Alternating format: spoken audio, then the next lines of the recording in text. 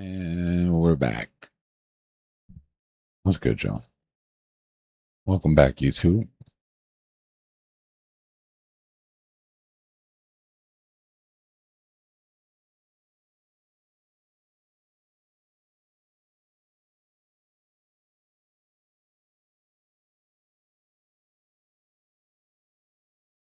I see that we've missed absolutely nothing.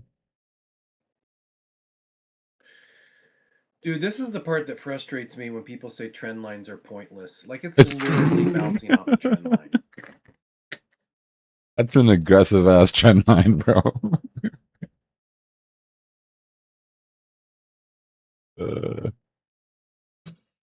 They're so elementary, they're so noobish, and it's like, dude, they have their place. Yeah, it's funny.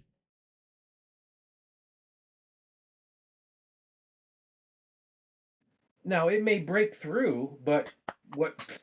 I think that's the thing. I think people don't understand that, like, a trend line doesn't mean this can't break. You know what I mean?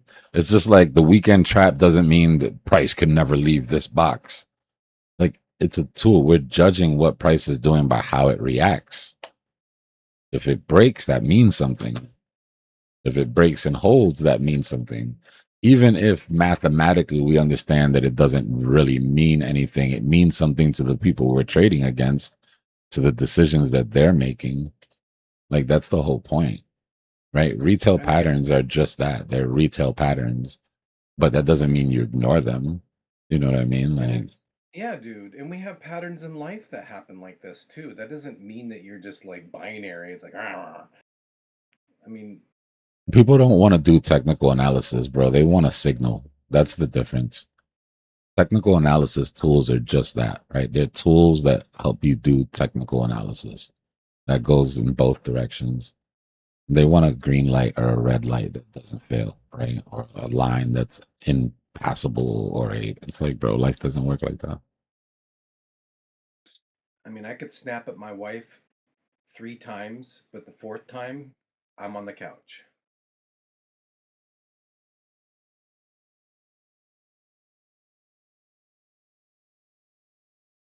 There's two schools of thought. With angular trend lines, right, or diagonal trend lines. Diagonal trend lines are psychological. There's nothing in the order book that's following this slope that's causing price to stop at this level. Price is stopping at this level because of the amount of people that have this drawn, right?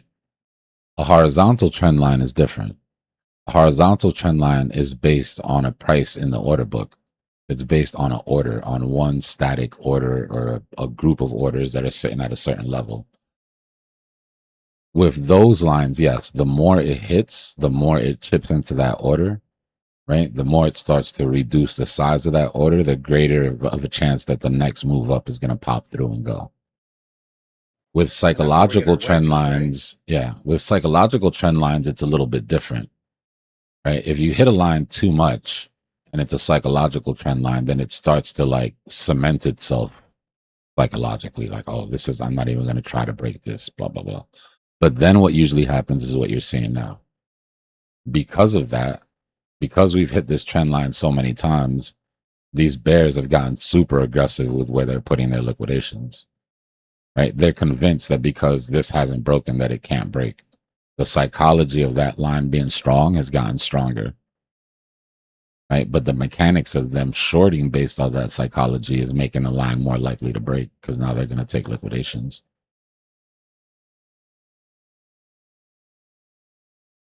But yes, with a horizontal trend line, the more you hit it, and people will say different things. People will say 3, maybe 4, 4, never more. Like, I hate that shit, bro. That's such bullshit. On what time frame, bro?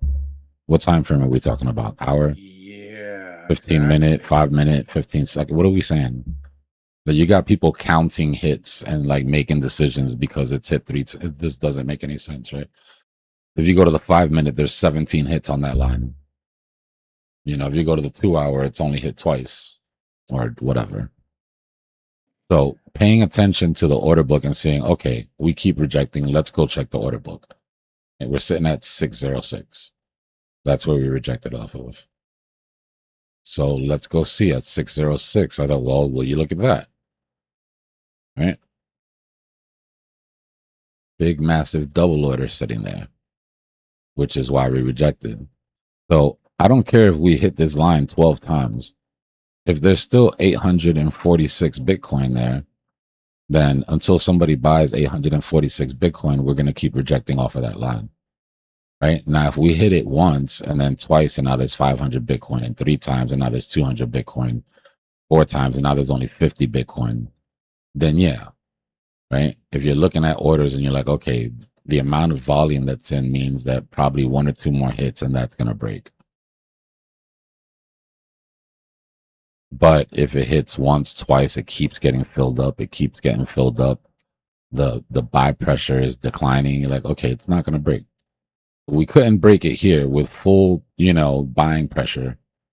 And we've got the same amount of Bitcoin here, but people are buying less Bitcoin now. You know what I mean? What's going on, AJ?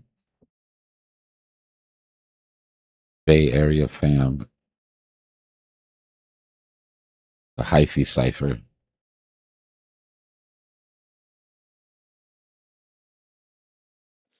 I mean, maybe this is like it was well, not that you were telling a long story, but this just indicates to me if it's not completely dumping after it hits that buy and it tries to attempt to do it again, it indicates the sideways trading that you keep talking about, the boring, Yeah. you know. Until something breaks, right? Yeah, yes. I mean, like we're Yeah. coming up to a decision point soon, right? It's usually somebody gets too degen is what it is, right? The liquidity is fine. There's tons of liquidity, but then now everybody's shorting and longing the zone. And now you're incentivizing market maker to deploy liquidity to go get you. Mic check 1, 2. How's the volume on YouTube? One's in the chat if we're good.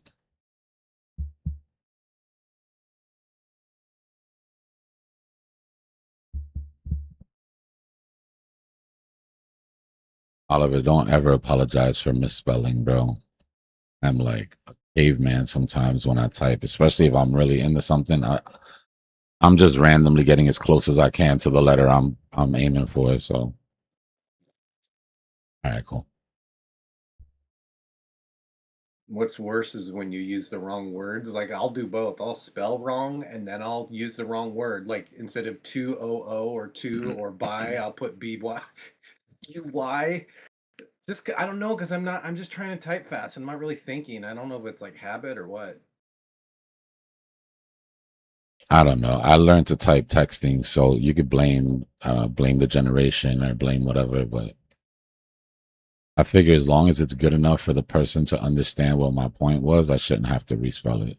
Like I shouldn't have to correct Exactly, dude. it. If you can listen to somebody who has English as a second language and you're not going to give them a hard time, don't give somebody a hard time who's talking in internet short form. Yeah, I love that. It's great. The grammar police like, oh, you paid attention in English class. Congrats, nerd. And I don't mind people giving a hard time for spelling and grammar, but it's when they're losing an argument, then they come after your grammar, and it's like, dude, come on now, you know that. That's internet rules. No, that's internet rules, bro. If you misspell something or mispronounce something, you've lost the debate. That's how it works.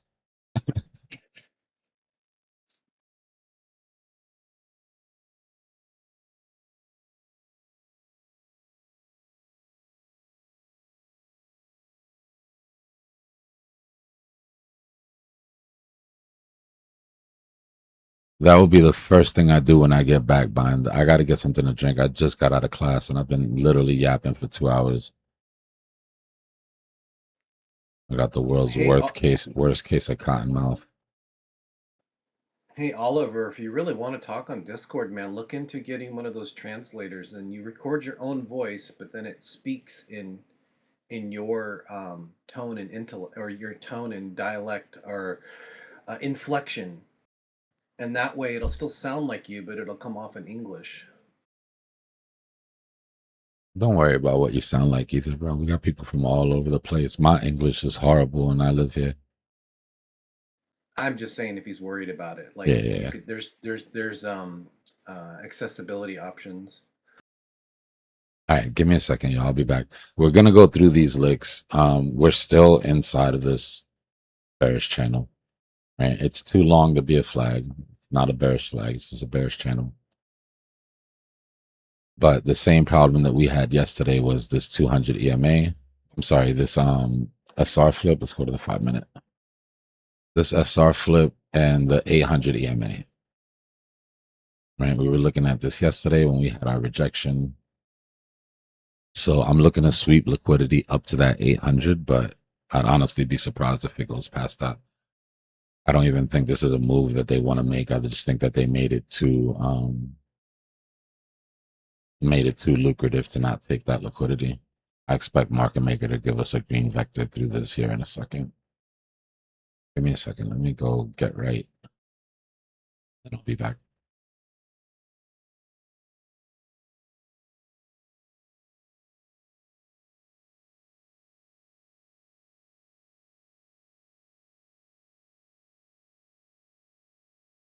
I'm shorting the hell out of MicroStrategy right now, AJ, but I'm planning on buying the dip for sure.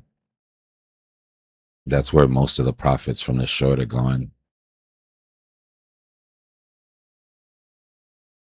No problem, Olive. Appreciate you, bro.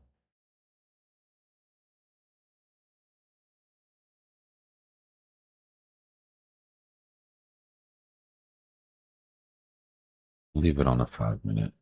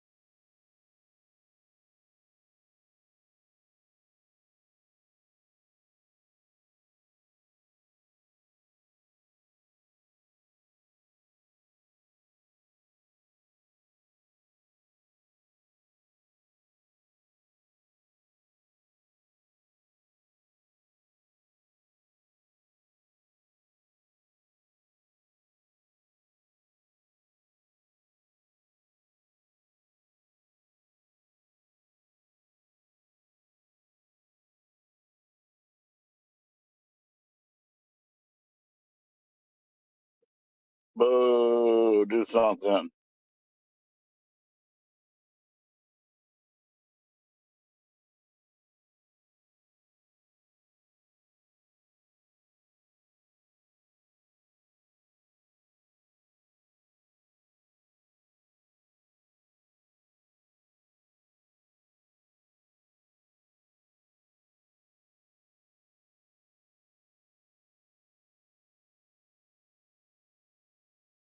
You say that every weekend, brother.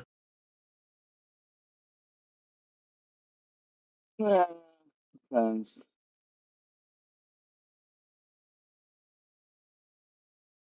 What's up, E Matt? How you been, dude? I'm alright. Just trying to stay busy out here.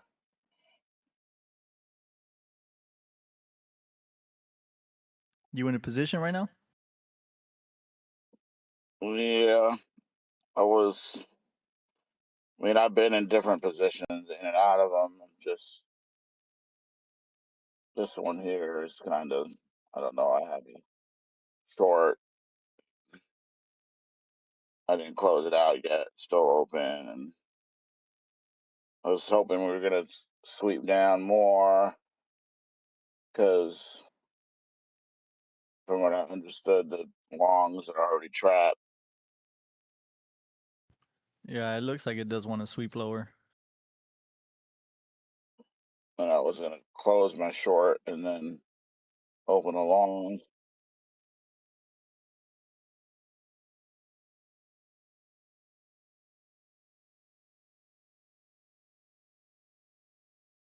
Weekends have kind of become a don't trade and just chill type of thing for me. Yeah, I hear you.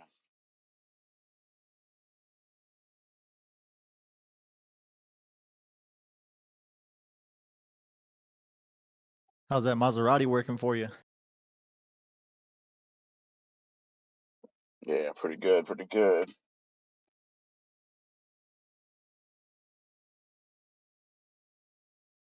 Gonna get me something else though. Also, an additional vehicle. What are you gonna get? I really want Porsche Taycan electric, but it might be a little over out my budget right now.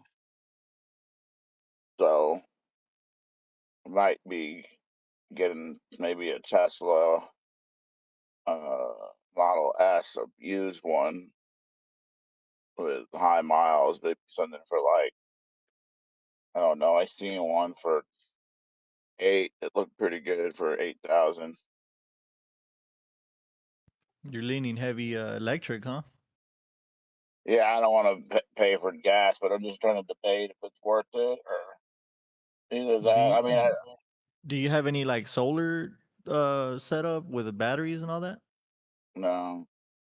That's why I don't know if I'm gonna do it. I might just get something corny like a freaking Prius or something. Yeah, because if you're charging that Tesla off of your house electricity, dude, that electric bill is gonna be crazy. You might as well just get gas.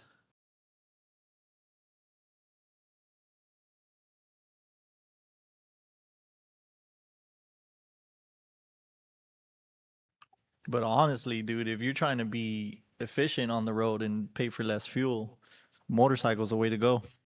No, I gotta drive people in it. So I was thinking maybe like a hybrid. Oh, I gotcha.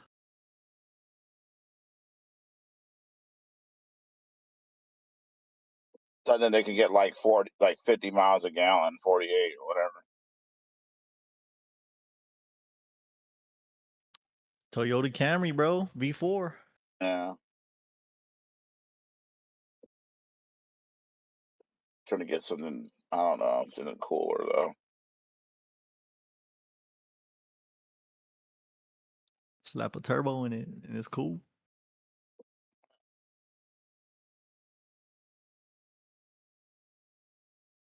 I don't know. I'm probably one of the few people who actually thinks Camrys are cool. Didn't want to do that.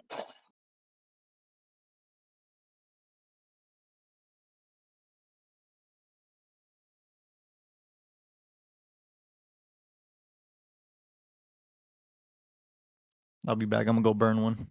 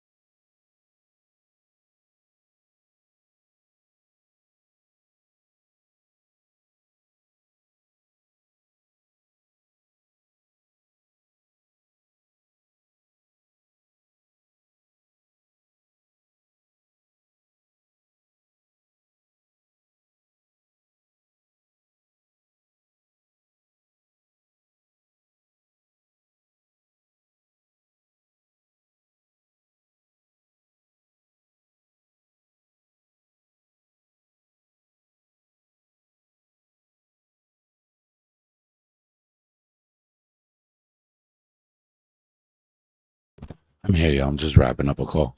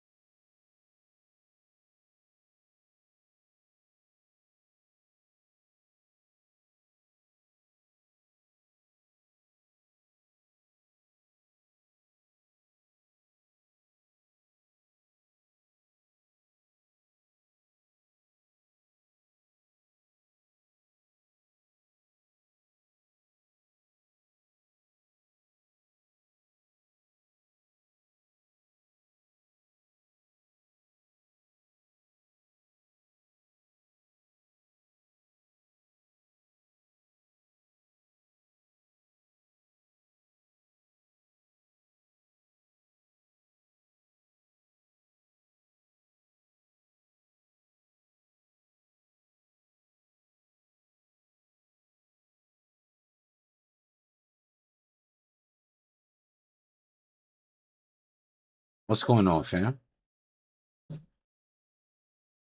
Everybody's dinner / workout / whatever you did for the last couple hours.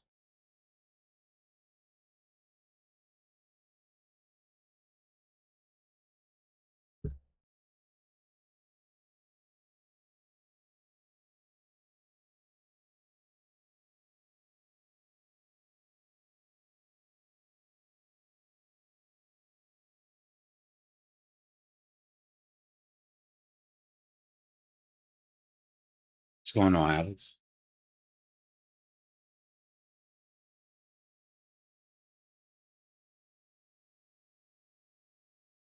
Just getting back from the gym.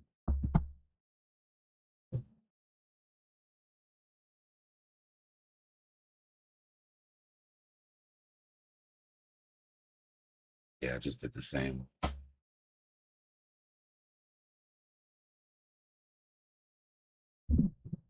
Just in time to break this little range, maybe.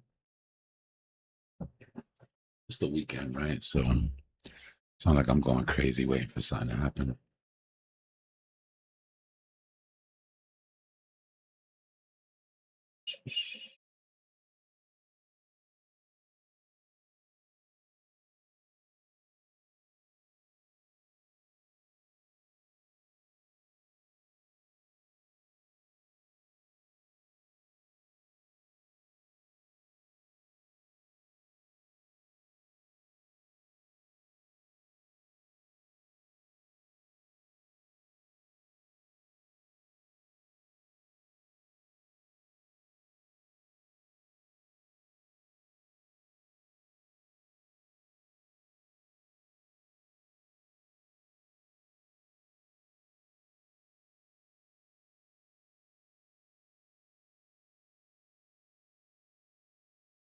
Excuse me.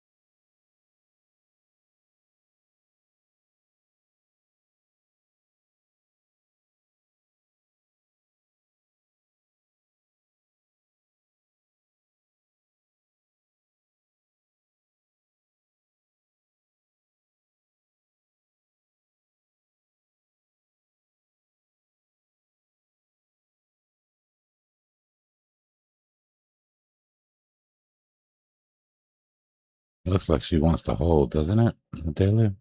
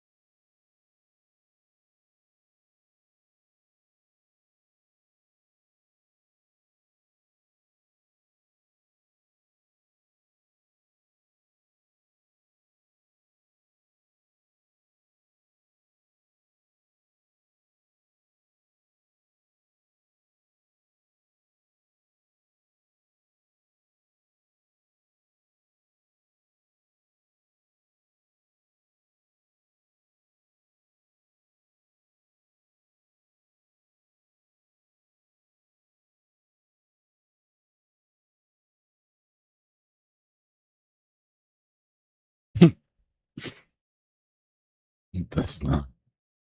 It's not great.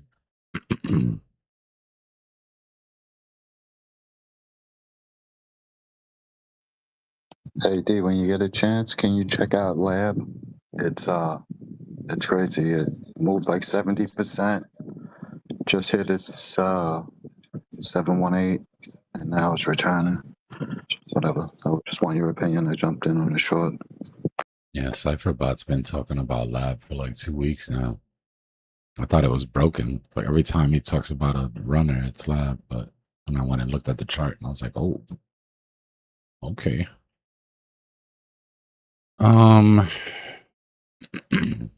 ETH's value area low here, 136. That doesn't hold, man. The point of control for this isn't all the way until 140.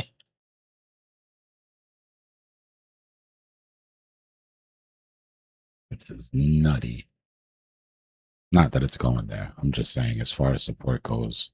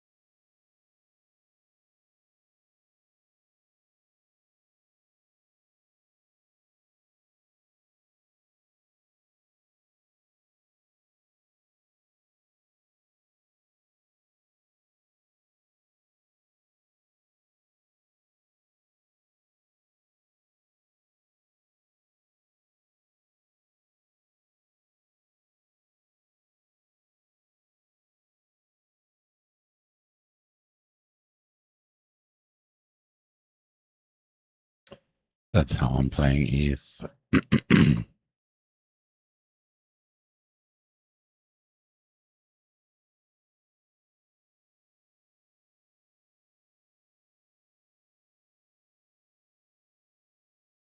Not enough to do but wait. Excuse me.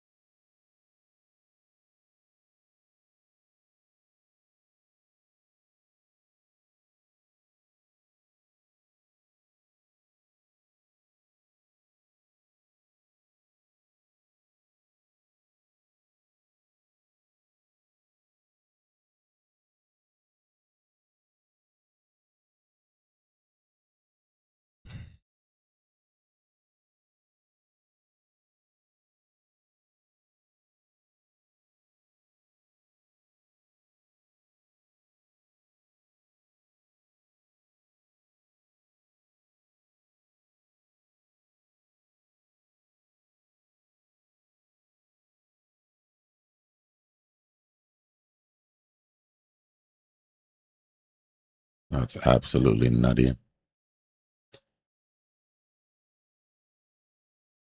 just shows how much it pushed recently.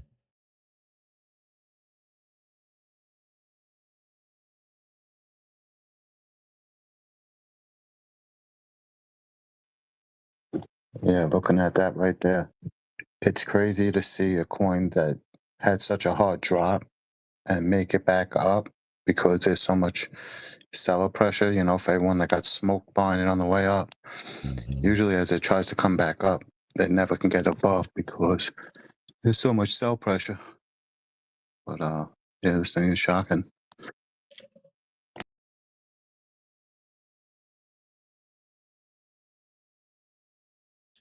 Go back and see what Cypher bot was talking about.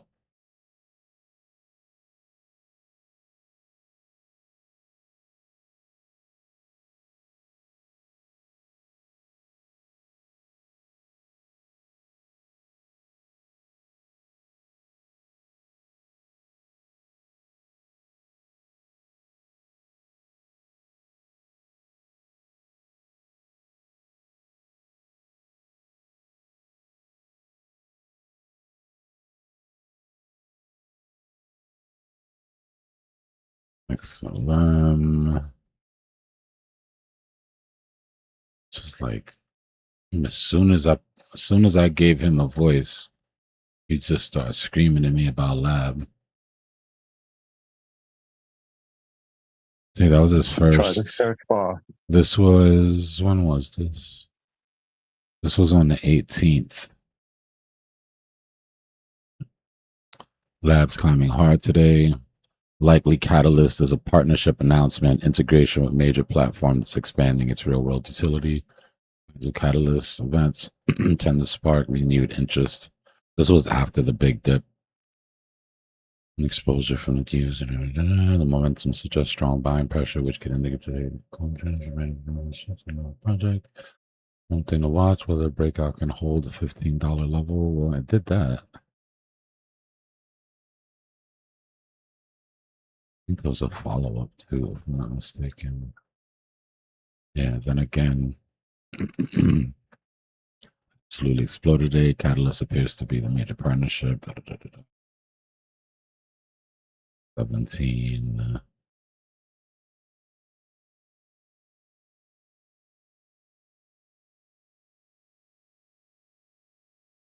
Then again, on the 19th.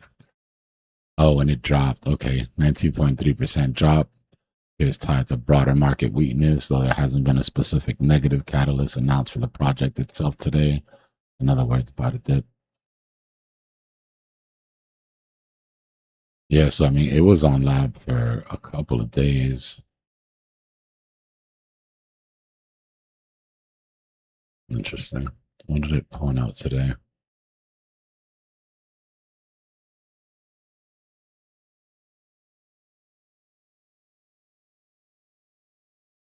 Nothing. Lab again on the 22nd. Yeah, it's definitely been on that.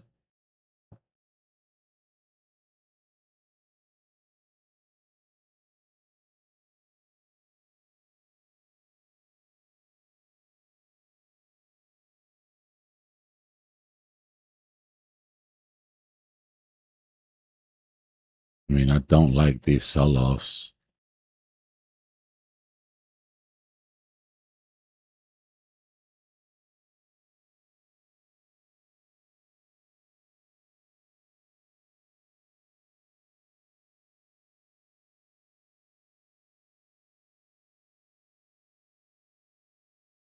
But you did come up and close daily candles up in this sell pressure. I don't know. It's one of those things. If you're long, you got to keep your longs. If you're short, personally, I would wait for a double. I would wait for a type 2 on a lower time frame. Something similar to that, I guess. Stopping volume candle. But you got to expect to get wiped out. This is the only thing that's moving right now. And you know how it's been the last couple months, right? Like anything that's moving and has attention just basically keeps getting fed until it gets rug pulled.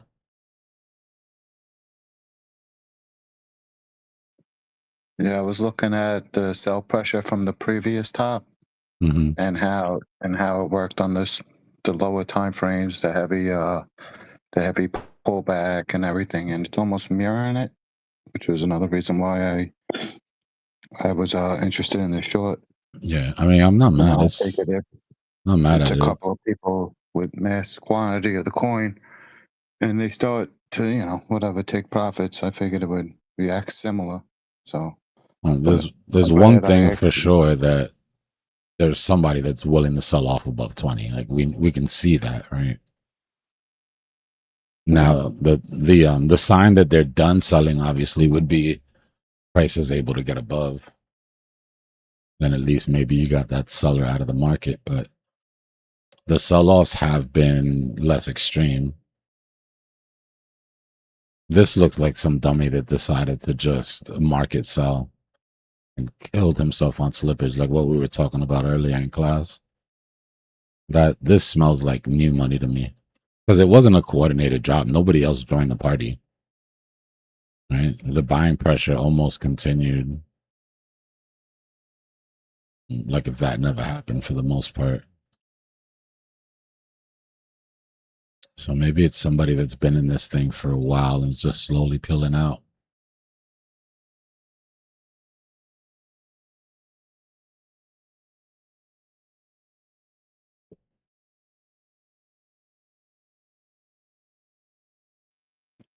I'm glad I asked you. I definitely have more caution on this now. I was leaving a big stop loss, but I'm gonna tighten that up. And I was about to gorilla buy on the next heavy vector down, Dip, yeah. but I Let's won't be see. doing that. Let's see. The last drop from this level was what?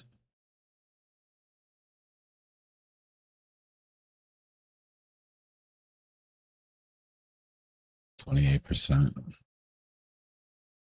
The sell-off was only 15%.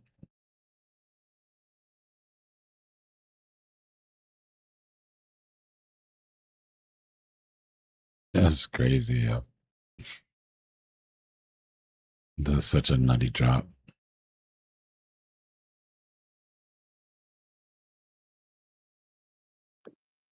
Yeah, that's why I was thinking that everyone was in it, was kind of watching that, and being that we just hit the 718 and got a rejection, figured newer buyers would get scared and hopefully create a cascade down. But Yeah, we been got to wrong see how before. we react here. You said, remember, like, I mean, the depth of that drop is obviously worrisome. But the concept of not being able to sell everything at once and leaving standing buy orders or sell orders, I should say, right? An order block that then comes and gets tested. But it's diminishing. I mean, it looks like the order block is running out of steam. Question is, are there enough buyers left?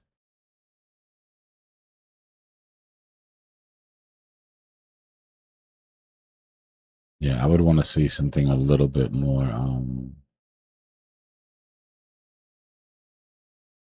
I would want to see something a little bit more clear. Because right now you're just putting in a large sort of wedge at the top of this thing. You know, I hate these. I hate when price tops like this. The reason is it can go much longer than you think it can. You know what I mean? Like this thing could literally just grind up in this range. But when it goes, it tends to be aggressive. At least you know where your stops go in both directions, right? If you're shorting this thing, then you're talking about a super tight stop.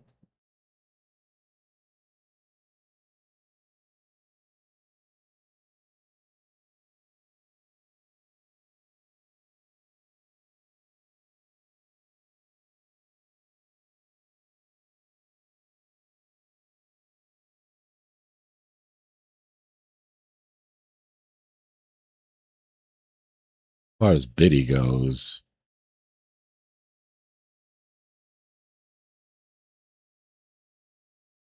where the hell?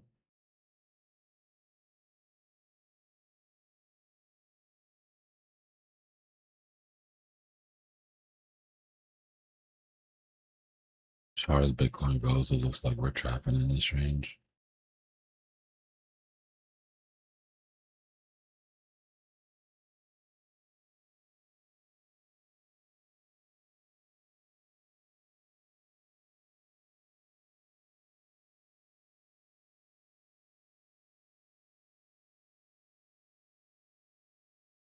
Stop longs being defended by that 800 EMA on the 5th on the 5. Are we above that yet? Nope. 800 EMA on the 5, top of the range is already reacting. Excuse me.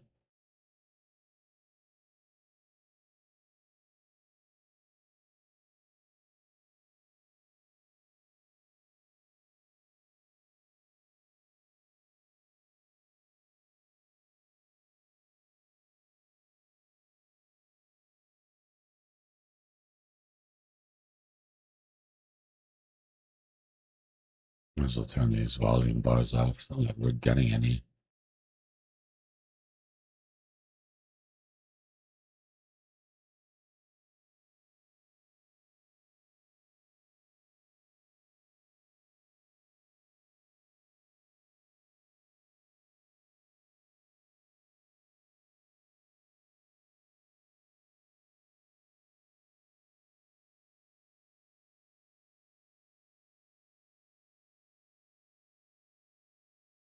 Still ranging around the ghost of CME.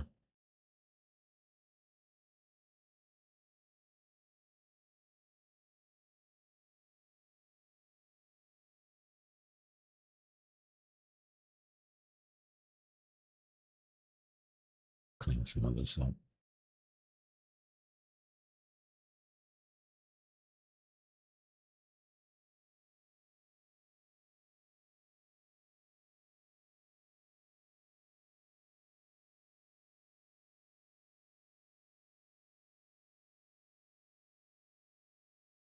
Let's go look at the macro.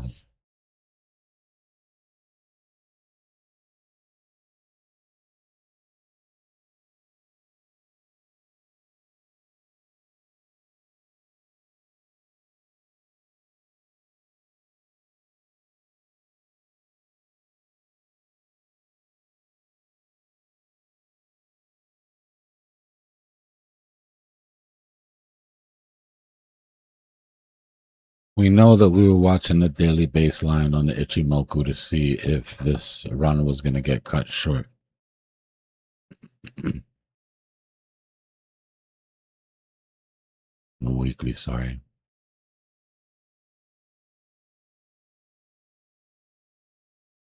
Right.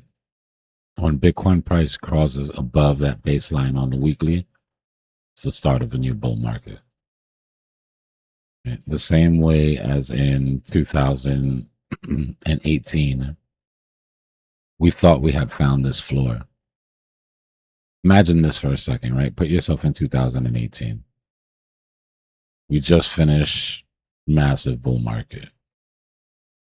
The first drop on the bull market, or the first big drop on the bull market, I should say, brings us down 71% in 56 days. Think about that for a second. Everybody freaked out because of how hard we dropped at the top of this.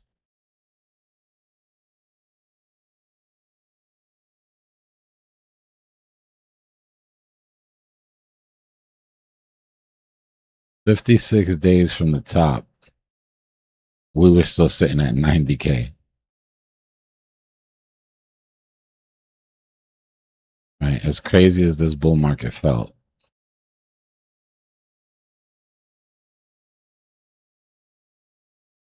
we had only dropped about 30%. And mind you, people were calling the bottom at 79. I'm not going to forget y'all.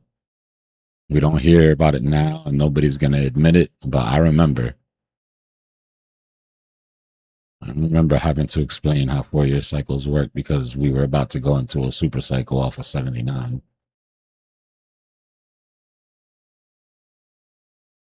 So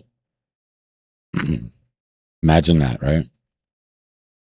You drop 70% in 2 months. Right? You're all the way back down at,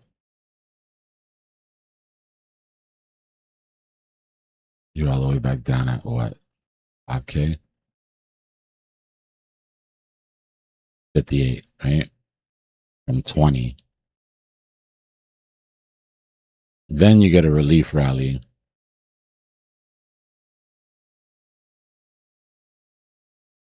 over 2x, right, in an even shorter period of time.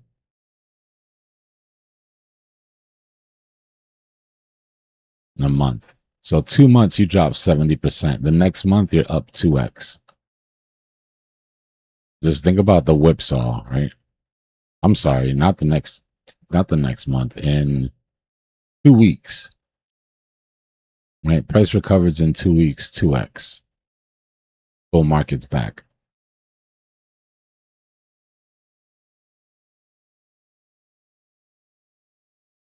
Then it drops another almost 50%. Right? It pops up, comes down. Then it retests its original drop. Right? That's 70% drop. It retests that initial wick. And then it literally runs sideways and comes to a dead crawl on that support for 147 days of flat, of everybody and their mother saying, this is the bottom, this is the bottom. How much longer do you want to sit here before you can see that we found the floor? Bitcoin's obviously found the floor. And then they opened up futures trading, futures ETF, right to the bottom. Then, I'm not done yet. So you've already put all your money into this because we've gotten to the bottom, right? Now, those that maybe understand the fact that there's long liquidations underneath and that these long liquidations have to get taken, blah, blah, blah, blah, blah, whatever, right? Maybe they got to buy the dip. Right? So you buy the dip, the price comes up.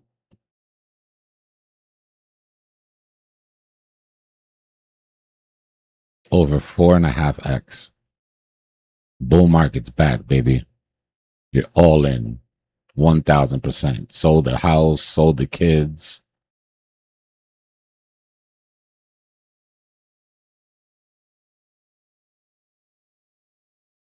And then you get that retracement. Another 50% retracement. Right? That brings you back to that same range. All right, cool. So follow along. If you didn't get wrecked here and you had money to buy here and you didn't get wrecked here, which is rare, right? You're underwater. Then at this point, you have no money left. There's no dry powder left. Right? The few people that managed to TP because they were like, look, I just remember dropping 50% after 2xing. We've gone 4.5x. I'm going to take some. This is the secondary scare, right? Because that's the dead cat bounce. That's where we have a secondary scare.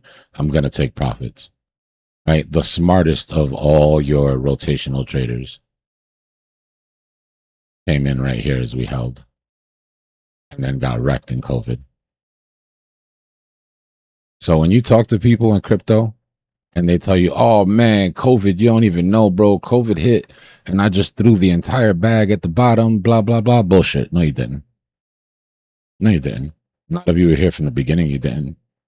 There's no way you made it through all of this and still had your fat bag of dry powder to catch the bag on COVID. More likely what happened is you went into COVID hella underwater and you celebrated the fact that that didn't last long. Right? Or you had some money to put in at the end. But that bear market bottom was tricky as hell. There was so many different places where you could have got wrecked before the actual buying opportunity came. That shit just brought back memories. And then this one was great. This was amazing. The only problem during this bear market is that a lot of people were expecting 13.5 to 11.5. Yeah, man. A lot of people got wrecked. Like I got super tossed and turned and wrecked.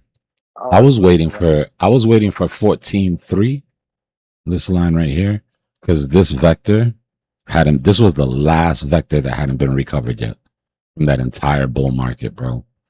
And I had made so much money chasing vectors on the way down that I'm not gonna lie, I was married to this.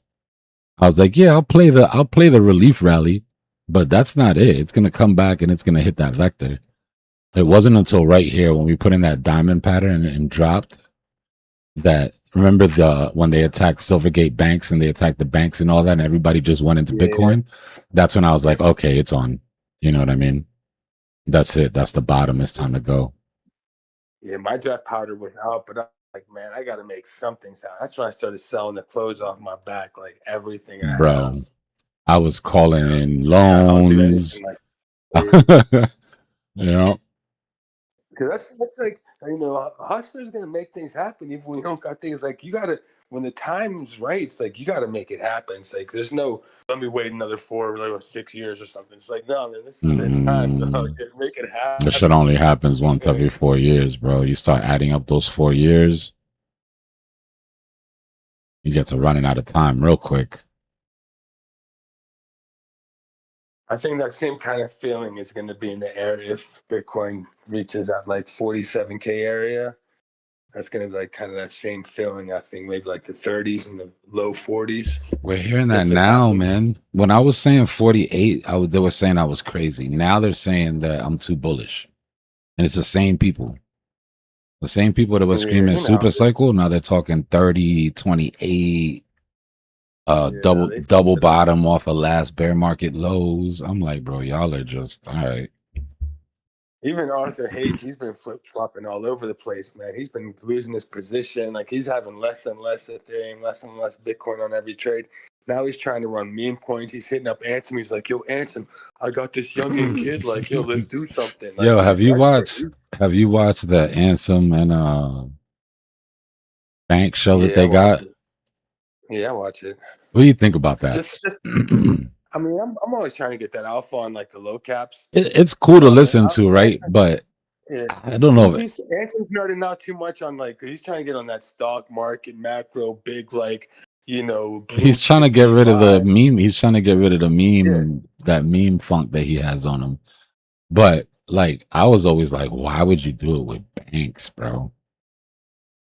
Like, yeah, Banks got a bad rep. That's what I'm saying. Like, that's not a good partner there, in my opinion. But I think Banks gave him something under the table for that. You know? So, yeah, there had to be some sort of deal. Watching Banks and his boys, Rob Aiden live on stream was one of the most entertaining shits I ever watched in my life, bro. Wow. Holy shit, that was funny. He's definitely like did some sexy stuff from what, man. I mean, I don't know, you know, personally, but just from the shit I read, I'm like, yeah, I wouldn't mess with that dude unless like he was paying me. Sketch, bro, super sketch. But he's right now. He's like he's on that like. All right, let me give the meme some love because the Solana heads have been getting desperate. So now recently, like 2 days ago, he started posting up some memes, and luckily one of the ones he's posting was one that I was instant 50K. So I'm like, this dude just bought my bag. Yes, I'm like, I'm just letting him push my bags now. Yeah, a lot of people bought stocks and shit with their stimulus checks, but the stimulus checks didn't come till way after the bottom was in. Those stimulus checks are what helped pump our bags. Yeah, and that wasn't even that much. It was like people were getting what, like $2,000. Yeah, it's just as a whole, you know what I mean? Yeah. Everybody all together is like one mega whale.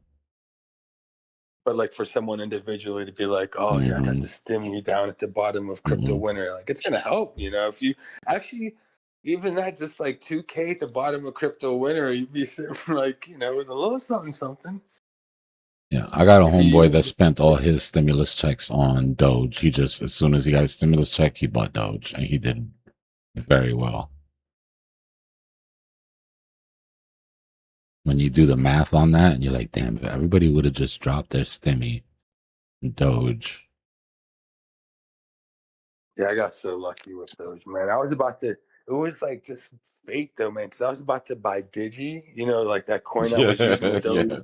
Yeah. And cause I didn't really know what was popping, you know. I was like, all right, is Elon showing his DigiCoin? Because that's what the DigiCats made it seem like, you know, and they were good at that back in the day. So it was like so close. Luckily, there was this like site from Estonia I was using. It was like My Cointainer or some like DeFi. It wasn't even DeFi. It was just like your own side wallet basically, and they had it there. And I was looking for the Digi, and by mistake, I actually bought the Doge because I was like, all right, I see the logo, I see the dog. I bought it, and I thought I was supposed to be buying Digi at the first, like my first buy when it was at 0.007. And then after my first buy, I was like, okay. And it was already past 1 cent, and that's when I started buying. I was like, all right, this is the real thing, Doge, you know. But at first, I thought it was Digi. I thought it was funny as hell to put my AMC GME profits in Doge. It just felt like disrespectful. And then Doge wouldn't move. It was like a stable coin, right? So it's like you didn't have to worry about it going down. It just sat at 0.008 forever. Yeah, I'm still looking back, man, and like every now and then I just look back at some of these tweets from Elon. I'm like, yo, he did us dirty. Because now the way, like, you know how I know, like even the meme coin and the trenches move. I'm like, yo, he trenched on us basically. Like I know he had a fat bag, or his homies had a fat bag. Like he totally trenched on us. If he would have just said, "Look, I'm here for a good time, not a long time," you know what I mean? Like, look, enjoy this shit. This isn't gonna be a regular thing. Just know I got y'all right now. But you know, I mean, to be fair, he said. Remember, he started talking about crypto not being a good investment, and we just thought that he was trying to throw off the feds because they were on his ass for pumping dough. He's like, "Oh, he has to say that." Bro, we were coping so hard. I'm not gonna lie. I still think he didn't want to make Vlad too rich either. He was like, yo, I'm not gonna pump Vlad's bags like that, man. Vlad, you gotta let go some of that. That's what he was talking to them. Remember when we couldn't remember when the whole thing was figuring out who the #1 wallet was? Yeah, and I was like, Vlad. y'all, that's definitely Robinhood. Like, look, like we had to go in and do the math. It couldn't be And that was anybody before else. they had the DeFi wallets too. So Yeah. Vlad had total control of that. Yeah. Nobody was getting their Doge at that point. It was just paper Doge.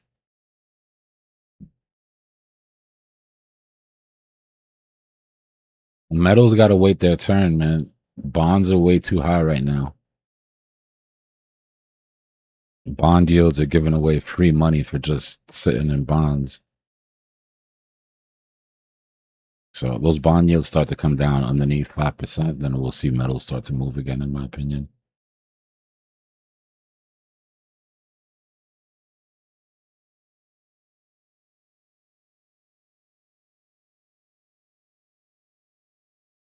SMS, what's going on, brother? Who, Drew? Said Drew sounds different. Yo, yo. Just richer, bro. That's all.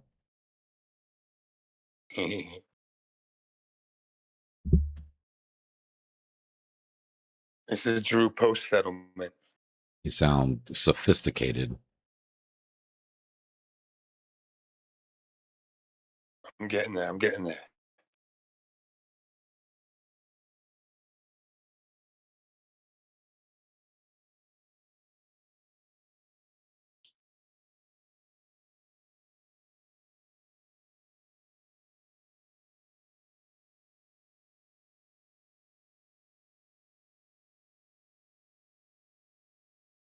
You know, I'm still thinking like for stocks and stuff, like their own technology and all that, that's still going to be blowing up. Lithium, batteries. I just drone did a tech. deep dive like last week on drone tech. It's huge, bro. There's tons of money coming in right now, and a lot of these companies are going automated. So they used to just be hardware companies, but they got to be repriced as software companies now.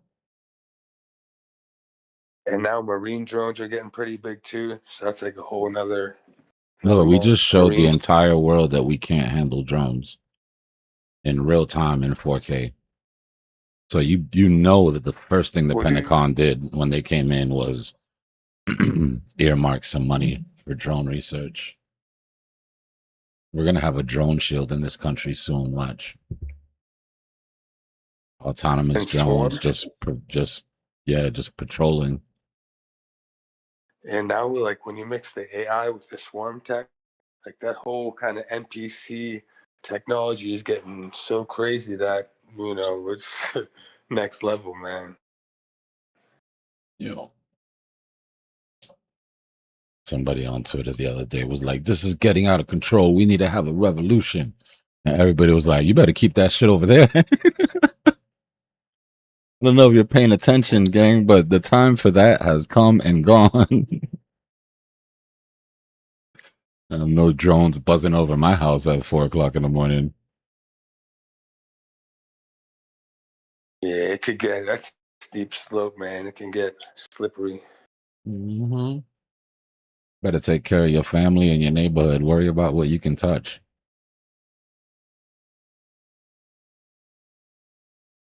Speaking of the neighborhood, we had a talk with that guy, the tree guy. Bro, my lights have been off, Drew, 3 times in the past month, and we're only at, like, not even at the end of the month yet.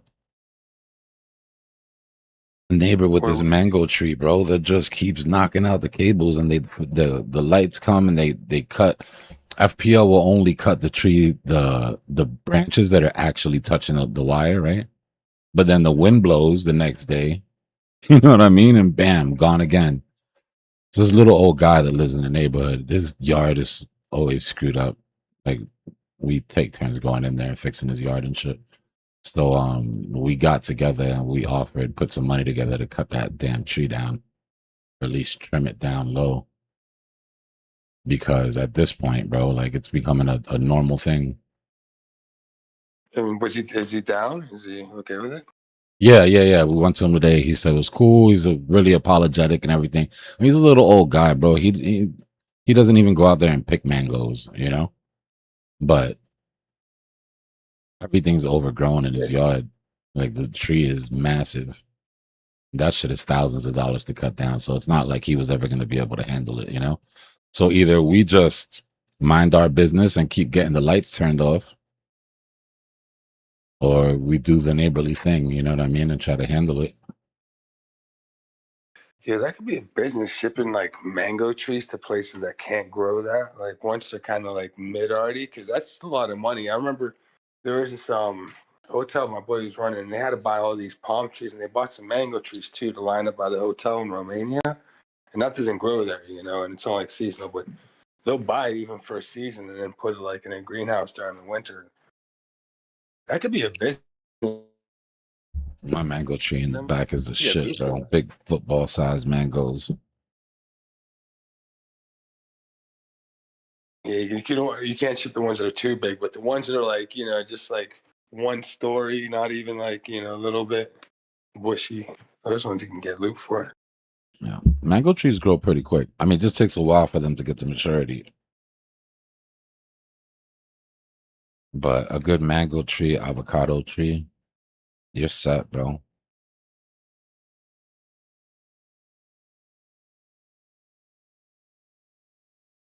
Yo, what's that? Saffron? That's like, start growing some of that. That shit is That's where it's at, like like growing gold. per gram. Yep. That's like people who, yeah, I was just about to say truffle hunters. I always wondered, like, why not just grow it?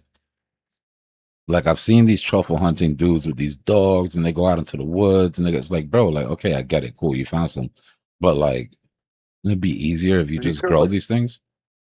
You could, but the expensive ones are the ones that grow wild.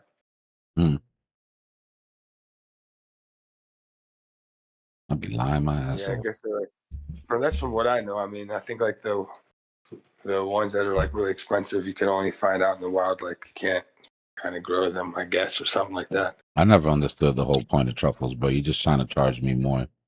You want some truffles on your ice cream? Nah, I would appreciate as little dirt on my ice cream as possible. Like, ice cream is already delicious. What are we doing? That's just always been something that I've never been able to pretend is amazing. You know, like everybody's like, "Oh my god, did you taste the truffles on that?" It's like, bro, you've gotta relax. Like portobello mushroom tastes better than the truffle. You gotta relax. Caviar is the same thing, bro. It's like, okay, cool. It's a salty little snack, you know? It's like putting a little salty spread on a cracker or something, but Yeah, and there's like caviar that's not expensive. Also, you can buy like the cheap caviar. Yeah, it's all. In Romania, it's pretty cheap actually. That was the big thing. It's like people had T-shirts. There was like a fad. It was cocaine and caviar, or some bullshit like that. It's like the Crooks and Castle. What Yeah, Crooks and Castle used to sell the cocaine and caviar shit. Damn, that was a good drop too. I don't know where the hell my hoodie is.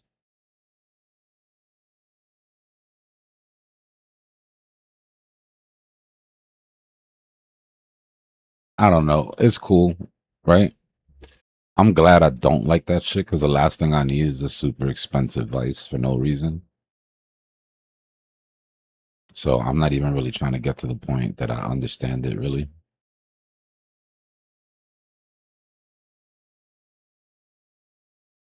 Just glad I don't have to spend out on it.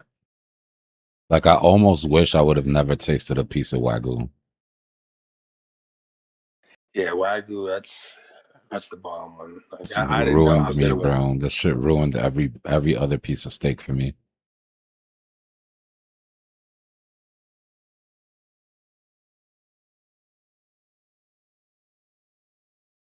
It's like no There's matter actually how Wagyu. good the piece of steak I eat, it could be the most delicious sirloin or just, and I'll enjoy it. But there's always a time where it's like, it's no Wagyu though. Good. Yeah, it's just more buttery that way. It's like with the Wagyu, it's got like that. It's like New York pizza. It's like I wish I would have never had New York pizza and I could just live my life thinking that pizza is amazing everywhere. Yeah, but as soon as you said New York pizza, I got hungry, man. I didn't get hungry with Wagyu, but when you said New York pizza, man, I miss it. Oh yeah. Give me that paper plate with that orange grease soaking halfway Folded through in it. half. Yeah. You got to be able to fold it too. It can't be too crispy. You got to be able to So fold it. good. It's the water, There was a Robo. restaurant in Harlem. It's The the huge slices. They got slices bigger than your head. hell yeah. It's the water and the altitude that makes the New York pizza. You need dirty New York water and the altitude for the dough to rise a certain way. But you can get all the ingredients. You can get the same dough. You can get the same ovens. They do it all the time. There's a billion New York pizza places around here in Miami. They're like, oh, we came from the city 20 years ago. Da da da. Well, you left the pizza with you. Well, New York also gets like, I mean, for the imported foods and stuff, it's like the main port, so it gets the first dibs on batches that come in from overseas. I don't know what So it that's is. fresher. Yeah, I You don't know, know like what it is, the but this flour is or just whatever. good.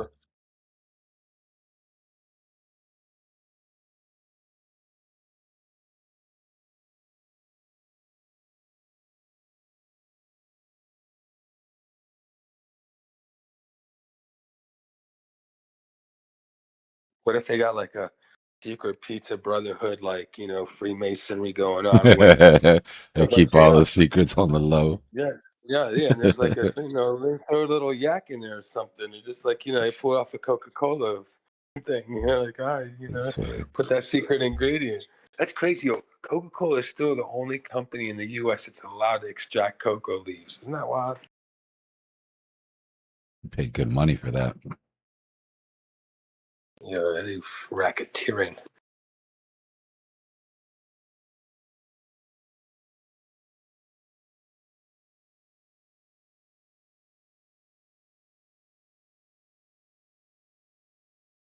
People back in the like, oh, your tooth hurts, just rub some Lowski on it. The dentist will be like, here's, you know, here's a bump.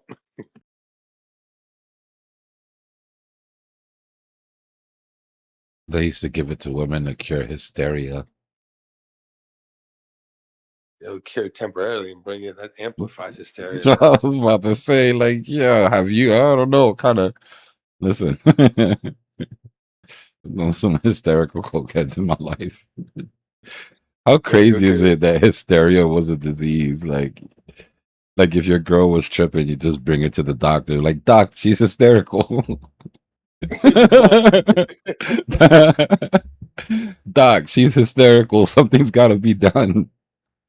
Your poor wife is sitting there like, yeah, I'm hysterical. I just found you with a neighbor, butt ass naked on the couch. What do you mean I'm hysterical? Yeah.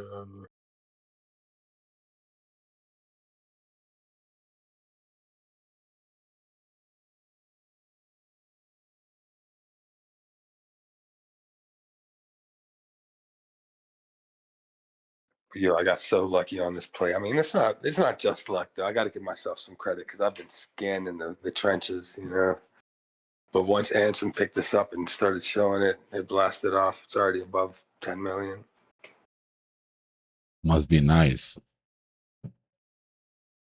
Yeah, and I was very close to letting it go when it was at 5 million. I was like, let me just hold on to this one. If every time you talk, a coin goes up, how do you ever even shut up, bro? I would be, I'd be streaming 24/7, bro. No, but you can overdo it. He's doing it good. I like it. Like he is teasing, you know, like Yeah. you lose that motion. It's because he went. It's because he went away for a while. That it makes a splash when he comes back. Yeah, I picked it up at 50 county. Threw $900 on this play. It's already 6 figs, man. It's crazy. Yeah, that's true. I am streaming 24/7. That's like this is one of my craziest plays besides like my first old Doge play. And, I mean, I did throw in. There was a bunch. I was just swinging. I told you I was like just batter anything that had like under 100,000 market cap. Yeah. I was like, I'll throw in a G. You know, I'm like, I want 1%. If it's something after I did my research, I'm like, I like the wallets that are in there. I know some of these guys are on this FOMO app that I use, whatever.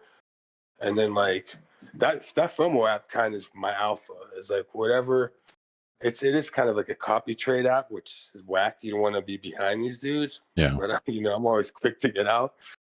But that was how I was just kind of swinging this last few weeks. I was like, all right, whatever's kind of hot on FOMO, but that's under 100K that has these certain few KOLs in it, I'll swing at it, you know, and I'll throw $1,000. And I put in about 10,000 on the side for that. And I went through $9,000 just tossing and turning and like just getting wiped. And my last one was this play. And it's crazy. It was like, I was just like done with, you know, with that pile of cash that I wanted to use and for tossing in these memes. And it was just like my 9th one, I think. Either 8th or 9th one, I think.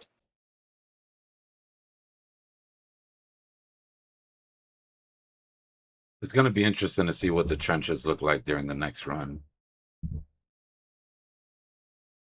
Yeah, would you mind taking a look at it at Joshua? I I wouldn't mind getting your opinion on that.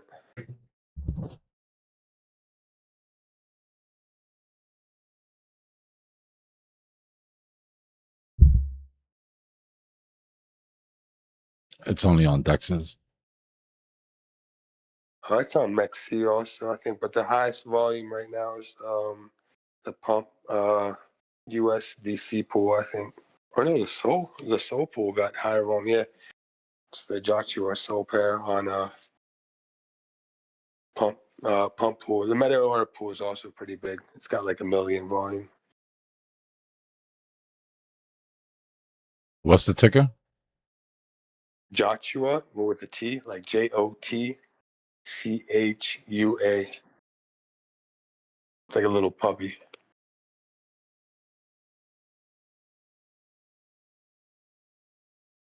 $11 million market cap. Yeah.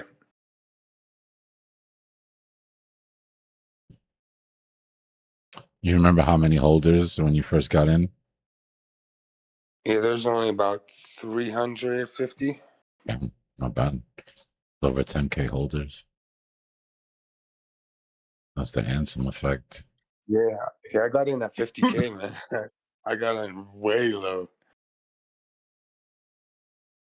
I got 1% of it. Let's see. 2 security concerns. Not confirmed tries. No big deal. Just means a new. Not in Jupiter's strict list. Not a big deal.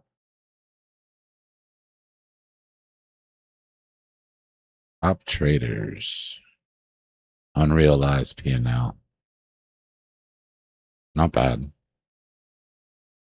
There's nobody really hurting. The biggest unrealized is just 1.3. Liquidity over a mil.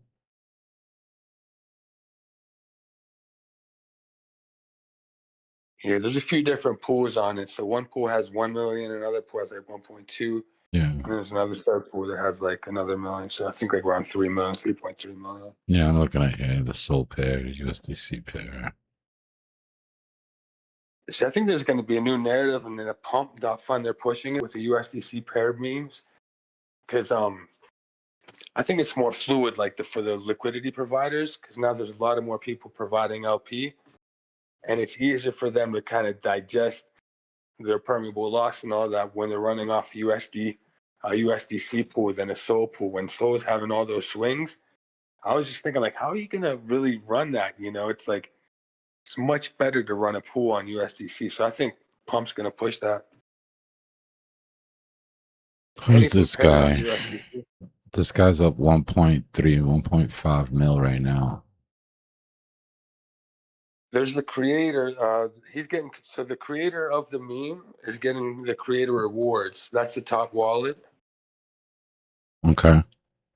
the dev wallet. So he's got 2% right now. That's the top wallet. I think it's like 1.99%. And under that, one of those is Ansem. Ansem's probably got about 150K worth of this right now. You've got a couple Maybe. bundlers that are in the top. Yeah, I saw that. Dun, dun, dun. This is one of Set up like- those. This is one of those like, you know, it's musical chairs and you know the music's gonna stop, Yeah. but you're just trying not to be the last. Trying not to be the last one left holding. Let me go look on deck screener for a second. Yeah. Everyone's trying to push it like a new whiff, like how whiff ran. They're like, Yeah, so, you know, I don't think it's going to do the, I mean, I would love for it to do those kind of numbers, that'd be great. but yeah, I'm like, even if it does a quarter of what whiff did, I'd be happy. Joshua, it's right here.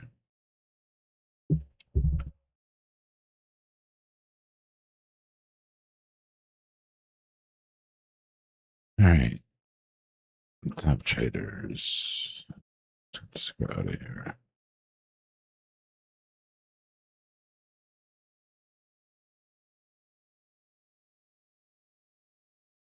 Let's check your bubble maps. All right, we got our bundlers here. 1.7, that's no big deal. 1.8. 2%.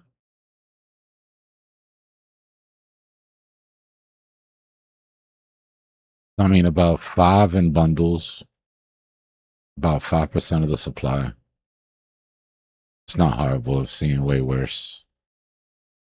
Yeah, I kind of like, if these guys aren't that broke, they'll kind of debundle slowly, which happens even in Bitcoin. There's mad bundles in Bitcoin, you know, but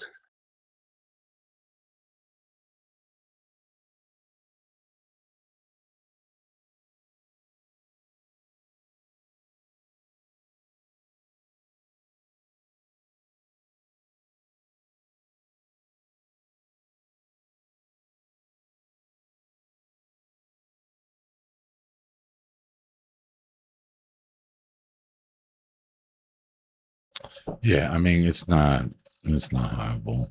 Just watch what's his name. You know, as soon as he stops showing interest. yeah, luckily I'm in the chat. Like I got access to one of the whale chats, so I'm just like, I can kind of testing the vibes there. But I'm my target right now is around 50 mil. You know, at least that's kind of what I'm shooting for. But I'm happy to pull the trigger even here. So that's I'm like gauging everything.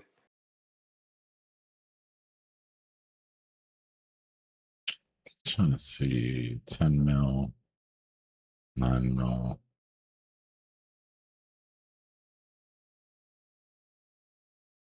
I'd probably start fading out around 47, 40, if it ever hit that.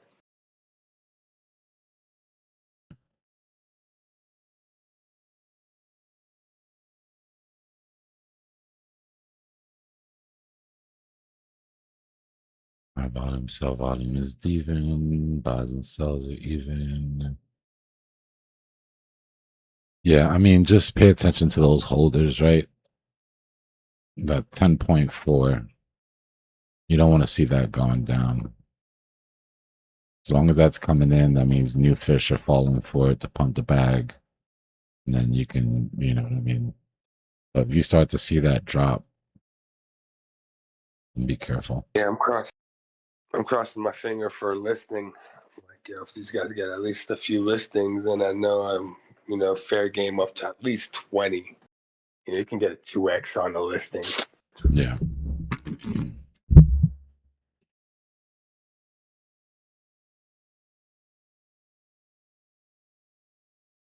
Appreciate that, man. Thank you. Yeah, no problem.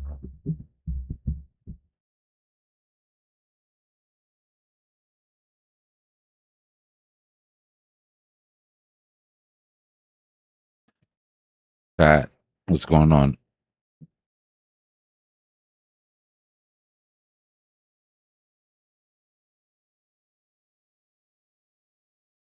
What's good, dude? What's going on, Ghost?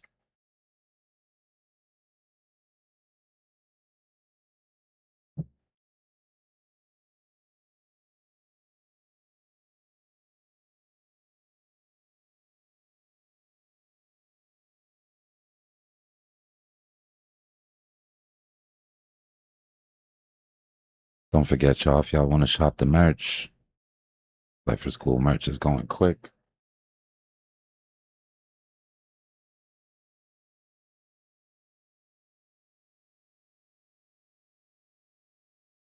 Drew, you seen the store yet?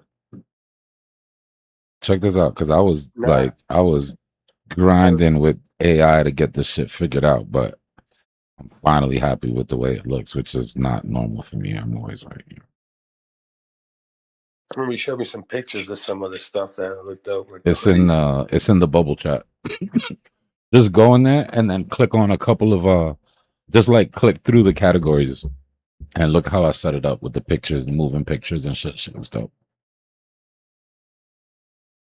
Oh, yo, this is Super clean, bro. My first one looked like a kid put it together. I remember someone came in the chat and was like, yo, the merch is great, but that store looks like shit. And that shit hit different, bro. I'm not gonna lie. I was thinking about that for days. I like this.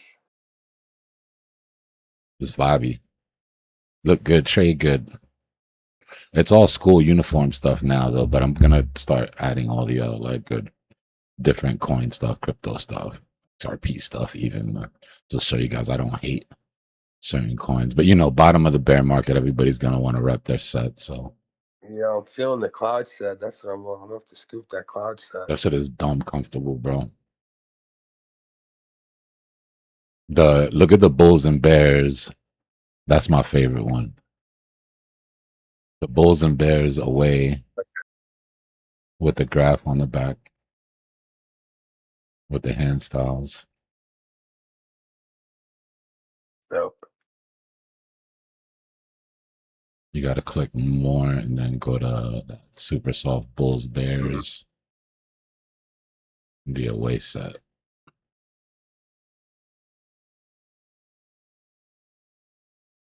That shit is super dope. With the bull on the front. I figure they want to go to war, bulls and bears. You might as well rep your set, right? Yeah. I like how the bulls green and red. Oh, that's dope. It's and like then not bright either. The simple one is just like clean, right? That would have been whack. You put like a green, like a candle green. Like that's a dope green. It's like a forest type green. I like that. Yeah, I gotta wear this shit, bro. I'm not gonna make anything that I can't wear. I walk around looking like a lime green crayon candle. Yeah, you don't want to do that. Yeah. Appreciate it, Robo.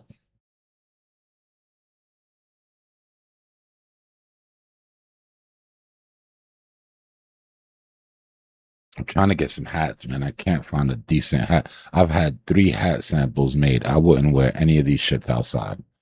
I definitely wouldn't sell it to anybody else. But I'm super picky when it comes to hats, though. So Get some bucket hats. yeah, I want to get some caps. I want to get some bucket hats.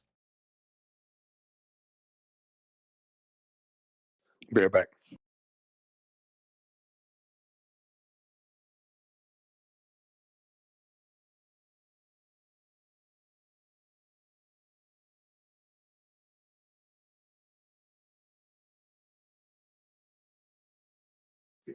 Should we go get some?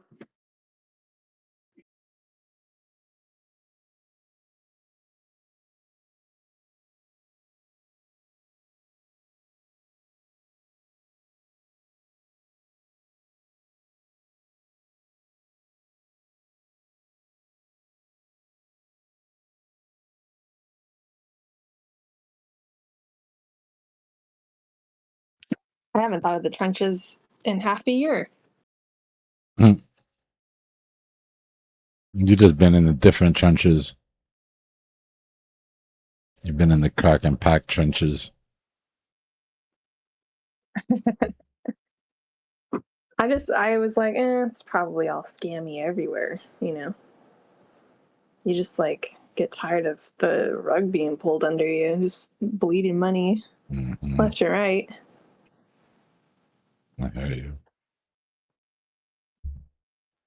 And when you sit there on Pump's website, you just see these like coins knocking out every split second. It's like, oh my God. You have to be there before everyone else gets there. And then pull the trigger before somebody else does.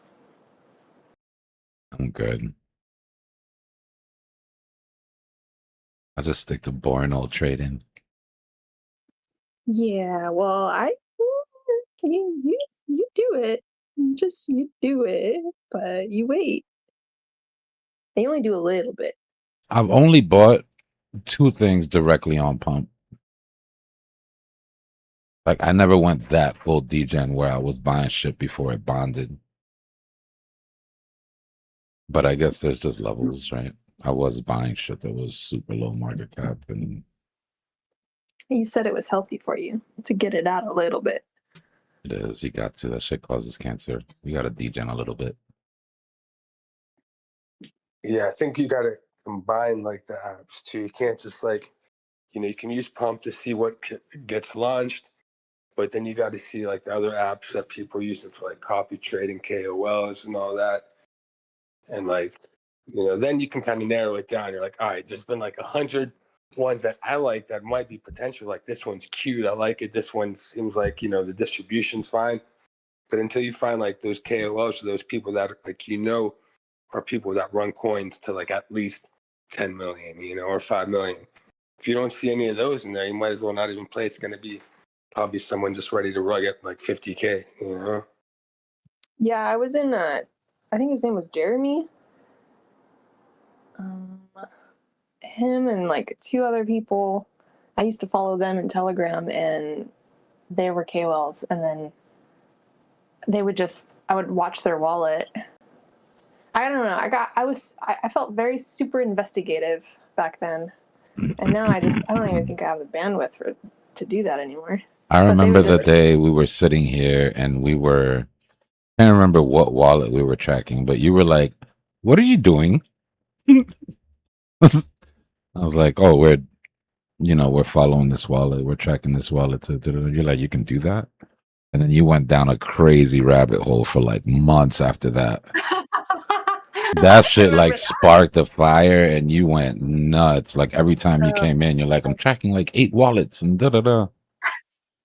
But if you like doing that stuff, like in my opinion, non-finance advice, check out FOMO app and just look at the top traders there. And all their wallets and all their positions are open. Doesn't matter what chain, like it's all cross chain. Called FOMO app, and it's a lot of interesting people there. There's people that got like they're running up big numbers, like million portfolios. So it's an app, or it's just that's part of the website? They have a desktop version now too, but it's called FOMO app, FOMO. and they're like, you can.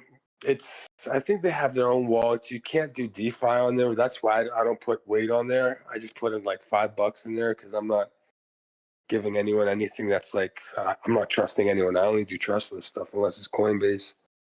But besides that, just to like look at the wallets, I think it's really good to see whoever the top guys are of the week, see kind of what, they're rotating. You don't want to get in something that someone just became a top player of the week because they already got their gains in that position. Watch them for the next position where they take their gains. That's the play. Because like a lot of people, they do it backwards. Like, oh, I got the top trader. He's in this. I'm like, dude, he's the top trader, and he's in that because he already maxed out his top trader. Now he's about to get out of that bad boy. You better just be patient until his next trade and see where he starts rotating and follow the rotation. And that's kind of how I do the trenches.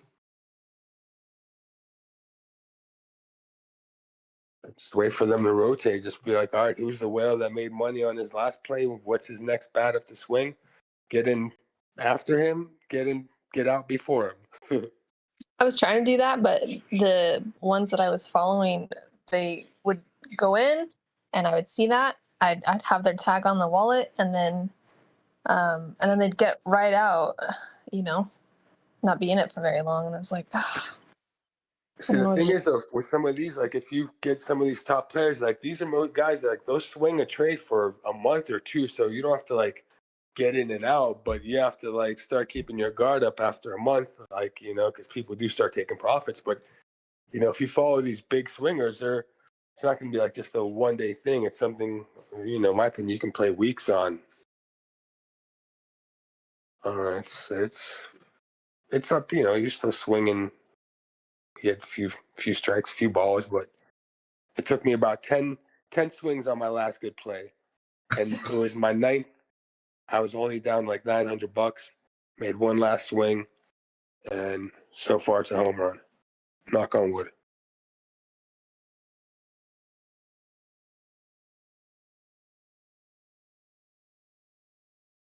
But I got wrecked 9 times.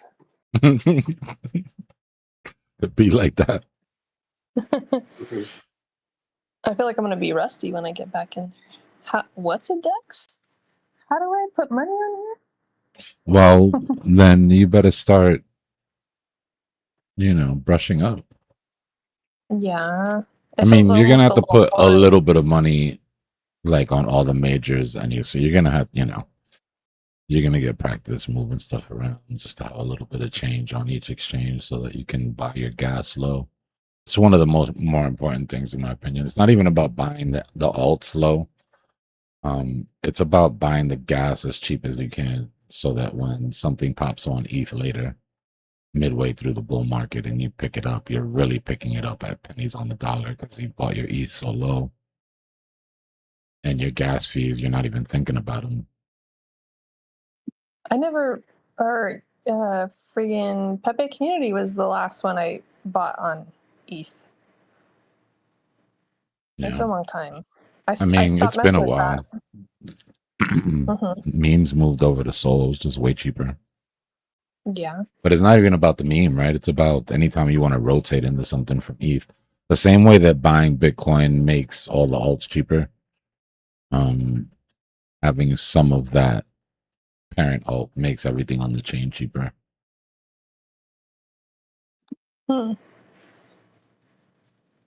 Will it rotate into ETH this next time, you think, since it really didn't last time? I mean, if we're in quantitative easing, I'd have to say yeah. Because the only difference is that we weren't. I think ETH is just the most sensitive to excess liquidity or the lack of excess liquidity. I also think that they manipulated ETH and suppressed it for a long time because they missed out on the Bitcoin rotation. So when ETH got its ETF, they're like, "Oh, this is our chance." But because of that, they suppressed it forever. They dropped it so they got it to a price that they wanted it. They filled up, and then we got to take that ride, right, from like 12 to 44. That was great. But they had suppressed it for so long that there was just no gas left in the tank. We were at the end of the cycle already. So I would have to assume that that was done for positioning purposes. You don't tend to position in something that you don't, expect to pump. So we'll see. I'm buying ETH at the bottoms. I was just looking at ETH earlier. This is Never look at ETH. I guess I should start. I hadn't looked at ETH for a while, to be honest with you. My eyes just glaze right over it like it doesn't exist. Yeah, I think it's a good time to start looking at ETH, Solana, even maybe any alt that you've been looking at a while back, might have a little run soon. So this is what I'm looking at for ETH. I'm not really going to overthink it. I got my DCA range and I got my buy range. And when it comes in there, I'll act appropriately. Under 1,000? Yeah, my buy range is underneath 900 to like 850. My DCA range is from 1,000 down to like 900. When you figure stuff like that out ahead of time, are you thinking of a coin count in mind or a dollar amount in mind?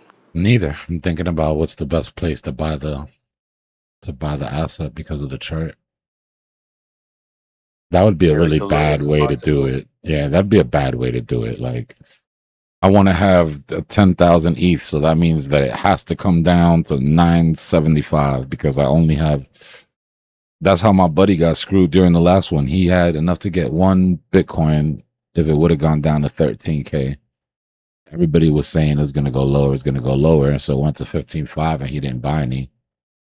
He didn't end up buying until like 20. And it's like, bro, you could have had 80% of a big, you know what I mean? Like, getting married to a coin count amount. It's cool. That's a good target, right? But don't let that determine where you think it's going.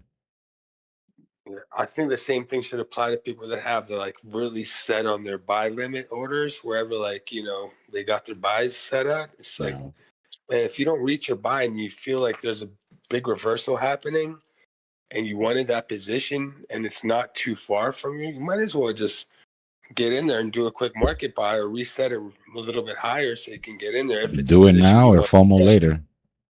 Yeah, right.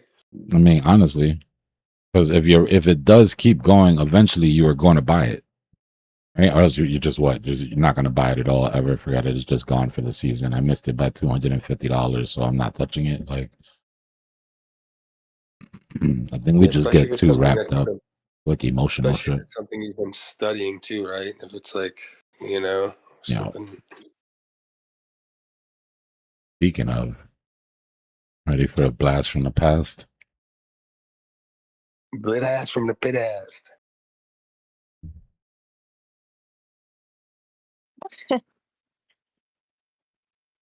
Jasmine is underneath 0.005. Once again. Jasmine. She for the streets, yo. Do it again. Do it again. This will be the third bull market in a row. Knock on wood, inshallah. If I was to run it again, that this thing has just literally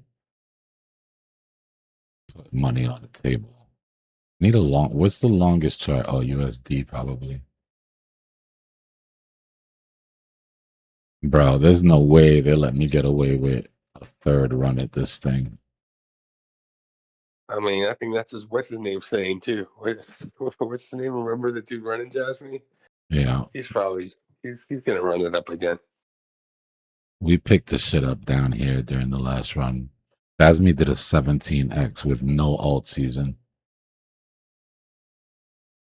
Jasmine did a 17x. What did it do before the halving? From the lows.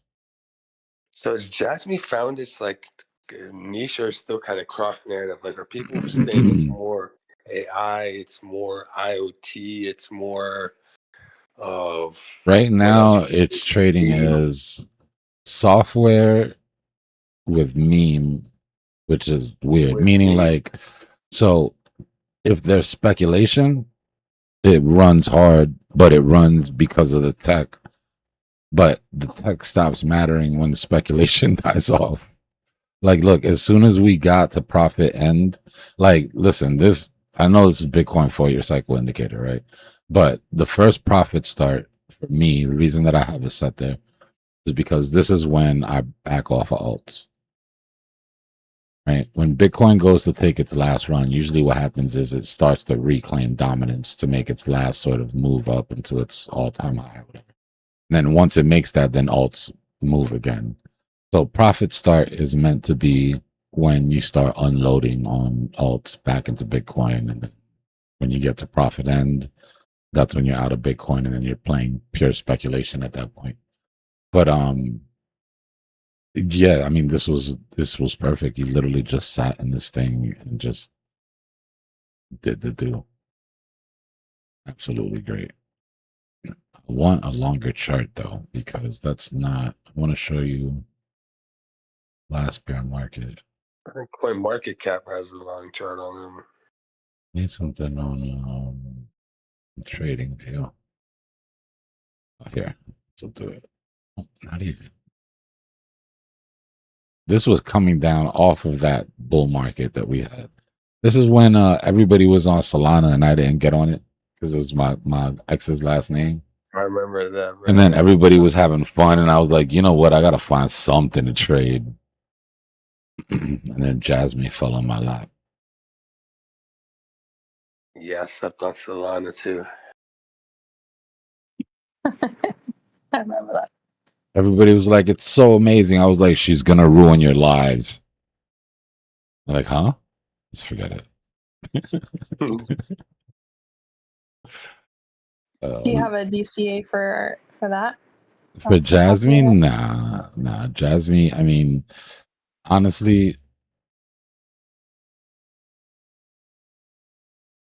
it's so ridiculously low right now. Like this went to 6 cents. We're sitting at 0.004. And a little more than a 10x, right? If we go back up there. And we're losing support, right? Next support, you're looking at 0.02. The problem is this. Well, not problem. It's a good thing. The reason that I don't go crazy trying to buy the bottom on these is because of the difference that it makes in X's.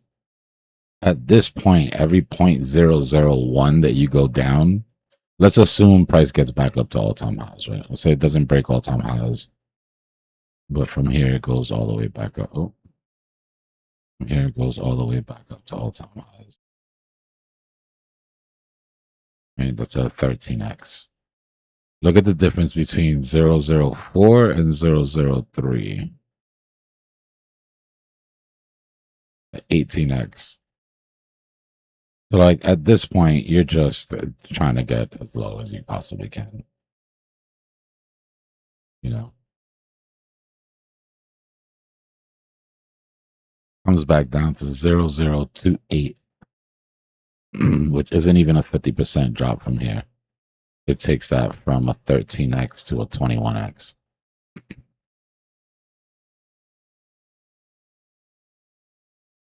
Now, I want to make something very clear. I've made some good money off of Jasmine. If Jasmine does nothing during the next run, it will still have a place in my heart. And it's not going to kill me. The cats are going to get food. Lights aren't going to get shut off. You know what I mean? It's going to be absolutely cool. So don't let my conviction on this sway you in any way. You know what I mean? But I do know that when this thing goes, it goes. Yeah. And when it's time to dump, it dumps. And it's like everybody's on the same page. You know what I mean? It's the most beautiful thing ever. Like nobody tries to fight the pumps, you know, like every once in a while you might have a little relief, but for the most part, it's like, oh, bear market? All right, cool. You know, we had this big drop off here. This was on the 10th. Look at how much Jasmine had already dropped. Right? You were already halfway through your retracement on the 10th. And right now, we've just checked all of those wicks. So losing that to me, yeah, means we drop at least another. Let me put on the VPVR. I would say at least another 25%. Imagine scooping up that 0.0027 area, I mean, throw a little chunk 0.00. of change at it. You know what I mean? Oh God! Close your eyes for a second until I fix this. There's no reason.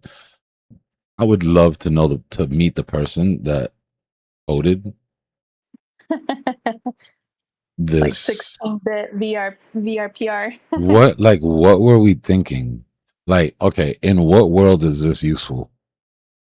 it's Holy big blocks, big shit! blocks. I just don't understand. And then the colors. Like, are you trying to make me not use the indicator? It's almost like they created it, but they don't want anybody to use it, right? They're like, oh, I don't want to lose this edge, so I'm just gonna make it unusable. So we're falling through that last, we're falling through that last gap. That takes us to 3.5, right? 3.5 from where we are now is that 20% I was looking for. Now, the only thing that bothers me about it, and not bothers me because I want to pick it up, but this does kind of stand in the face of my thesis on alts, right? Where we talked about if it doesn't take out its all-time highs, then it has a chance of meeting its all-time lows, right? But the percentage by which it takes out its all-time highs should be a derivative of the percentage that it misses its all-time lows by. But we blew out our all-time highs here. This case, we would have already had to have hit bottom if my thesis was correct, right? 3x above all-time highs. That means the bottom should be 3x above the lows. We've already taken that out. Jasmine dropped 98% last time. We're already at 92%.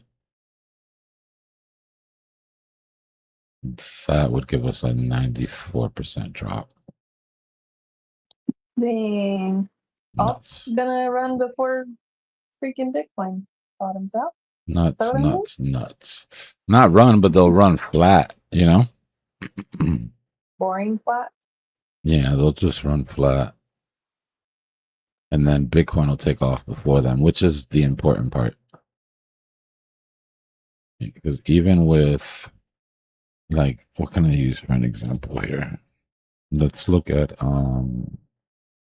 let's just look at ETH, I guess is the easiest example.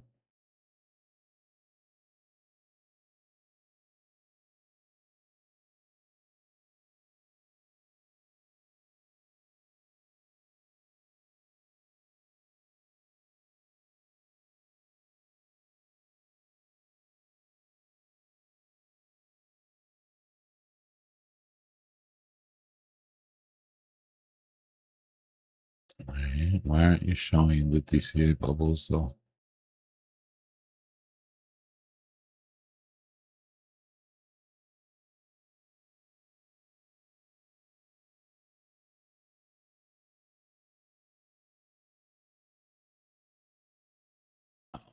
All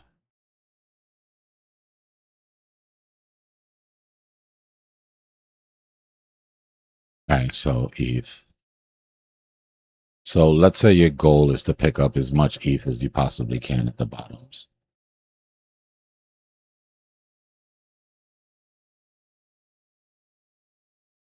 Yeah, they've been talking about that for like a week. They're letting anybody in, bro. They changed all the rules. NASDAQ and the Russell are basically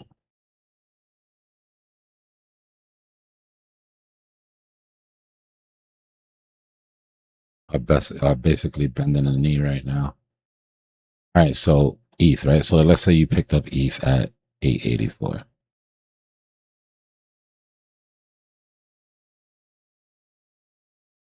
Let's say you had, hold on.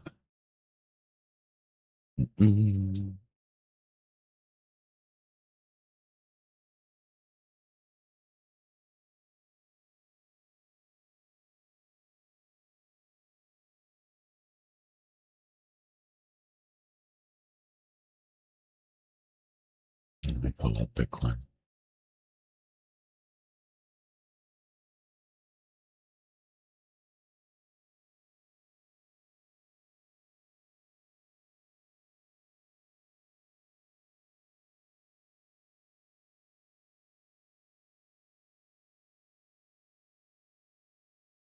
Right. So you had the choice. Let's say you had 15K. You had the choice of picking up one Bitcoin or 17 Ethereum. Obviously, now we know what was the better choice, right? Because Ethereum, whatever. But that's not the point. So you could have picked up your 17 Ethereum, right? And then rode it all the way up and then sold your 17 Ethereum at 5K. Cool, right? You made good money. But you would have gotten to the top with 17 Ethereum, right? With the same 17 Ethereum that you bought at the bottom. Or you could have bought one Bitcoin, right? Now, if you look at ETH BTC,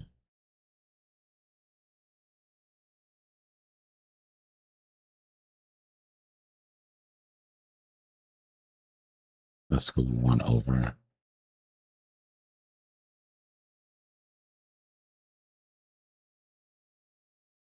So 1 over ETH BTC, right? This is basically what Bitcoin buys you on Ethereum. So you would have had, sorry, not 17, you would have had 11 Bitcoin at the bottom. 11 Ethereum at the bottom. Or you could have bought one Bitcoin just to the halving. Right? We're not even going to get crazy with it. Let's say one Bitcoin just to the halving. And then bought your Ethereum. You would have had 21 Ethereum. Right? So you'd have almost doubled your amount of Ethereum just by putting your money in Bitcoin first. Because Bitcoin's outperforming the alts. Right? Which means that the alts are going down in their Bitcoin pair. This is 1 over, so it's inverse, but this is what the Bitcoin pair looks like. Right. Now, the ultimate trade, the trade to end all trades, and it's easy to say it in retrospect, right? The trade to end all trades was to keep Bitcoin all the way to the top. Right. And when you saw your Bitcoin Ethereum pair top out, let me show you something. Let's get rid of Bitcoin and look at ETH here.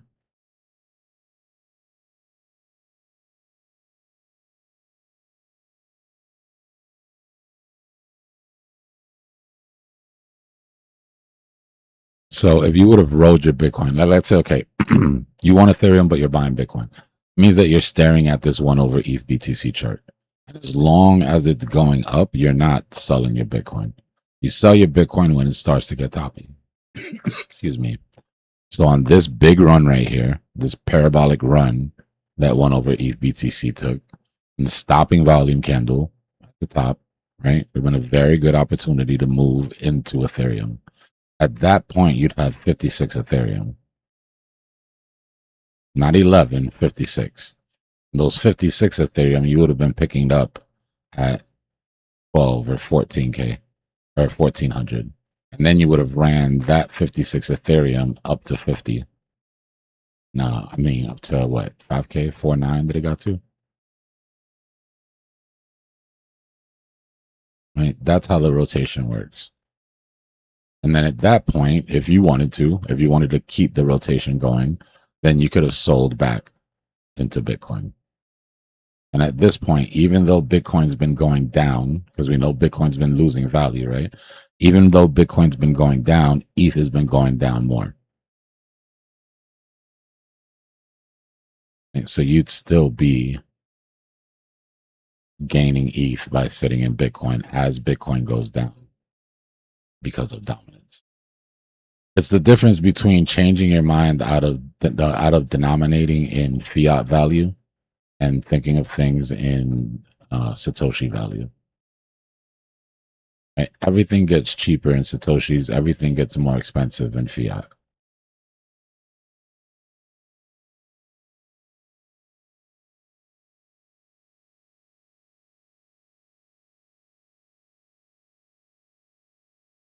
Yeah, Ghost is not gonna end. It's not gonna end well.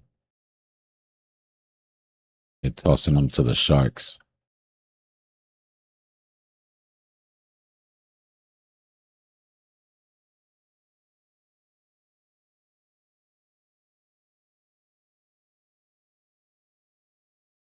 They should though. That's why I'm talking about it now. So during the next bull market, people understand the value of holding.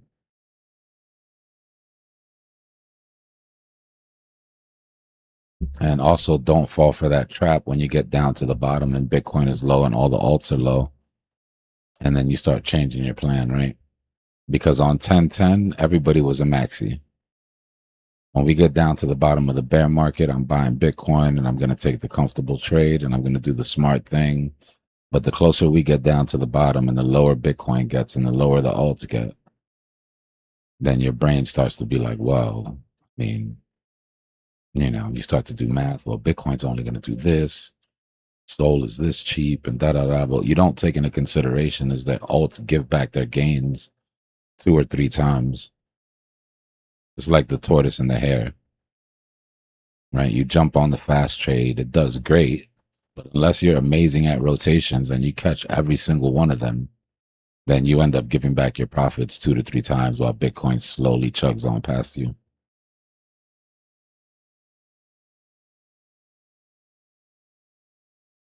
Bitcoin is the part of your portfolio that's meant to make up for your mistakes.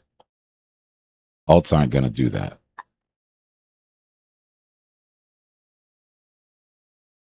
So it's just about being it's about being well diversified and timing, right? Knowing when it's time to diversify in alts and when it's time to sit in Bitcoin. Is the money printer on yet? Yeah, but it's not coming to us. It's going to buy bonds right now. We're trying to get that yield down. The White House seeks $87.6 billion emergency funding for Iran conflict. Sure. Why not trillion? Why not a cajillion? While we're just throwing numbers out.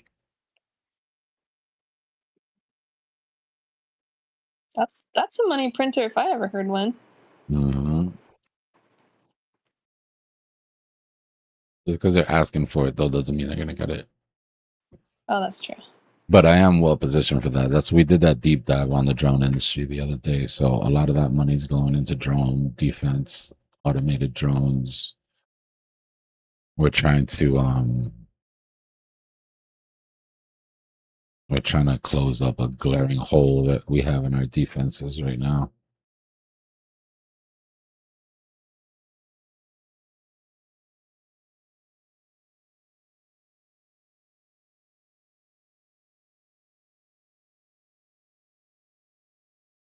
What's going on, man?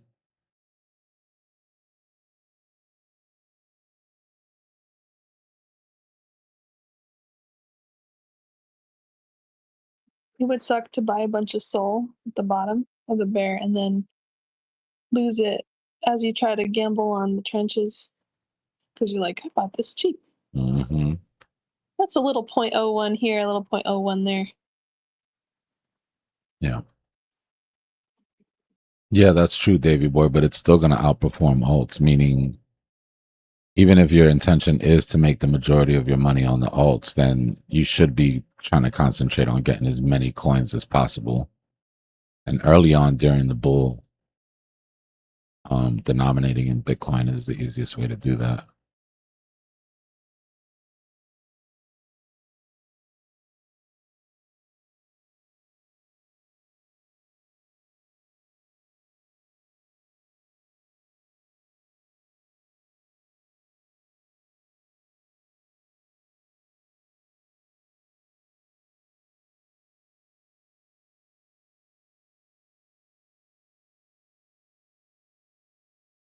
Yeah, it did.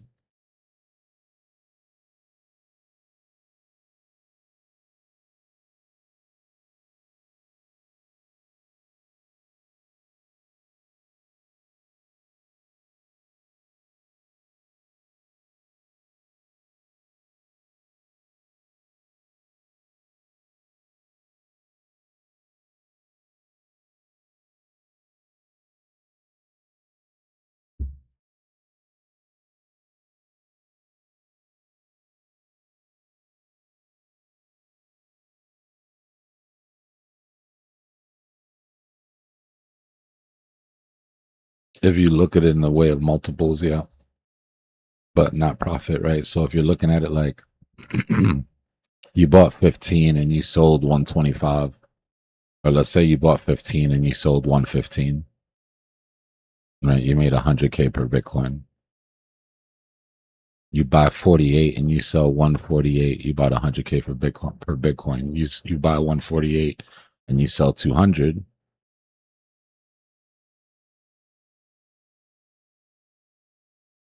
But I get what you're saying about the X's.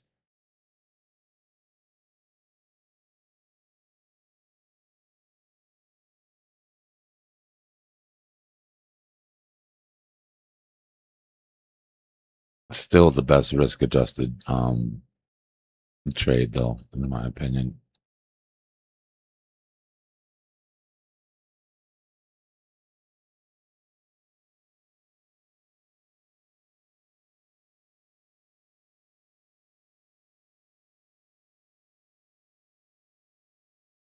The goal is the ownership, right? Once you own the Bitcoin, then you start thinking in terms of how much am I making per Bitcoin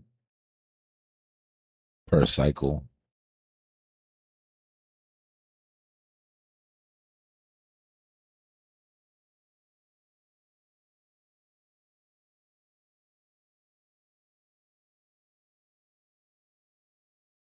The problem is every cycle that you decide not to get it, the barrier to entry becomes steeper, you know?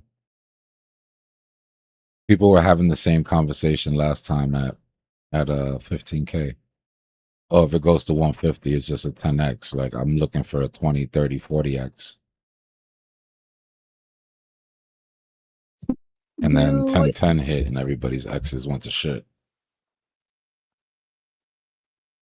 If you buy Bitcoin at the bottom of the bear and then you sell it at the top and then you compound to like, and then it goes up, let's just say in this scenario that it goes up forever, and you continue this rotation every single time, that would mean then that you yourself are buying at a higher. Yeah, you're always going to buy higher. You're always going to buy higher. That's why I tell people don't fall in love with your entry. But then you lose the amount of Bitcoin though, right? No. Watch.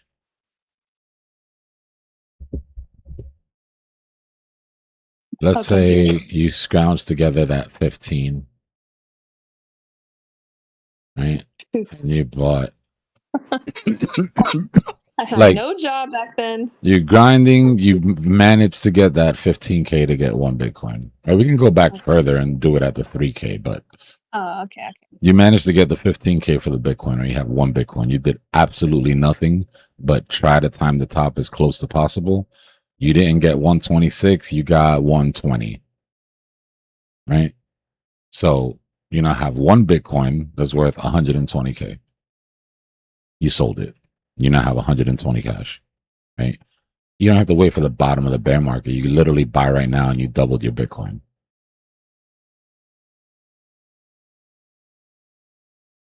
Right? You got 2 Bitcoin. It goes down to 48. You know, if it goes down to 38, 48, whatever, you turn the 1 into 3. Now run it forward. Now you've got 3 Bitcoin. Price goes up to, you know, wherever we're going, 200. And then comes back down. Right. So the compounding nature of it is what lets you not have to put any more money in the market. Somebody who bought it COVID. Or COVID, yeah. Somebody who bought it COVID, 4K, and sold at 69. Right. And then flip that for 4 Bitcoin. And then now flip that for 8 Bitcoin. I've put no money in since COVID. And they've taken 1, 2, 3, 4 trades. And that's if they just bought back right now and said, screw the bottom of the bear market, whatever.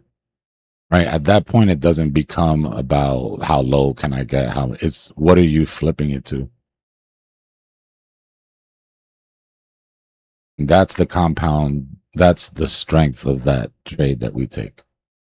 Right. That's why it's so important to, even if you only bought a quarter of a Bitcoin here, and then you wrote up your little quarter of a Bitcoin and shit, and you were like, oh, I only have $700. I can only get a little quarter of a Bitcoin. Cool. You turned it into a whole Bitcoin at the bottom of this, and now you're sitting on 2.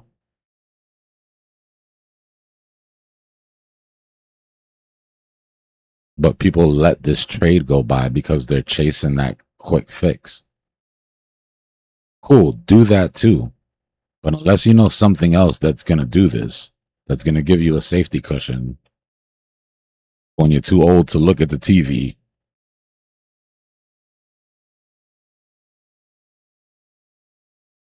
you know? And then there's people that, well, I'll never sell my Bitcoin. Cool, just understand that you're giving up that power of compound. And then even more if you short on the way down, right? Because if you could turn that 120 that you had here into 240,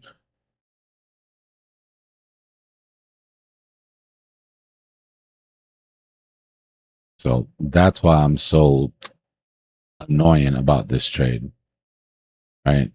This isn't one of those you get to pick to be a surfer, you get to pick to be a sniper, you get to, no, everybody's a surfer at the bottom of the bear market. If not, in my opinion, you're doing this shit wrong. I don't know, bro.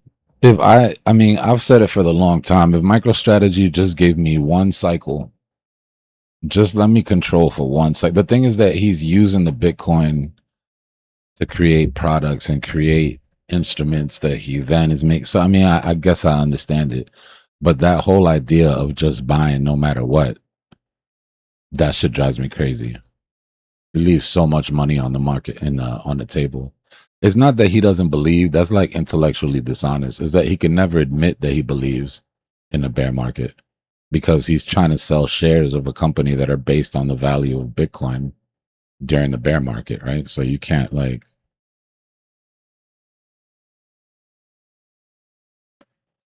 There's the new 4-year cycle indicator, by the way. I'm still trying to hear back from TradingView and figure out why they took my index. Well, I know why they took them off, but I need to figure out what I have to do to get them back on. I guess you can't shield the YouTube channel on your indicators. TradingView doesn't. TradingView doesn't like that. I still have your old one. I was like, you think this indicator is cool? Wait till you see what we do in the YouTube channel. I was shilling hard. But yeah, the new one has, it basically lets you know, right? How long since the top, how many weeks till the bottom, how many weeks till the halving, what phase are we in case you just can't see. I remember specifically, Tana, we were somewhere right after the halving around here. And you were like, what does that green take profit mean? Why did this say take profit so soon? I was like, that's for the alts. That's what I'm getting out of the alts. And then if we look at the totals, like if we look at total 3. Well, I didn't understand rotation really, and I'm not trying to blame you or you. no, I'm not trying to blame you or like point at you or No, all anything. good. I'm just It saying. just didn't make sense to me because the green bars were. I was like, but look at how much longer you have though. Yeah.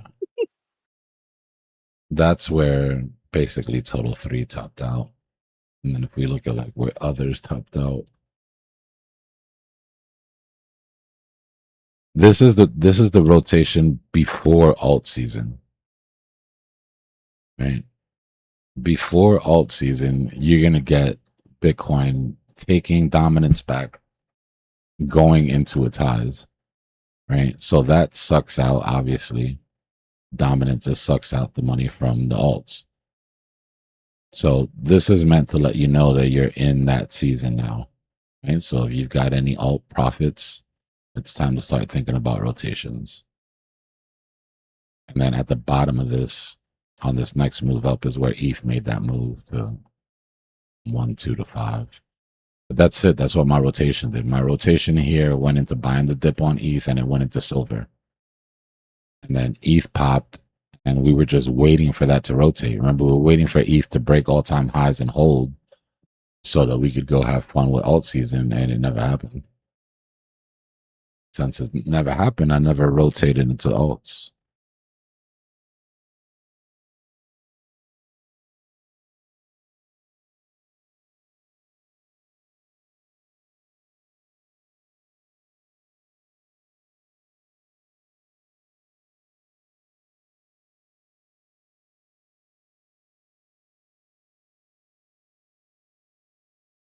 The original code is in there. How?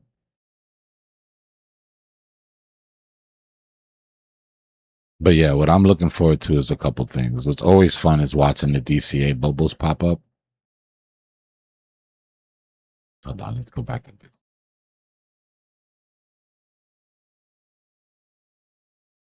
Well, I measured it, and your first bubble pops up 273 days after the end profit.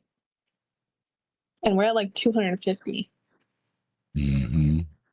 The next Mm. drop down, in my opinion, is going to trigger it. Once we drop down to like mid 50s, 52, which is basically what happened here, right? We dropped and then we went sideways for months. You got your first DCA bubble and then the floor fell. You got your second. And then it gave you the lows on the way up. But we have got a method, which if you've been in Cypher school, you would know, but somebody likes to miss class often. How do you know that? Because I have eyes and I can see. You don't know. Hold on a second. I'm not there. Hold on. Where the hell is my Ichimoku?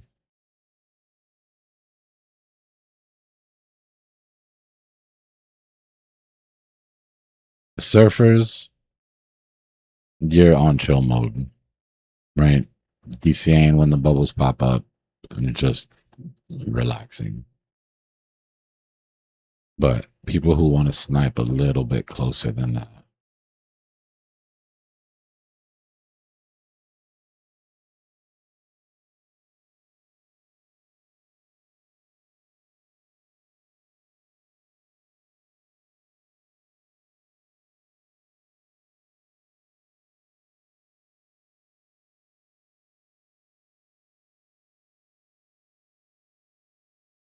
I'll show you how I plan on doing it.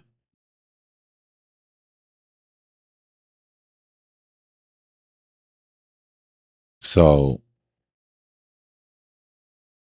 then let's throw on our Cypher too.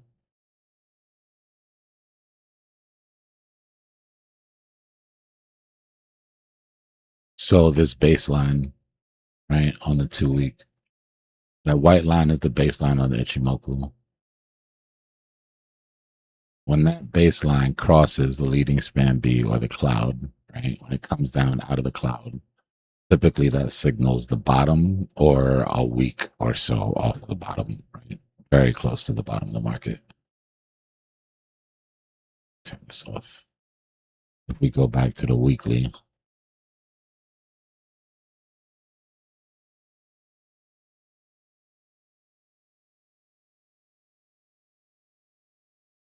let me drop a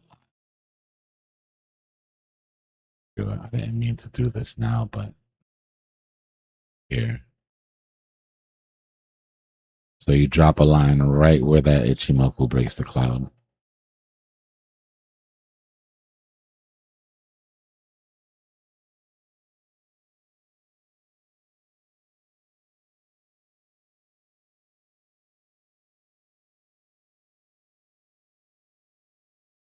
Right? So it was right before the last drop. So we wait for that Ichimoku to break the cloud. And then done. We take the next break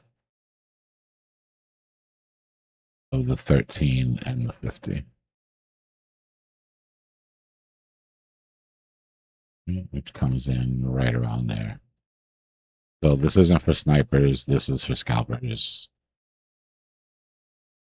Right, got you in a little bit off the bottom. The bottom was 150. Got you in at 246, whatever.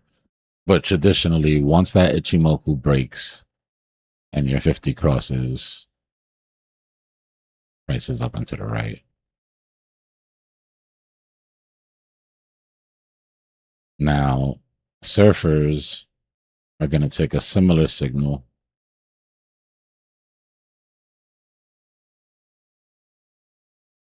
But your DCA bubbles come in first, right? So the Ichimoku crosses, you get the drop, you start getting your DCA bubbles. When your 13 crosses the 50 on the weekly, that's your sign that you should be in by then. The bull market is starting at that point. We've never had the 13 cross the 50 on the weekly without starting a new bull market.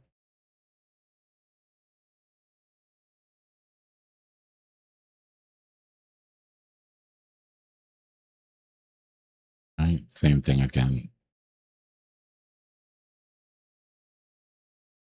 Baseline crosses the cloud of the Ichimoku, gives you the very bottom.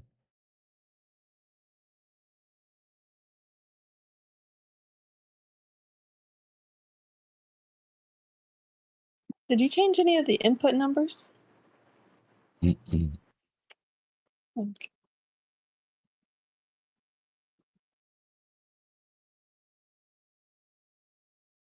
And we see where that comes in at. Right, smack dab. That one caught the very bottom of the market on the nose.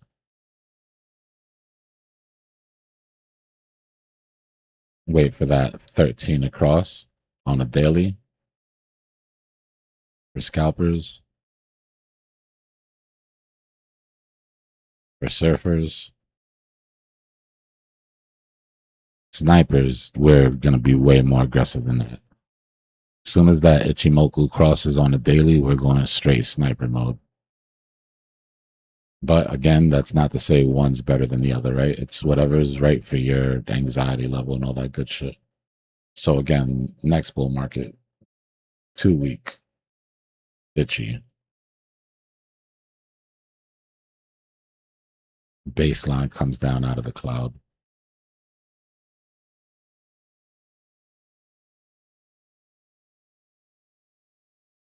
Bottom of the market, 1350 crosses on the daily. Scalpers are in. 1350 crosses on the weekly. Surfers are in. Off and to the right. Oh, here, sorry, wrong one. Crosses on the weekly, gone. So,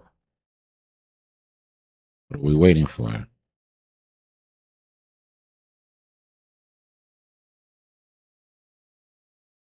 The baseline has just now touched the cloud. The amount of people telling me we're at the bottom of the market and the baseline of the Ichimoku hadn't even gotten to the cloud yet, much less broken out, right, would just drive me absolutely insane. We're at the cloud now. This next drop will bring that baseline through the cloud. It won't make it break, but it'll bring it into the cloud. Our consolidation at that level will make that run sideways. Our last break, right? The black swan or the final flush, that last break will be what drags that 2 week out of the cloud and gives us our signal.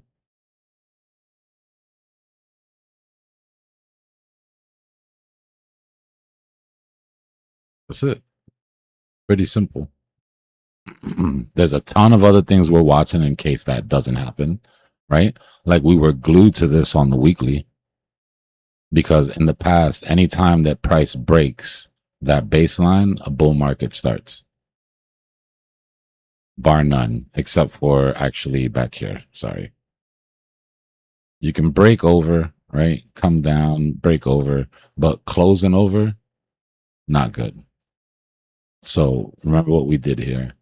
Came, tap that, dropped, then finally broke, started the bull market. So yeah, on that relief rally to the top, right? It was kind of sketchy here because this would have been the first time that we would break that baseline on the weekly and not start a new bull market. Right? And I had to eat that. I had to sit here and be like, okay, if that breaks, then I need to look at this differently. But it didn't. Not only didn't it break, but it created the capitulation that brought us down to the next level. So we'll see. So far, everything is still, in my opinion, going as planned. Right. The only thing that sort of went a little bit outside of plan was this section here, and it needed a war. Like, right, we had to literally go to war and stop all the world's oil to get that anomaly.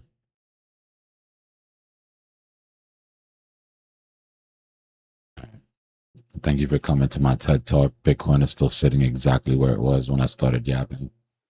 Anomaly.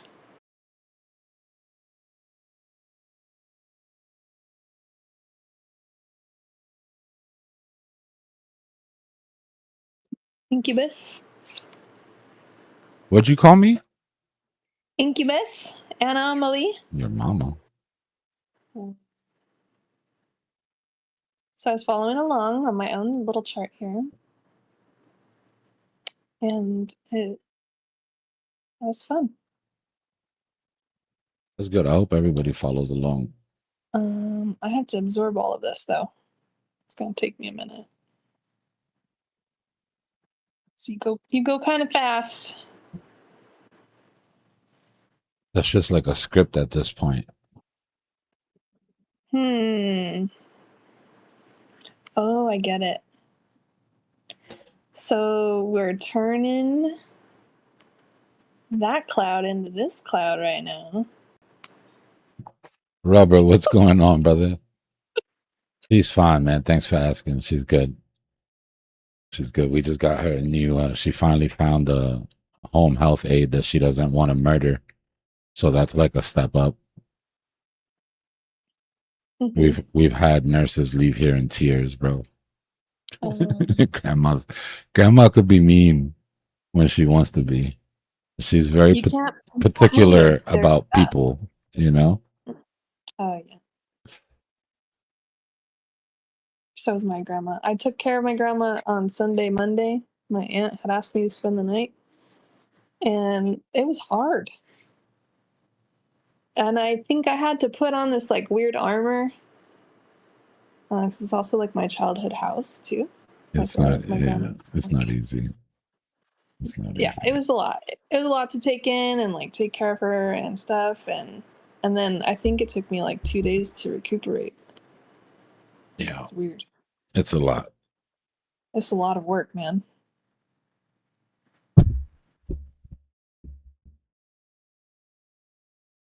It's a lot. A lot. Yeah. Yeah. It takes a lot from you. But like when you're in it, you're like, okay, yeah, no problem. Tana, Girl. yes, Grandma. I'm glad. I was about to say that. Like, I'm glad that I was raised the way I was because it makes it easy. Because there's no option to not do it, right? Just because of how I was raised. But like, I can't even imagine having like, if I wasn't raised that way, like it's difficult. You know what I mean? Like, well, the thing about it is, and I think all three of us are alike in this area, we're all like lights on, go forward, don't pass go, never stop, never even think about too much is too much. And then you hit the wall and fall over and go, oh gosh, wow, what was I thinking? Yeah. Working 18, 19 hours every single day on no sleep, and then not being able to just shut it down. Gosh, dang. I feel so seen right now. Yeah. What they say, I feel seen. I feel you. I've been, I don't know, man. I look at it like, I also look at it too, like, wow, you got the energy to do it. Like, it's got to get done, right? If I don't do it, nobody's going to do it. Like there is no, Exactly you know what I right. mean? There's no That is backup. So it's like, yeah. Hold on. you know, while I got the That's energy, I amazing. grind.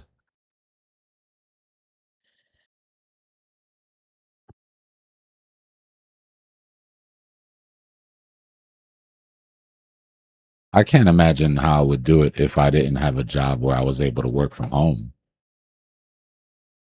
Right? Like if I had to be out of the house 8, 9 hours a day, like she can barely take being with the home health aide for 2, 3 hours. Like there's no way I'd be able to find one single person to take care of her for the entire day. Right? I'd either have to cut my hours or like if I had a traditional sort of job, you know what I mean? Sometimes it's not about the money. You can have all the money in the world. If your grandparent or your parent is not mixing with the person that's in the house, it's not going to work, you know? And it's not them. They could be the nicest in the world, but it's just, you know, at that age, one thing triggers you, another thing triggers you. And that's after doing all the due diligence and making sure you're not bringing a complete psycho in the house. Yeah, it's a lot.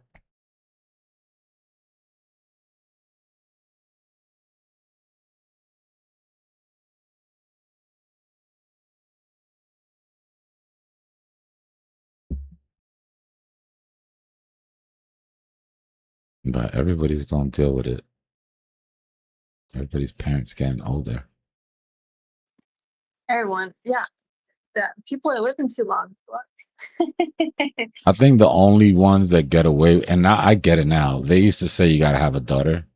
Like you could, like you want a son, but you got to have a daughter because the daughter's going to be the one that takes care of you when you get older. Thinking about it now, when I look back, it's exactly how it is. Anybody that know that has a family that's got sons and daughters, like the daughter's the one that's caring for, like the elder. And I think what happens is, I could be wrong, but I think what happens is you get married and then your wife has to take care of her mom. You know what I mean? Or her dad.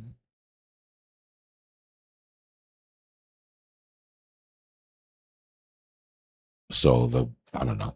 And then your wife's husband just has to, I mean, your sister's husband just has to deal with the fact that she's taking care of your mom. Nah, I don't have any siblings. I got a gang of cousins though, but I don't have any siblings. That's why it all kind of lands on me. Cousins ain't shit.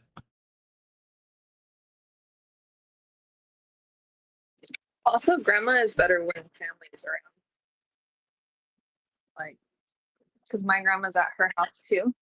And there's this lady who comes by Monday through Friday and does things, mostly changing her linen and stuff.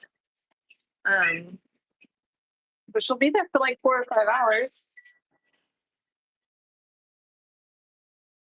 But she still won't eat much. She'll take a couple bites. She loves those Knott's Berry Farm cookies right now. And I told the lady, I was like, I made her, what did I make her? I made her she wanted hot dogs, coleslaw. She taught me how to make coleslaw. I'd never made coleslaw in my life. She goes, I have 3 carrot shredders. It should be above the sink. I was like, Grandma's not there. What do you mean? I have 3. And I was like, and then she got all panicky because that's why the other lady was fired, because she moved the kitchen around. So my grandma couldn't find things. Pissed her off. She stole But her she was carrot right. shredder. She had 3, man. She was right.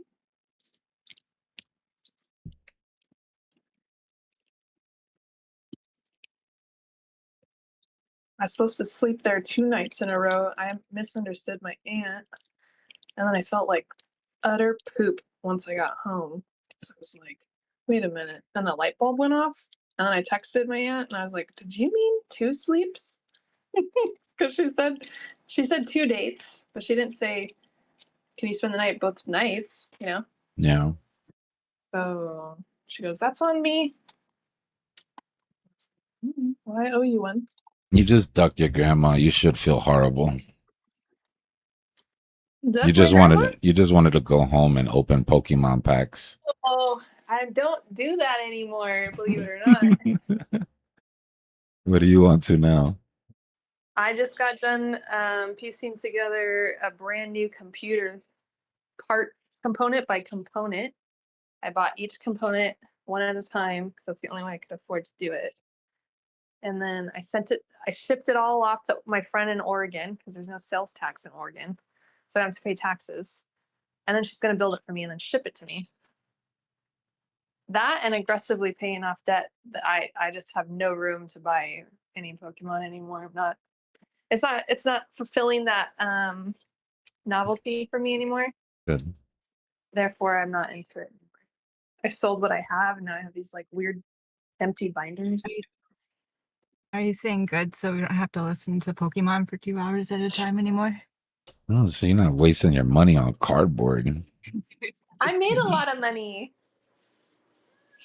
Did I make more money? And than it was I expected? it Yeah, was a I was about to ask you. You made a lot of money, but did you make more money than you spent? I think so. I don't know. I didn't keep a Don't even spreadsheet. I know. was just having fun. Then I tried to create. Well, I tried to create this video game shop, and I was buying a bunch of inventory, and I was really excited about it.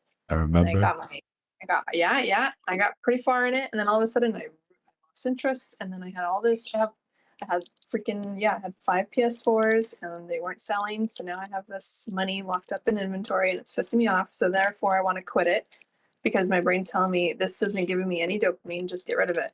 I'm gonna need you to get your shit together. You're doing what I do with AI agents. You're just going through the fun part, the building, the new part, the getting it going, the rewarding part, and then when it gets boring and job like, you're out of there. It gets boring because there's no movement. You know, with the Pokemon cards, tons of liquidity. It was I had 300 things at one time listed, and now I have like 20 things listed. Just boom, boom, boom, boom. I was working all day shipping out things. Then but they were on my personal cards, so now I have no more cards to ship. So I tried to move over to video games. No, it didn't work. That and everyone in LA wants to be a scalper. That's true. Everybody's selling something. Mm-hmm. Like right now it's clothes. Have you tried those arbitrage apps? No. One that a lot of people use for like Amazon, but they got them for like eBay and shit too. Amazon's the easiest money though. You basically just go to like Walmart or whatever stores you have in the neighborhood and you scan things with the app. You just scan the barcode and it'll tell you you can sell this for this much on Amazon, and it takes out the fees and everything and tells you basically like what your profit would be. And you don't sell it, you just sell it to them, right? Like you're basically sourcing stuff for Amazon. But I mean, if you're somebody that goes out either thrifting or shopping or, you know, looking to flip stuff, that's a pretty easy way to just go around scanning shit. Wow. I don't think I'm ready to take that one in yet. No, I mean, it depends if you're, like I said, if you're somebody that's in the stores anyways, and you're like, when I was back in the day when I was flipping sneakers, I would go looking at, you know, old shit that was in estate sales or was in like thrift stores, or you would see people all the time with the little app. That's how I found out about it. I was asking, what are you doing? It's like, oh, I can sell this 20 pack of lotion here from Costco. I can make $13. And then they'd have like a damn shopping cart with, you know, everything that they could fit. I can't remember what the program is called. It's called Amazon something GA. I can't remember. You Google it, you'll find it.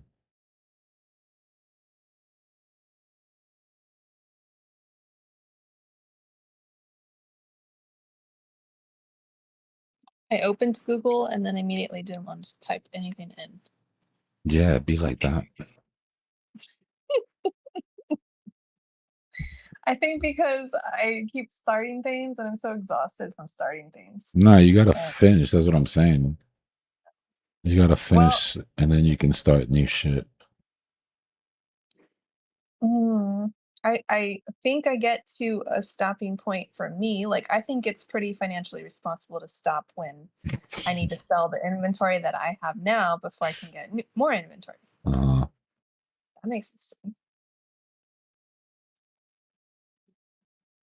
And then my computer, I spent the last half a year planning it and finally just, oh yeah, today's the last day for Prime Day too, in case anybody. Oh, does Oh it end shit! early? You know what? You're absolutely right. Hold on a second. Thank you for reminding me of that. Yeah. I have to buy the dip. It's 50% off today. Crazy. Like the last day is always where they let shit go. Mm-hmm. Oh wait, did it pass already? Did I miss it? Tell me I missed it. Oh, I got 2 hours. No. Prime Fly Day. over here. No. It's still Prime Day. It's still Prime. Okay. We're good. All right, what is it that I wanted to get though? You have to make a list. Oh, my You gotta make- trust me, there's a cart. You know, what about that? There's definitely a cart. If you ever want to really see what a degen you are, go to your cart and just click all, and then look at the look at the dollar amount. Man, I tell you what, those little $10 things add up real quick. Oh, I have a bullshit. little bit of this, a bit of that. Suddenly you're at $278. What the hell do I have in my cart? Popcorn and air?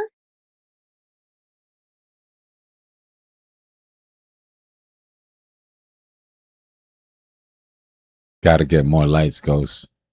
I don't have enough lights for the bull market. I have a strip of lights. It reminds me I got it. I was too lazy to put it up. I have I've got a plugin on my Amazon that shows me a chart of prior past prices for each. Right. So like I don't look to see if it says 60% off. I look on the chart and see how low it's been. Yeah, but mine only backdates 1 year. Can you go further than that? Depends on how long the thing has been listed, I think. Oh.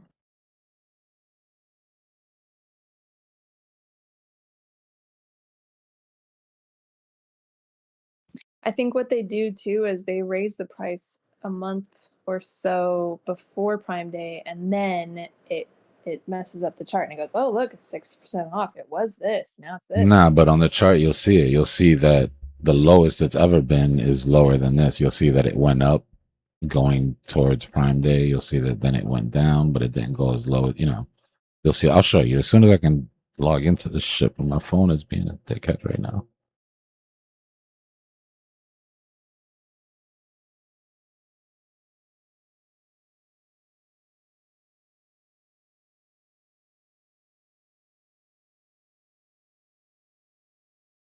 No, I don't want to verify with customer service. Can I just do it through my email? Like, what are we doing?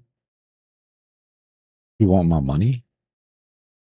It shows up in the app that like, oh, lowest price in 365 shows you a graph. I had to like add this plugin for it to work. I got it from one of these dudes that I follow that always does like these tech reviews and shit. But it's kept me from buying a bunch of shit that looked like it was definitely on sale.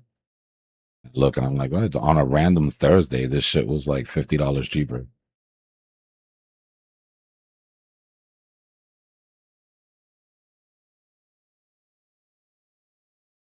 There needs to be an add-on to that filter that's like, because there, you know, you can filter out like, oh, there's only so many bots, there's only so many people holding a grudge. If there's a bunch of like really bad reviews in the last like 4 months of this product that's now like I want to say over Prime Day or some other zero. It's like this might like Yeah. some things are like fire hazards that are on sale. yeah, It's crazy. yeah.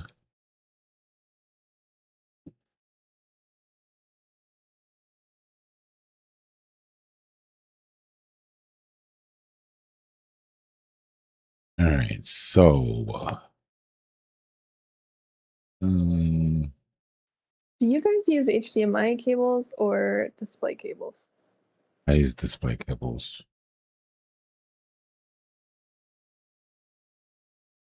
There's not much of a difference, though. Honestly. Somebody's gonna scream at me and be like, "There's what do you mean? It's night and day." I don't know. Charts or games, right? The only two versions of where that matters. Yeah. For what I'm doing, it really doesn't make a difference. The world's best video game with the world's worst graphics.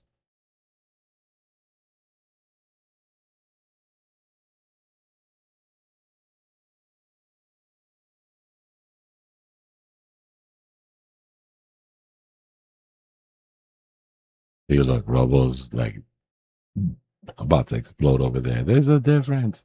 Nah, I know there is. I know technically there's a big difference.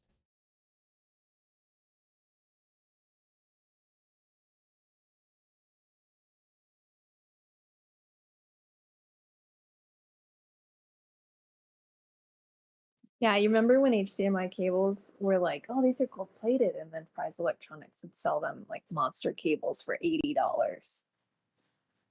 $80 HDMI cables. And now they're $6 on Amazon. I remember when I first bought a 4K TV. And I was like one of the first people to have a 4K TV in like my friend group. And we used to come over and watch movies and be like, oh, this shit is absolutely crazy, right? And like it was like 2 months, 2.5 months since I had bought my TV. One of my homeboys came over and I was like, crazy, right? What do you think? He goes, looks like shit. what are you talking about? It looks like shit. He goes, that's not 4K. I'm like, yeah, it is, bro. Look, this says right there on the corner, 4K. Like, bro, you're not even running HDMI cables to this thing. We went to freaking Walmart, got some HDMI cables, came home. He's like, now that's 4K. I was like, oh shit. I remember I spent the next 48 hours in front of the TV watching nature documentaries and shit like I was tripping on acid or something.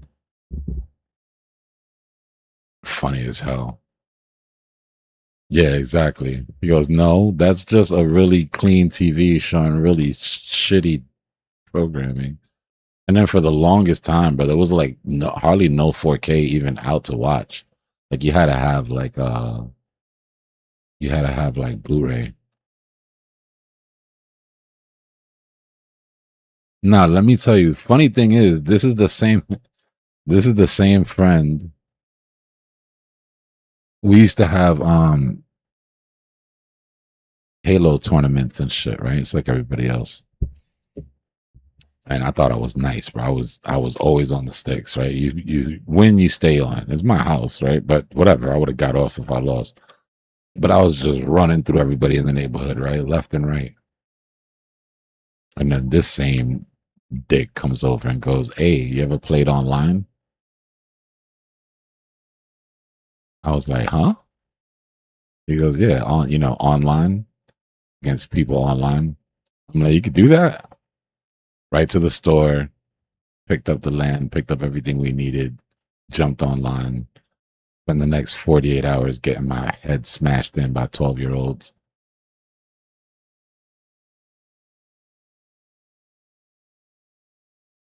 Talk about an ego check. You're not nice. You're just nicer than everybody in 3 square blocks of you.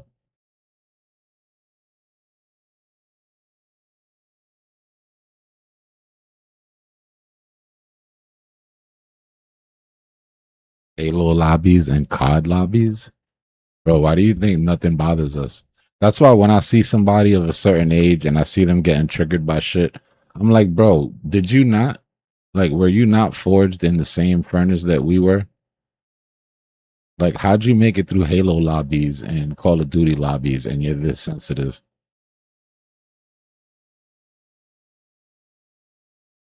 Bro, I got called racial slurs that I had to like, I literally had to ask about, figure out where, like, old dead slurs that don't even get used anymore. Dude, some of that stuff, I remember like I was like in my early 20s and I'm in the living room in the apartment that I'm renting with like 3 other people to rent it. And I'm carrying that shit talk that this like 13-year-old did to work with me the next day. Like it was crazy. Yeah. Yeah, they get in your head, bro. Like maybe he's right. I do suck. It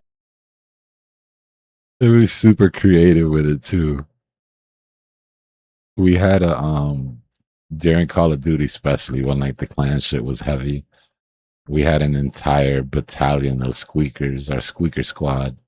Couldn't stand playing with these kids. I mean, your ears would bleed, but they were so ridiculously nice at the game that we used to just put them in lobbies together and just send them into clan wars. But these kids, bro, these kids that have you considering your life.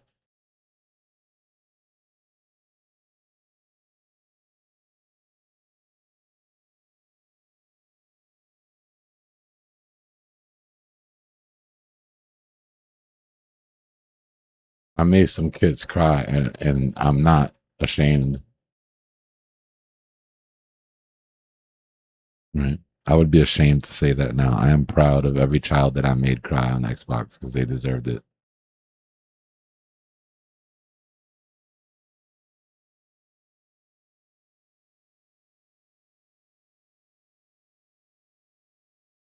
That's a bad clip.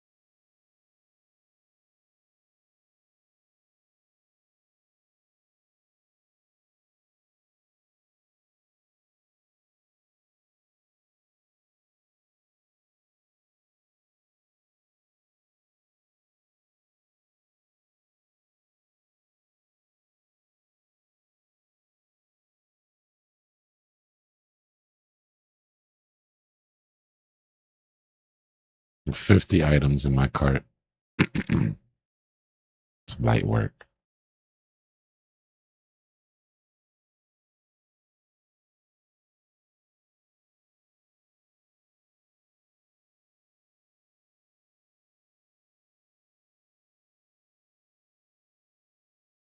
Hold on, man. I can't let any of y'all see my card before you buy this shit out before I get a chance to.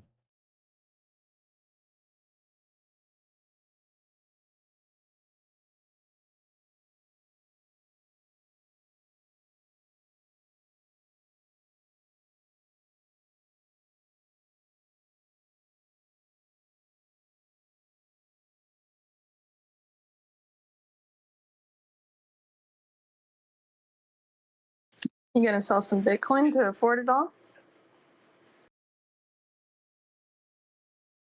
Hmm? I don't know. Yes. Yeah. But well, you're Mm-mm. just a stable coin right now. Yeah, I'm in cash right now, mostly.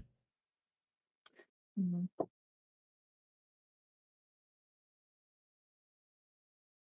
Is it burning a hole in your pocket yet? Yeah, not gonna lie. Mostly this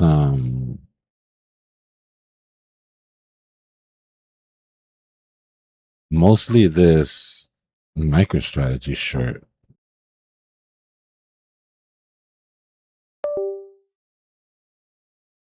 Hey, y'all keep me out of your fantasies in the chat, man.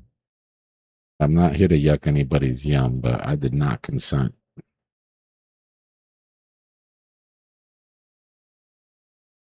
Feel harassed. That's so weird. I just heard that phrase for the first time in an audiobook I'm listening to. What? That I just downloaded Audible for my first time, and I'm listening to The Alien. What phrase? The yuck anybody's yum. Okay. I thought you were gonna say consent. I was like, girl, you. Whoa. You were like, what? That's the first time I've ever heard that word. Like, what have you been doing? I'm call the cops. Oh boy. A little predator over here.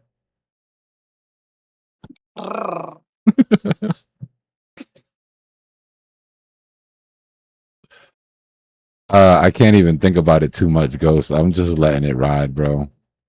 Everything tells me that I should be taking profits. I'll be real with you, though.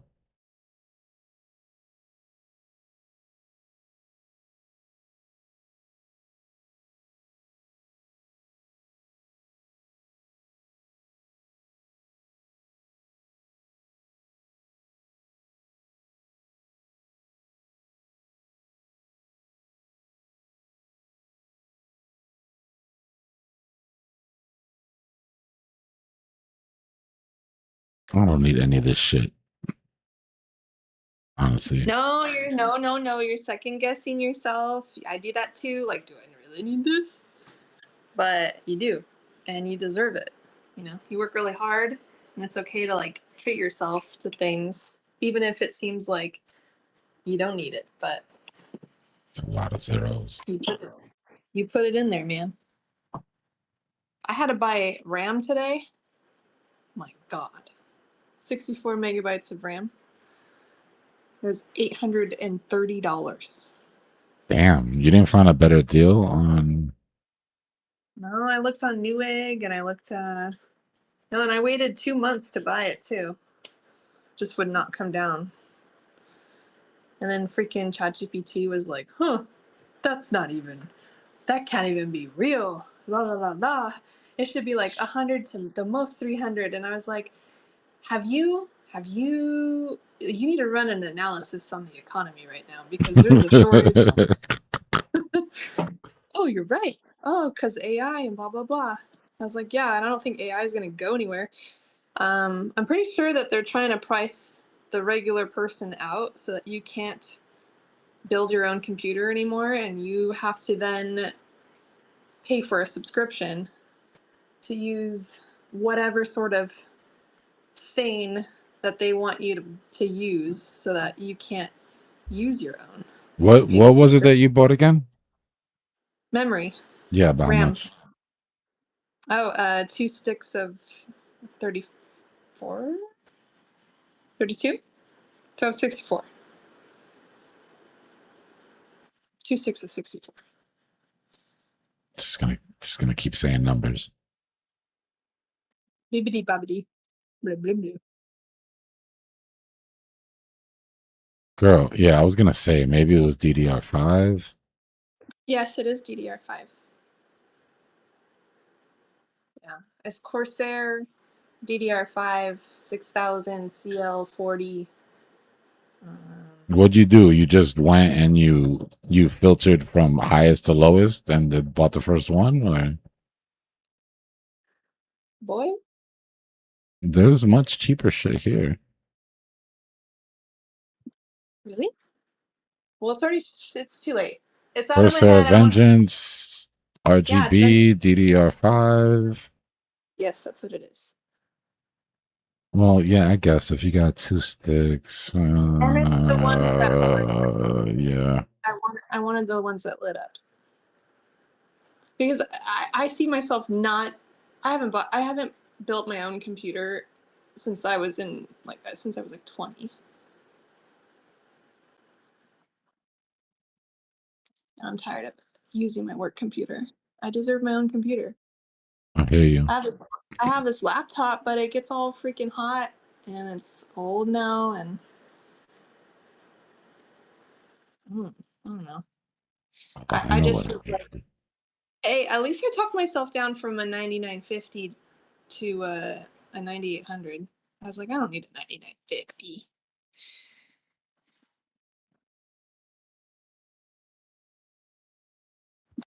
Yeah, we're Mhm. just ranging too hard here, Issa, to play the EMAs. Morning.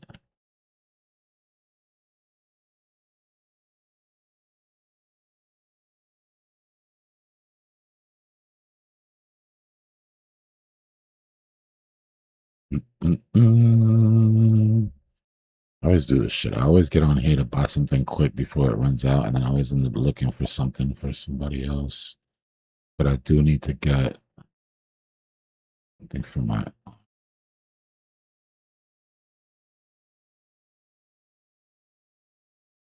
Really? You're fancy, aunt. I had this friend that goes, it's an aunt. It's not an ant. An ant is an insect. And I said, It's either on or TT. oh, TT. That's Filipino, right? I have no idea. Puerto Tagalog? Rican. I don't know. Oh. On TT. Oh wait, no. TT is a bad word in Tagalog. When it was little, it was Aunt TT, and then it's either Aunt or TT now.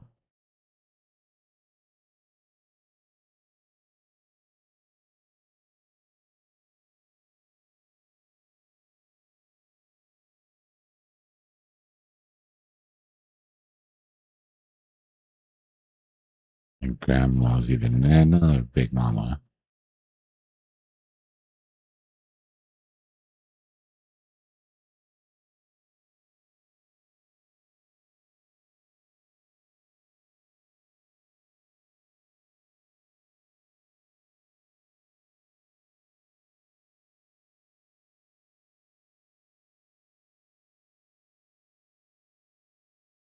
Yeah, or Abuela or Abuela, depending on what side of the family.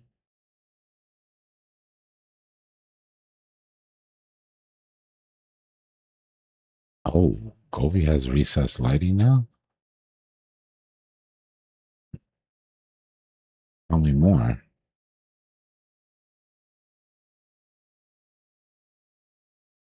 It's like full install or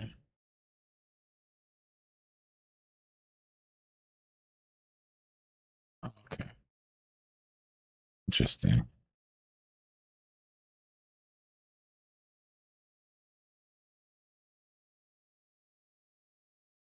My bad, y'all. We're in the weekend trap. We're going sideways. I'm trying to buy the dip on Amazon Prime right now.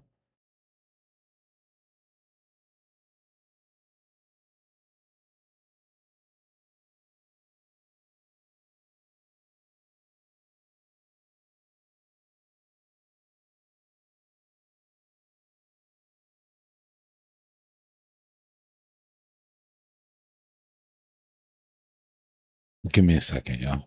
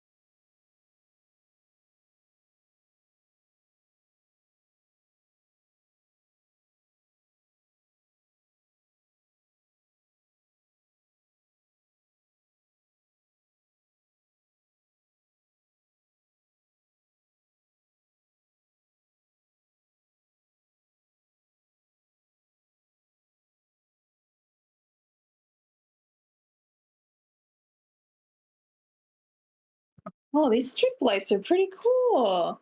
Pretty good. Pretty good.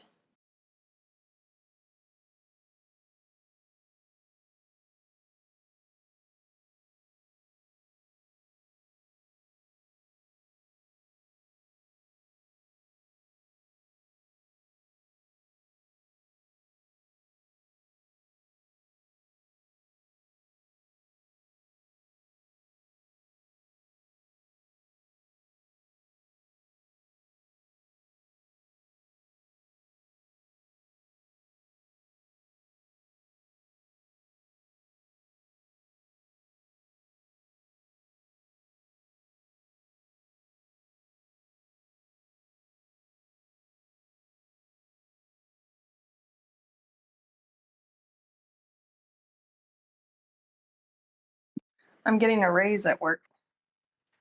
Well, it's a cost of inflation raise, but a raise nonetheless. And it starts July 1st. Yay.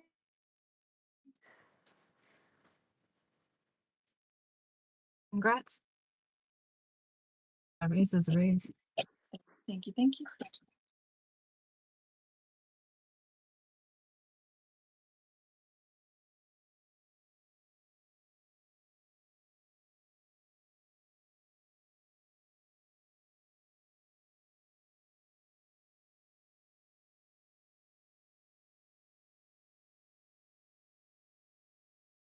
I spent 3 hours in a dentist chair today, and then I was putting an inlay, a ceramic inlay in my back molar, because I had a really large filling composite that was too old. I needed to get rid of it. And they put this patch on there. You know, they 3D printed it, and they put it on my tooth, and they take a picture, and then you have to sign like that you're okay with the color. So I'm looking at it on the computer screen, and I was like, all numbed up, you know. And then they're like, "How do you like it?" And I was like, you know how when there's a pothole in the ground and then someone comes in and puts a slop of tar on top of it and they call it a day? This looks like that. Or it looks like a hole. You got a hole in your pants, and then you just take a piece of fabric and you go and you just patch it right on top. And this So was the like, color was off? Did you really say that? yes, I did. I love it. What did they It say? was like, oh, really? Wow. And I was like, because it did. It has to be a certain depth, you know, for them to like put it in there. And then it fits like a puzzle piece. It's like when you can decide on a crown or an inlay piece, and then it goes in like a puzzle piece. So they 3D print the gap, the crevasse on top of your molar, and then they go and print it out, and then they cement it on. And I was looking at this thing, and it just looked like, because my teeth are pretty white, even my back molars, and so this thing kind of looked yellow, and I was like, they're like, "Are you happy with the color?" And I was like, no. I almost wanted to cry. I was like on the verge of crying every minute. Yeah, it sucked. I've never something cried people in a would. dentist chair before, but last week I cried for the first time because when they put the lidocaine in my gum, I don't know what she did, but she must have hit a nerve trunk. It's called a nerve trunk, and it's just this big old thick trunk, right, like a tree, and then it branches off into your nerves, and like your bottom molars are like super hard to get numb, and there's a lot of stuff going on the right side more than the left side, and so it freaking hurt that I just started compulsively crying. Never has happened ever. And then I couldn't get numb after that. I'm here, y'all. Give me a second. I'm just trying to handle something real quick. Oh, okay. They didn't want to hear about teeth anymore.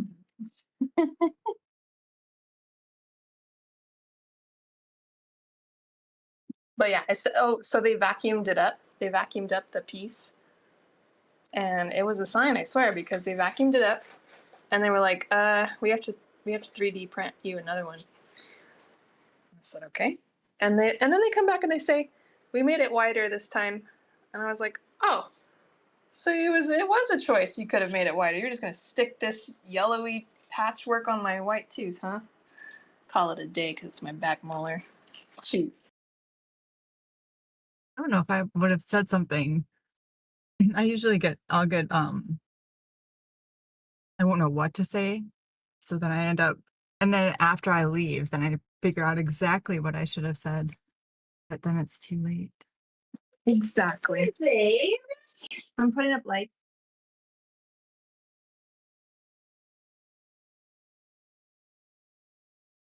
So that must have been empowering. Like, did you feel awkward though? Telling them? Probably not because of the way you said it. Well, no, they didn't get my humor like at all, and they kept acting like they were super like awkward by my deadpan deliveries.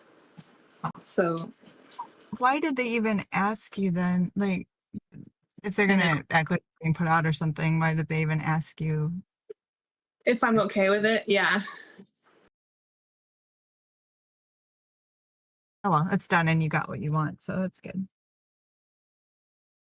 Yeah. Yes. I'll be right back.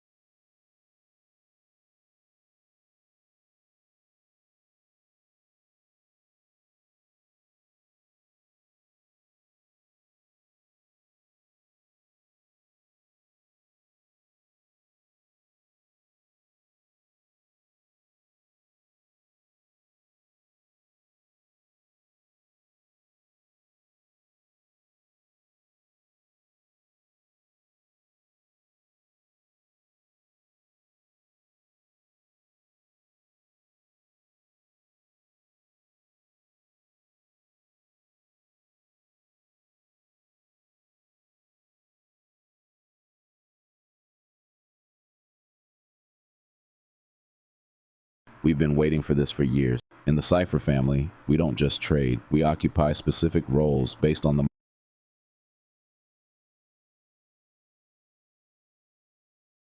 Lord, you scared the crap out of me again.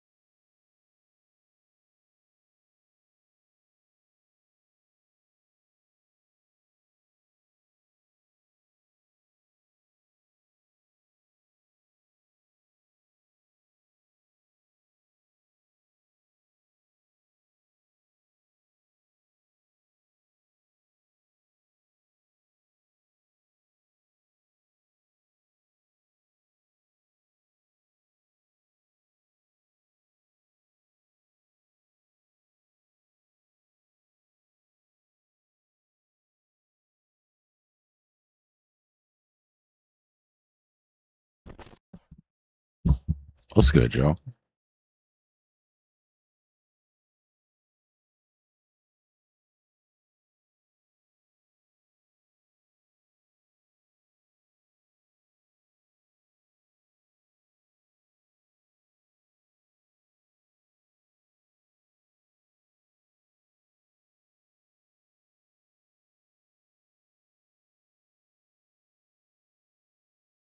All right, you need to stop glazing, Marco.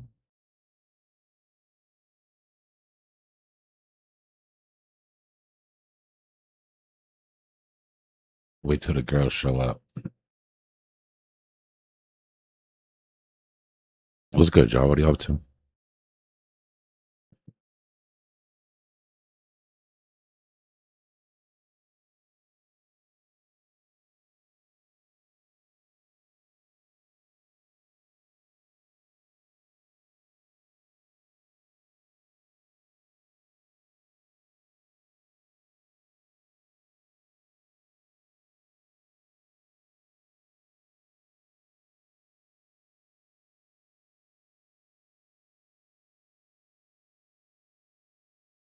Nice, nice.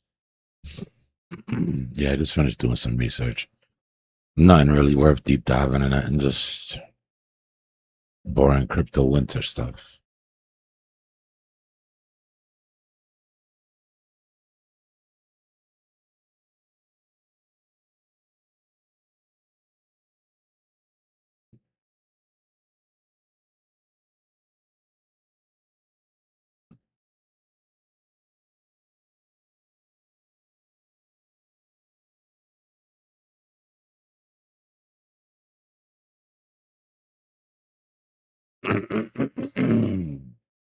Nothing that hadn't already been sort of talked about. Him and Michael Saylor are making a bid, banking up.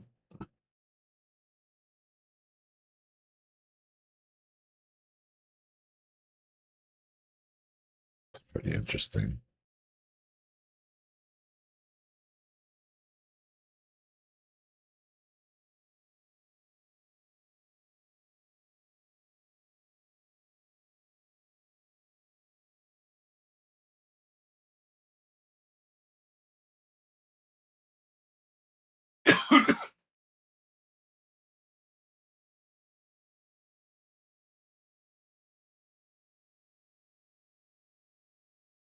Hmm.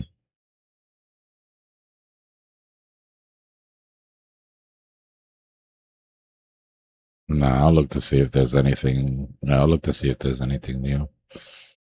I always tend to cringe a little bit when somebody offers me yield on a business that's losing money. Like, where's the yield come from? It's the same thing with Michael Saylor. Like, I'm not a Saylor hater or nothing, but the second that he started offering yield on STRC, I was like, oh. It's the same as leverage, right? Like, Bitcoin doesn't create any yield on its own, right? Which means that the yield comes from the price continuing to go up.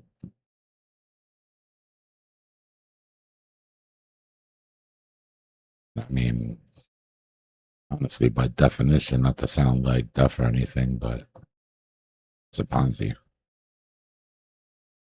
right? If the next guy doesn't buy, then the first guy doesn't get paid.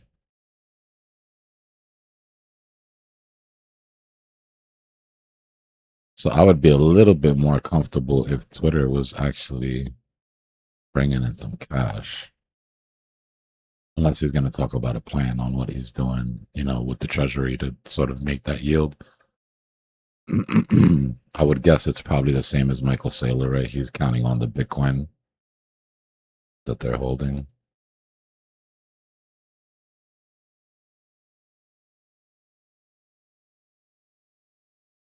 Gold looks pretty decent for a move.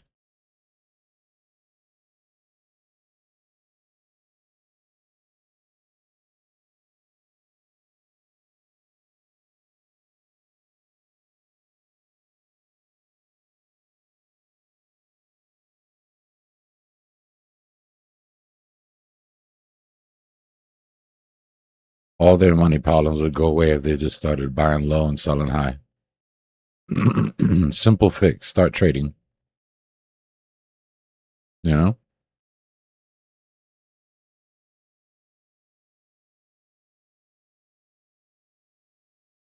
Why am I using an arrow?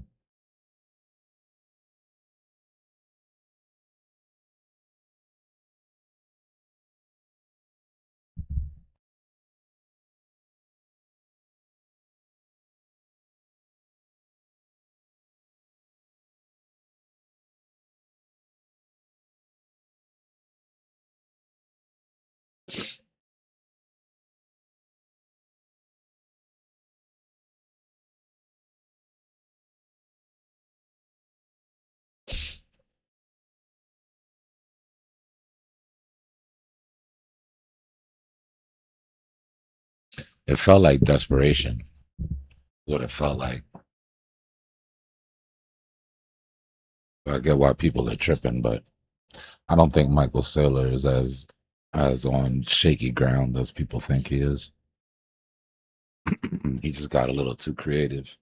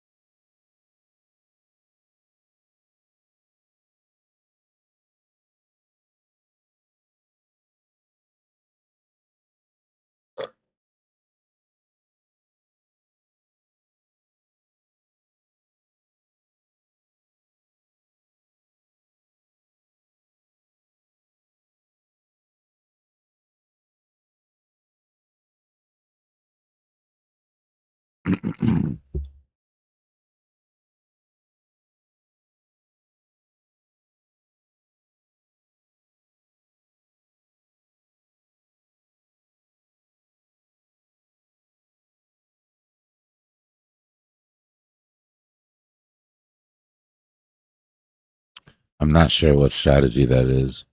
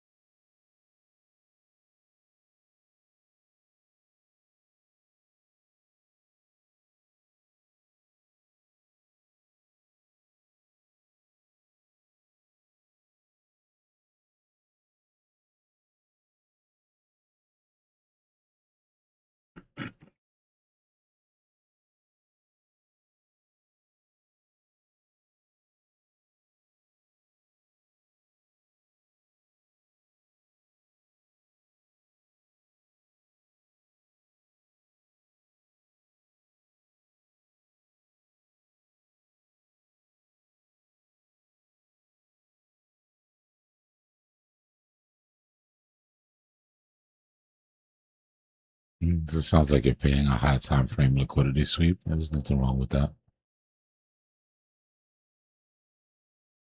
I don't think you have to be stuck to those time frames. But yeah, you're basically just playing a sweep on a higher time frame, entering on a lower. There's nothing wrong with that.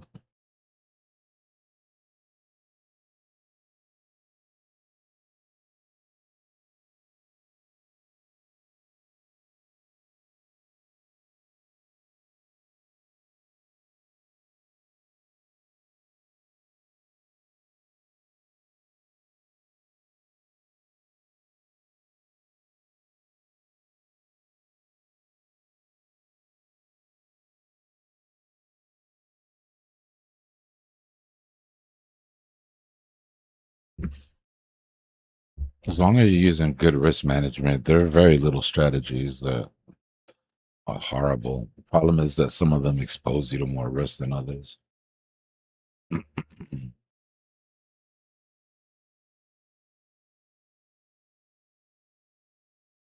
But the Taking it back to first principles, right? You're playing high time frame liquidity sweeps. Right? That could be a 1 hour, that could be on a daily, that could be on a weekly. Like, don't get tied to the 4 hour. Remember, everything happens on every time frame.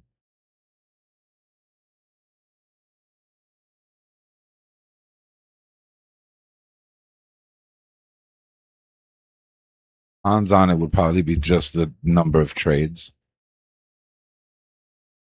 Right? You're probably cutting down the number of trades that you take, waiting for the setup.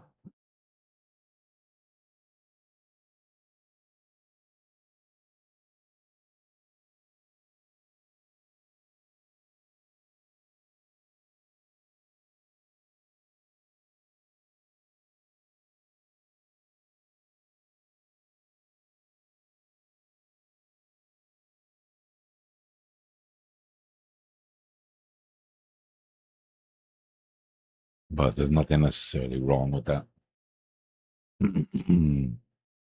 Most decent strategies, the better the strategy gets, the least of the smaller amount of trades you'll take.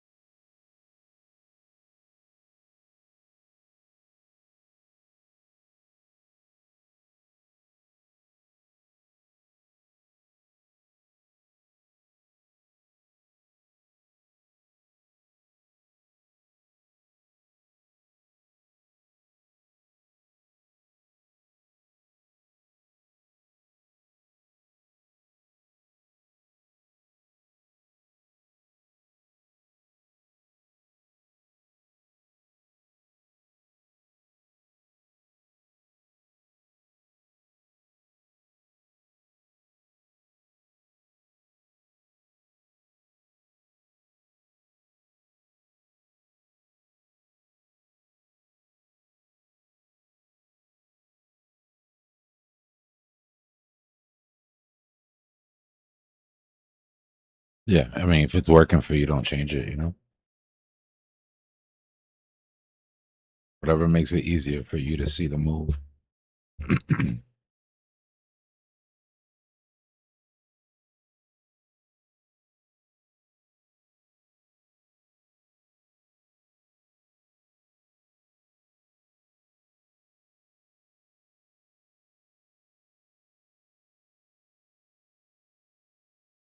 Yeah, Bitcoin going sideways at macro support. And then Dom has been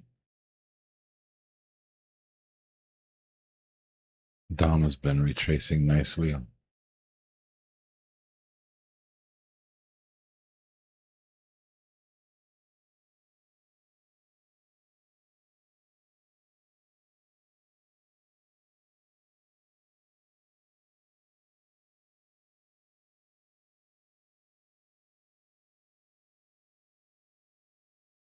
A little alt run.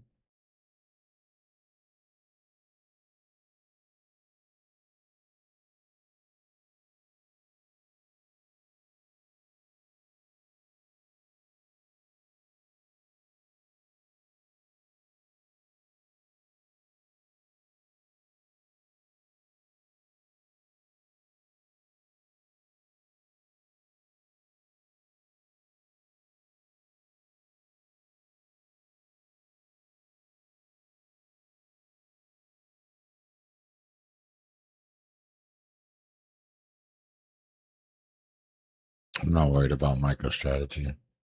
I just want the stock price to burn in the fiery pit to hell while I'm in this short. So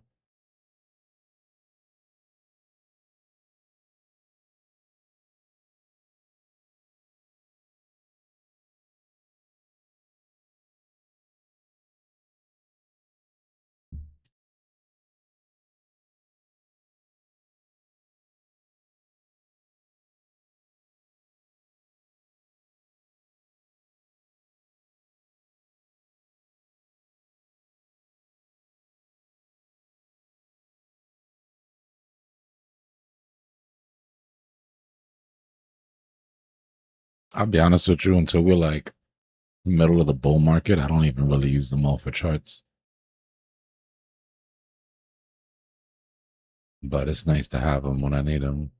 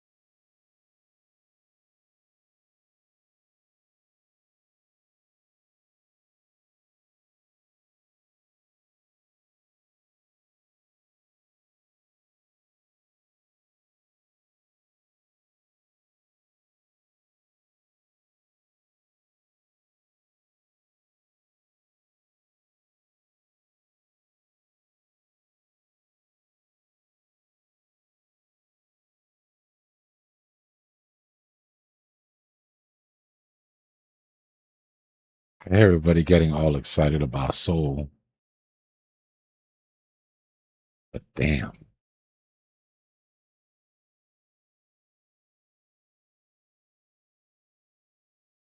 Like, you don't even have to know TA to know that between here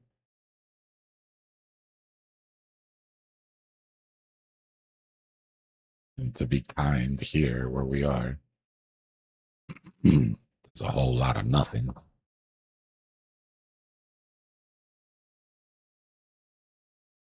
I mean, I don't see what holds Soul up if it loses 57, 60 really. Couple high volume nodes that come off of this old price action.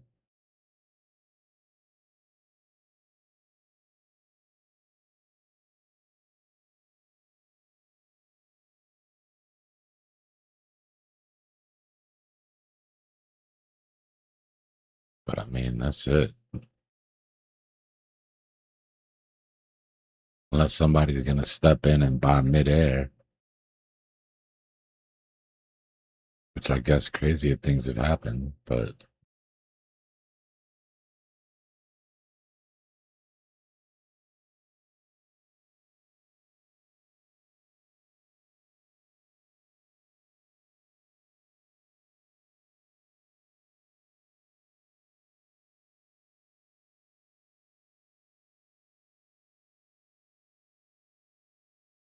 I'm a buyer between 40 and 20.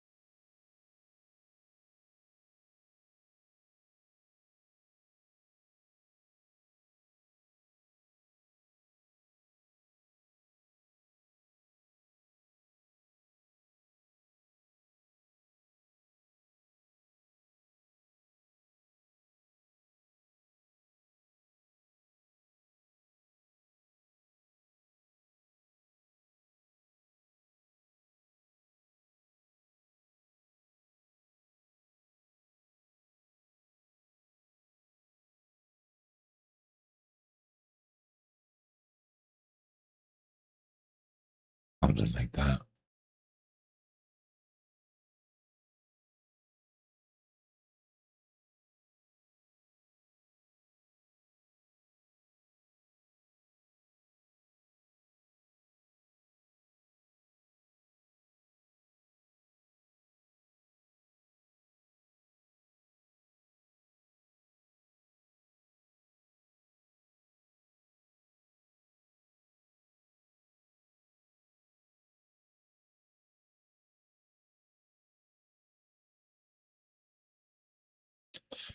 It's about right to me. That would give that would give souls bear market retracement. Yeah. Honestly, that looks really good to me.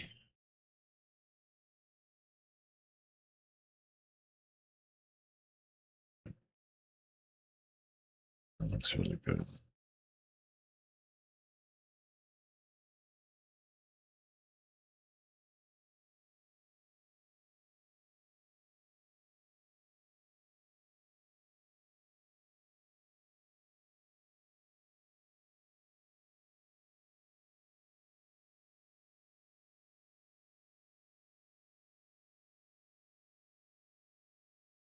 You can see what's been going on a daily.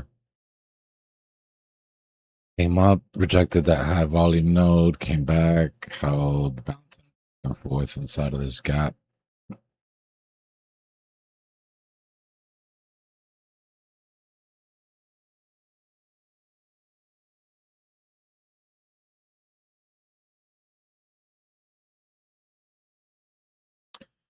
You got to get above 8.3. You get above 8.3, you got a nice move to 16.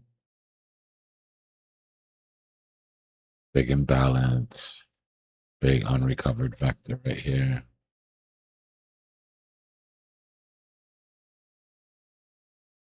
But that's not an easy move. You got a lot of price action here.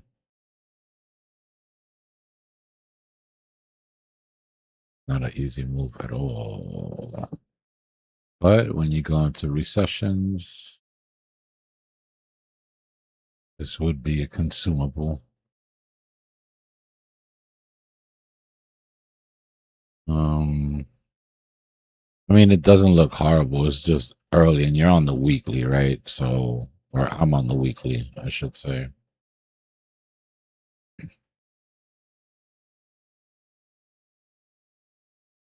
But I got to start from the top.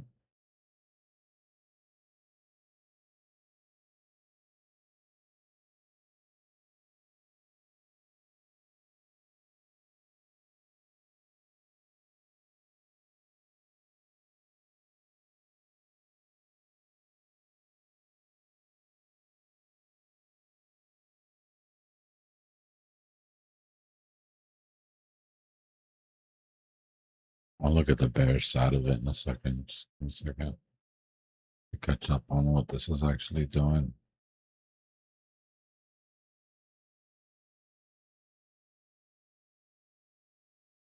Well, the pattern's there to take you to that vector. But like I said, you've got to get above. The rest of it's easy.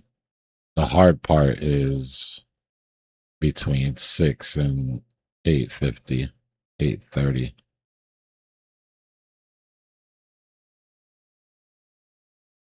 But long term, yeah, long term, I don't see why this can't hit.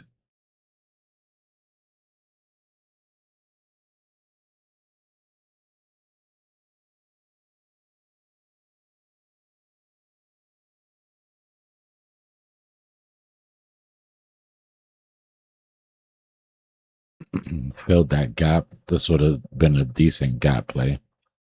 No, this is the play you took, but gaps like that are gonna fill.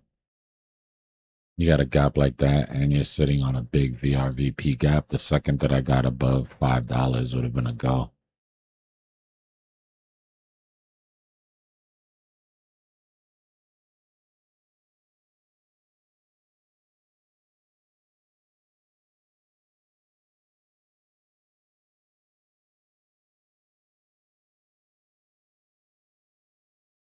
Yeah, I mean, this could continue pushing. It looks like it's got a bit of a drift going. 459. Yeah, it's a good entry.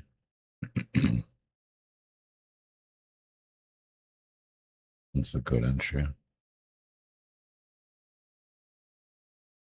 Little W play. Right at the neckline of that W, you break that high volume node.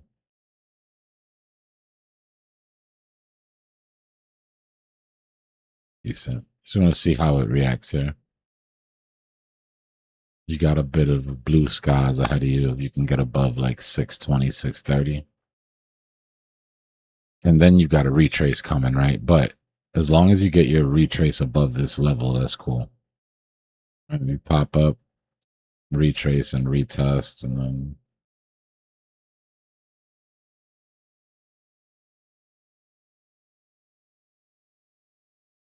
as far as weakness goes, I would just watch this uptrend close.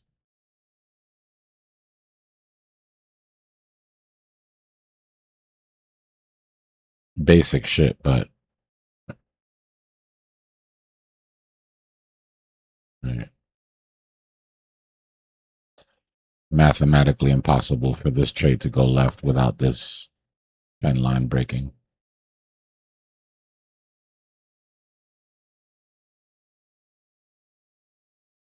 It'd be a first sign that things are going left.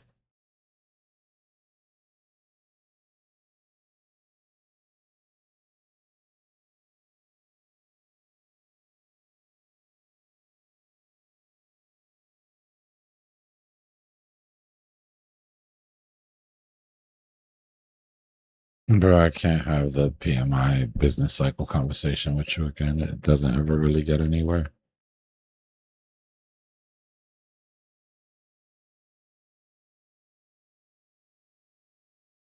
I don't know if you've been paying attention, but the business cycle has been postponed. Has been for the last 3 years.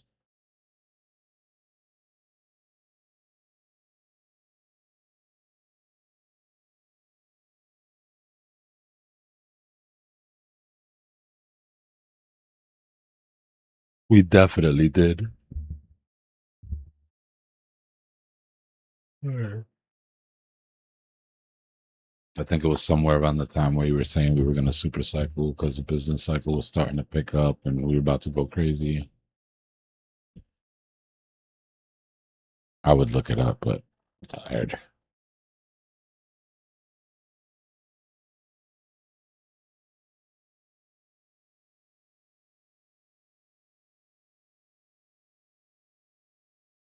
No, yeah, I mean, you're right. I've never seen the PMI business cycle chart in my life. Never paid attention to it. Don't have it fully charted or anything at all.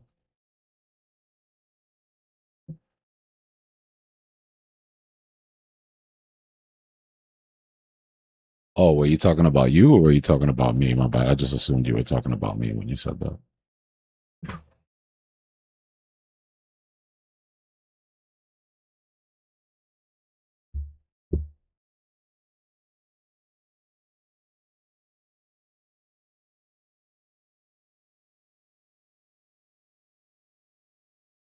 Tell me more about me, Fly.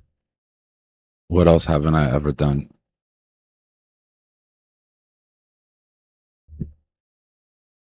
Do I give you the impression that I'm somebody that just talks out of my ass?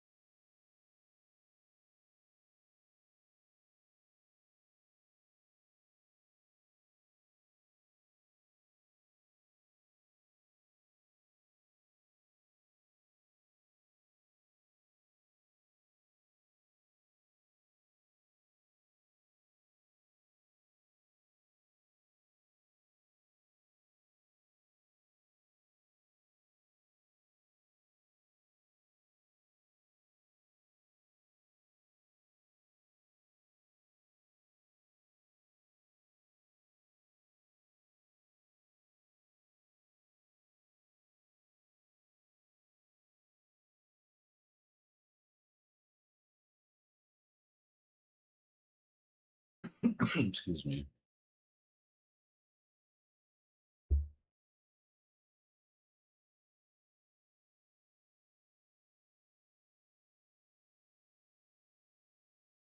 That's a completely different statement than I've never done it, right?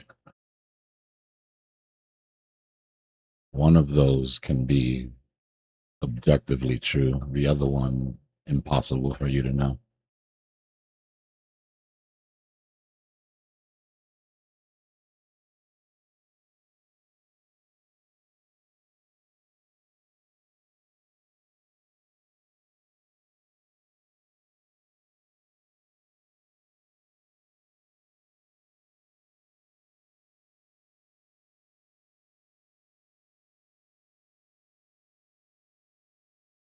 Is that 200 Bitcoin still sitting up there?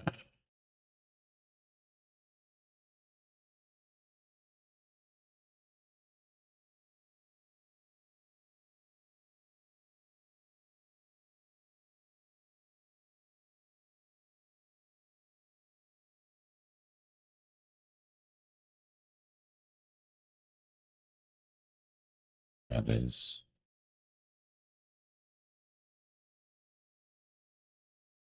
Come on, bulls. All night to eat 200 Bitcoin.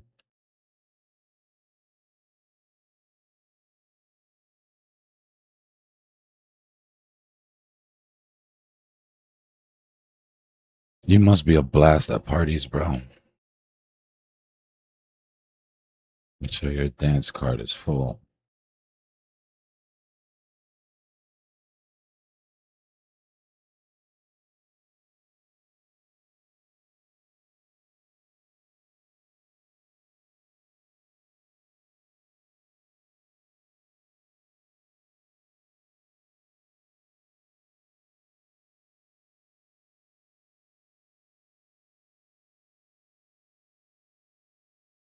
Do you want me to apologize for not being mind blown by something that we've been looking at for 3 cycles already?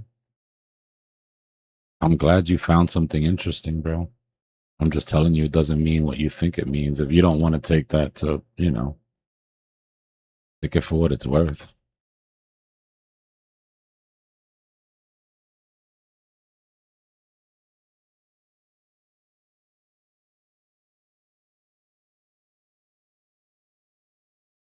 You were here long enough, you would know that.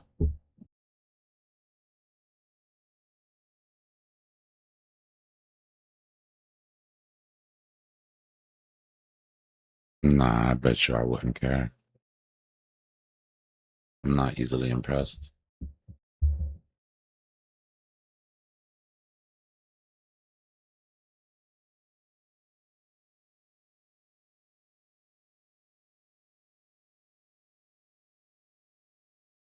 You should never say that out loud, by the way. Not that it matters to me, but don't ever ask anybody if they want to see your IG, bro. That's like super cringe.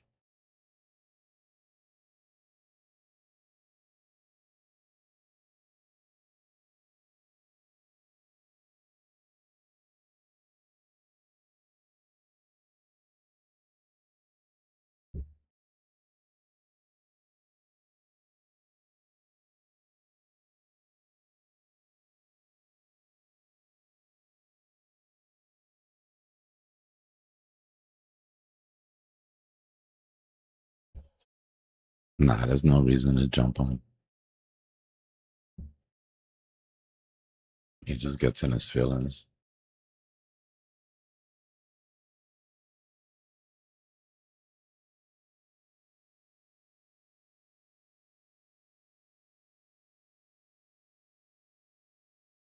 This price action, though, shit.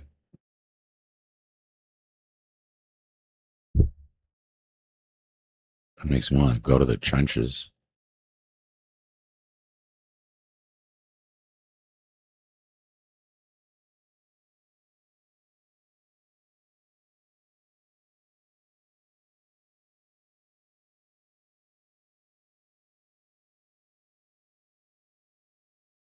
Drop to the 15-second to feel alive. But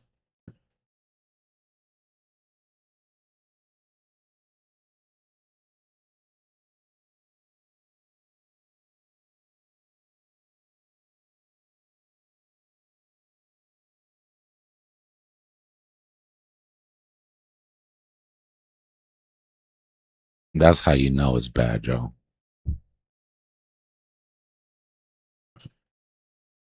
Look at the last 3 candles on the 15-second, last 4 candles.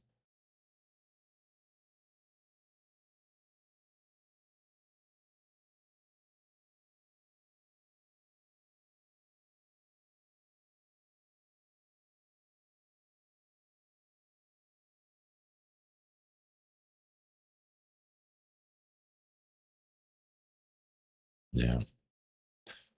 Yeah, so I mean, part of it is like comes to our thesis, right? With the new CME rules. That was always kind of the idea that the psychological ranges would just kill shit flat. Price would range around CME, even though CME doesn't exist anymore. Until the psych ranges came in. And then we would just range flat like we did in the old weekend traps. My bad, my voice is crazy right now.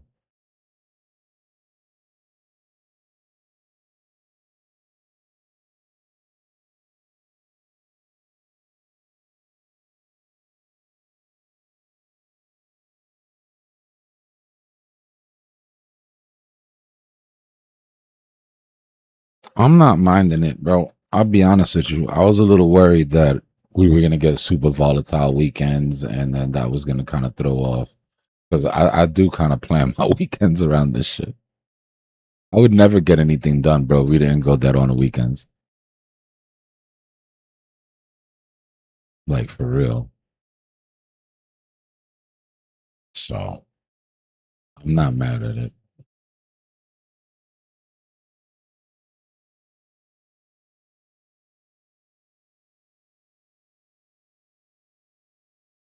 Well, we were targeting that 800 on the 5-minute. 800, which was our purple arrow, and then if that broke, we would look at the top of the range what our white arrow is. But this 800 is solid right now.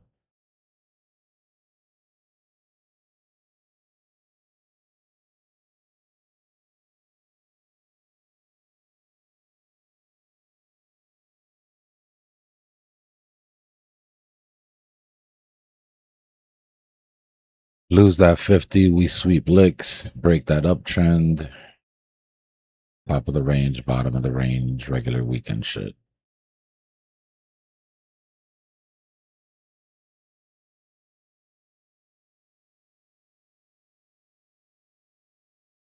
I don't know, bro, but like, let's let them talk for a little while, Jacker, because I'm still in this short on MicroStrategy. So people come in, they're like, damn, did you hear about Michael Saylor? I'm like, damn, yeah. Oh, that's crazy. Yeah, nah, somebody's got to do something about him. Or run this short up. Nah, it's a bunch of fun, bro. Mike's not going anywhere. He's gonna be all right. But it is a gift, right? To have all this FUD dropped on my lap at what should be the end of my short. You know? Oh, trust me, some of that money from the short is going right to buying. But we're already under net asset value for the Bitcoin they're holding. So it's already a discount. If it gets any worse than this.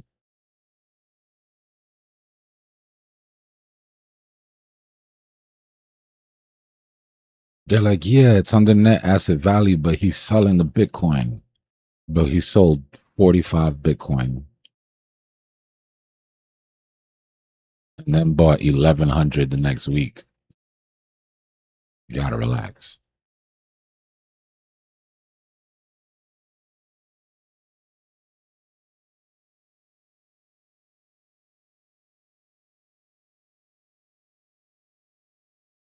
Maybe MicroStrategy shouldn't put me in charge of the Bitcoin because people would have a heart attack.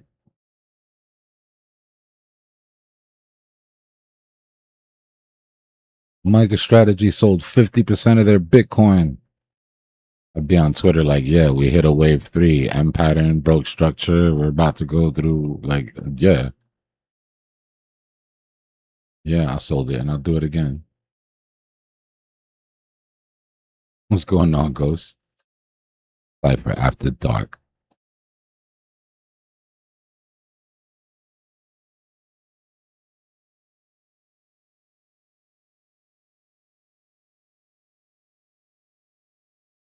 What I need to do is take my ass to sleep.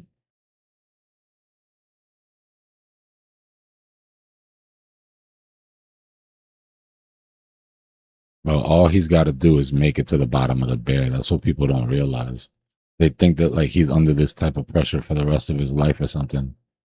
He just got to bang it out to the end of the bear. He's got 1.4 bill in the tuck. And I think from now until the bottom of the bear, there's probably about $1 billion in dividends that he's got to come up with. So even if he just had a dip into the cash reserves, he literally just has to make it to the end of the year until Bitcoin starts going back up. Unless the Bitcoin or dead people are right. And then we got bigger problems at that point. You know? Shy, what's going on? Nah, we're not bottomed yet, Cosmic, in my opinion, personally.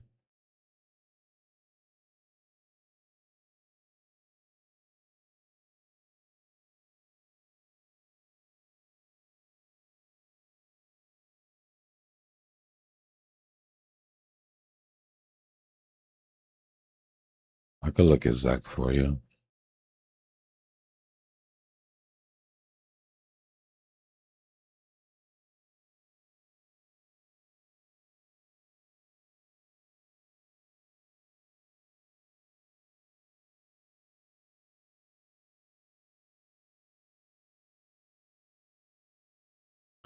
So we can get rid of all of these.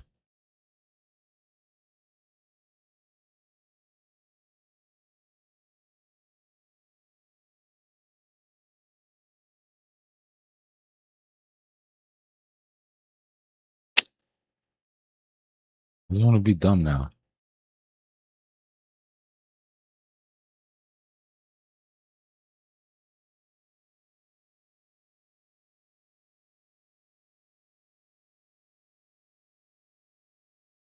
Well,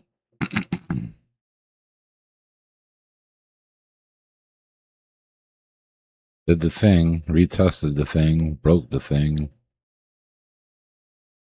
Sorry, it's 5 o'clock in the morning, TA. Broke the uptrend, retested it, took out its lows, right? Broke structure.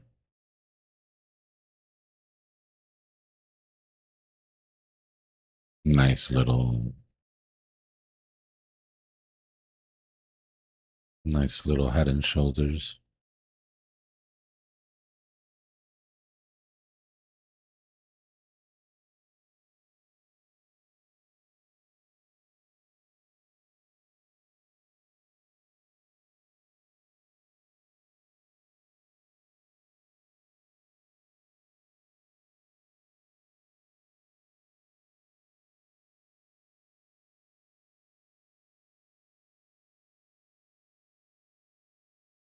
Measured moves already hit from that. It's already recovered. Just trying to catch up with the chart because I haven't.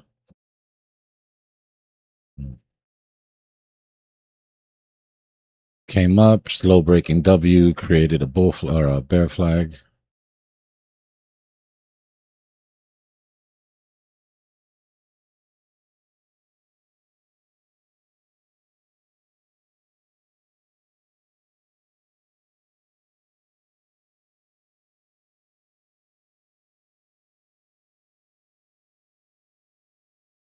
That hasn't played out completely yet.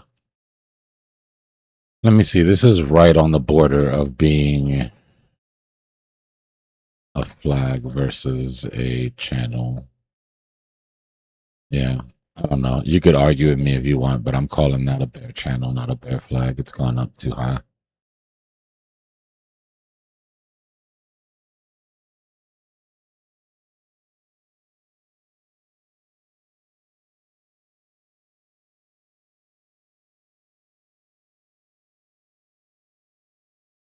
I mean, either way, it means that hasn't played out yet. Putting in another bearish channel here. I'd expect this to keep dropping, honestly. It's just stacking up.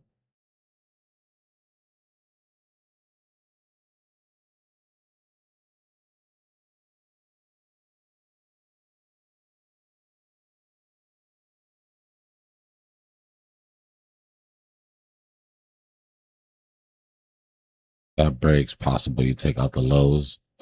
It's holding this SR flip for right now, but how long that holds is a different story.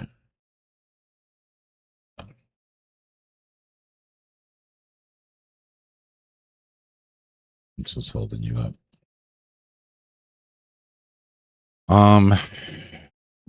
You know how it goes, right? If it starts to build, the W was building is weak. Right? You've already failed your type 4, could it hold and pop out? Yeah. But if you break, then chances are you're going to see sub 360. Right? You'll actually get that measured move. 330-ish. You got to watch for it to form because for right now it's holding. Right? Right now you're on not so insignificant support resistance flip. You can't ignore that. But if that breaks, then you're taking a tumble.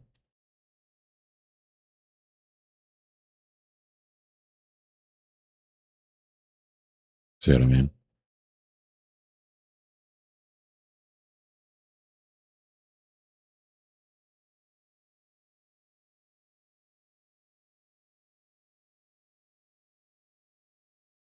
Yeah, I don't know what. I don't know.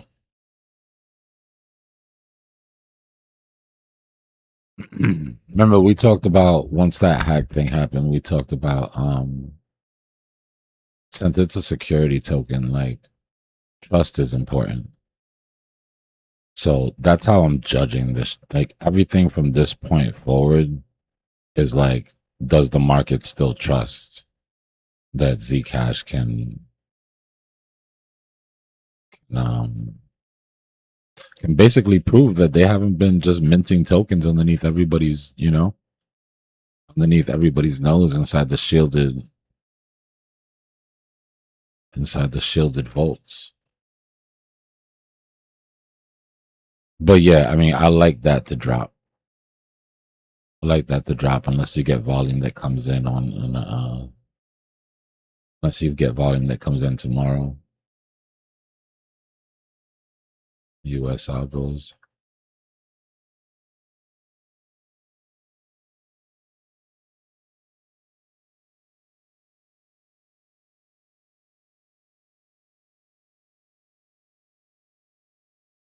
Yeah, I mean, if Ansem is actively pumping it, the problem is that he's already been actively pumping it for a while. But we just got to remember, right? This is the bottom. We're getting towards the bottom quarter of the bear, right? The same way that we're looking for dry powder, everybody else is. That's the thing. The supply is typically self-reported,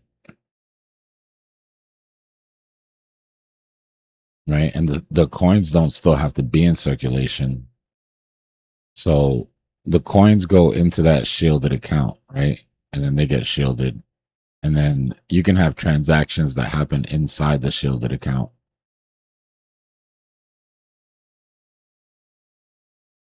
Right? So if there's any sort of ability to double spend, which is what we're talking about, right? Basically minting free tokens and spending without touching original tokens, then it's just impossible to know how many tokens are in circulation because we don't know what's in the shielded account, right? So like the number could look right on the outside, but what if there's 3x the amount in the shielded account that nobody knows about? So then I was like, because all the security guys, all the Zec guys were like, something's got to be done. We need some transparency. Like what? Hold up. Nah, gang.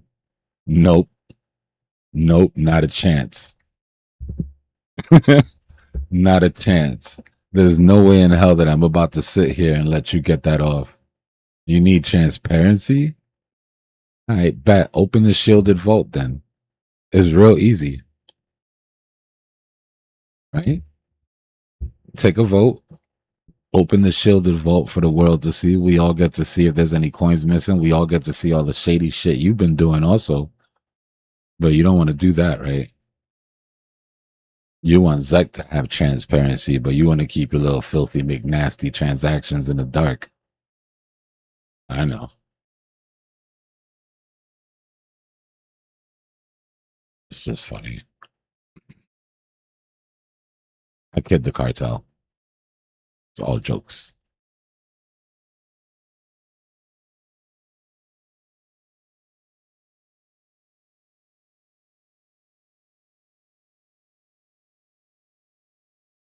No, really, if you're listening, I hope Mexico wins the World Cup and all types of shit. It's just literally jokes.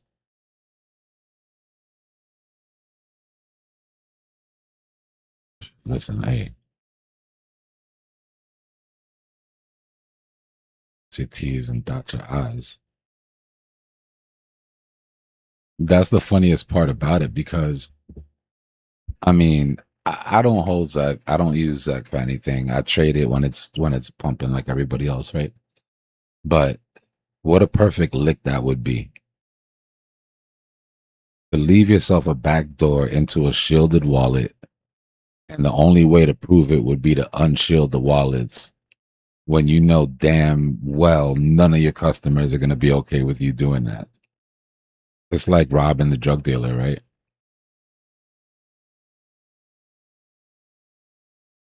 No, you gonna call the cops. You know?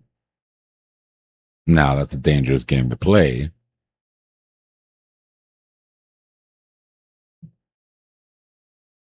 But that would be a crazy movie. Bro, it's even worse than that. I mean, shit. They teach you in school what the banks do with your money, and people are still like, oh.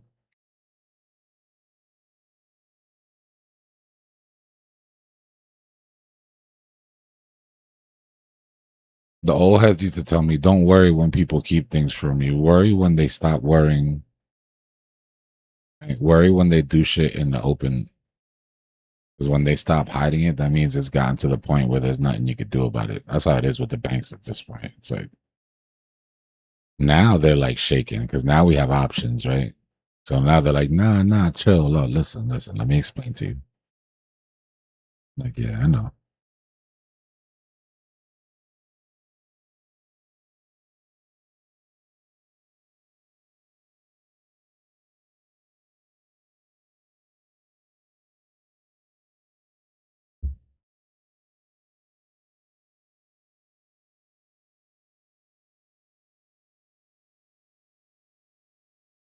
$800 EMA looked like the move.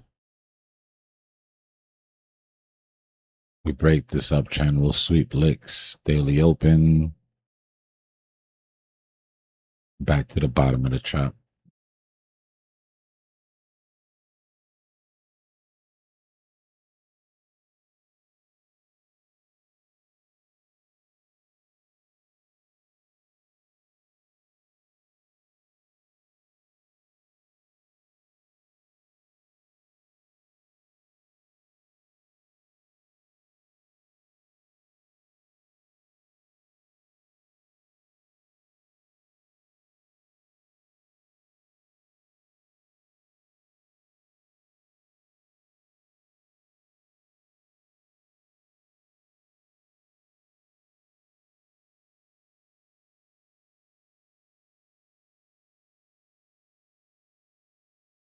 Yeah, I don't know what the camera's doing, but that shade of purple isn't on my wall. I think my LEDs are like screwing with the sensor or something. That shit looks cool though.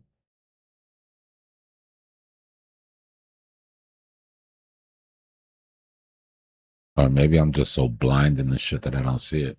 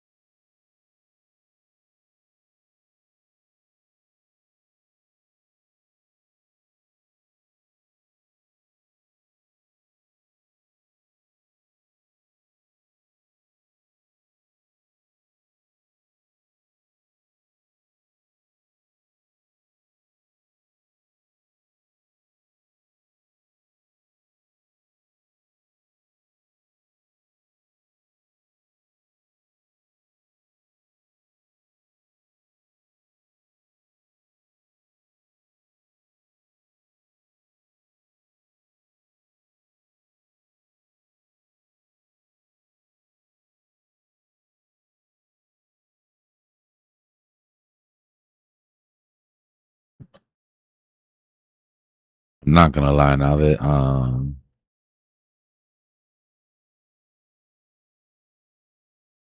that Prime Day is over, I can admit to y'all that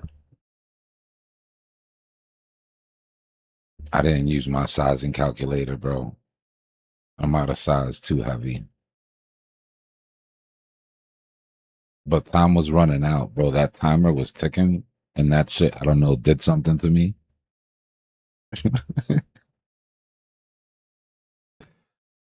It was down to like 37 minutes, 36 minutes. I was like, all right, hold up. It's time to dial in. And it got to like 10 minutes, 5 minutes. I don't even know what's about to show up tomorrow. We'll see.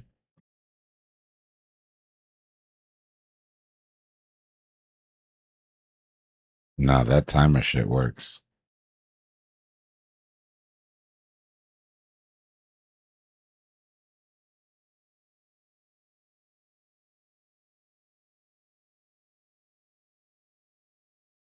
Goes.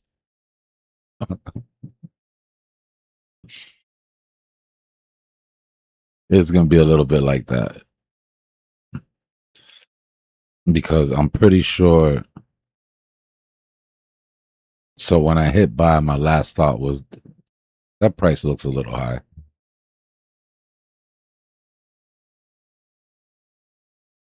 So I'm pretty sure I had some shit checked that I wasn't supposed to have checked.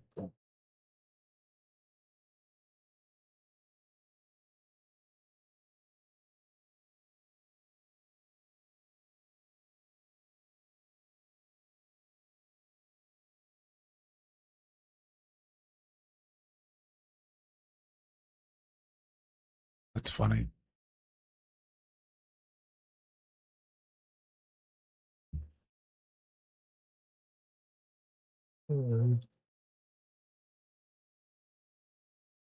It's all gonna be shit I needed. I didn't have anything crazy in my cart.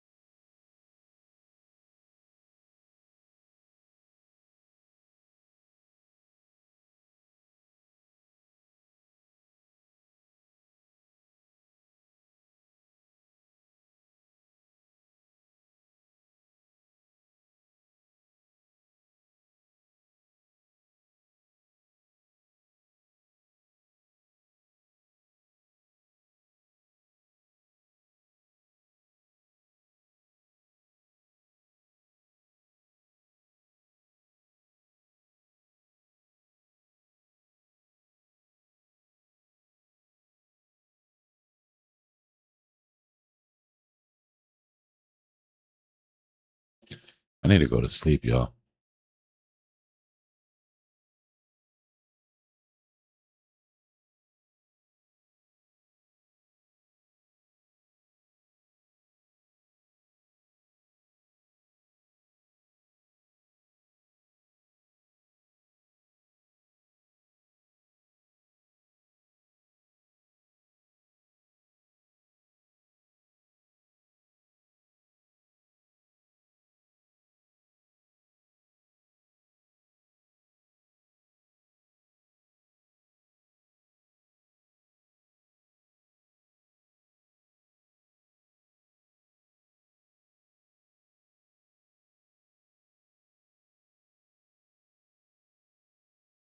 I don't know where on the planet y'all are, but over here it's almost 5:30.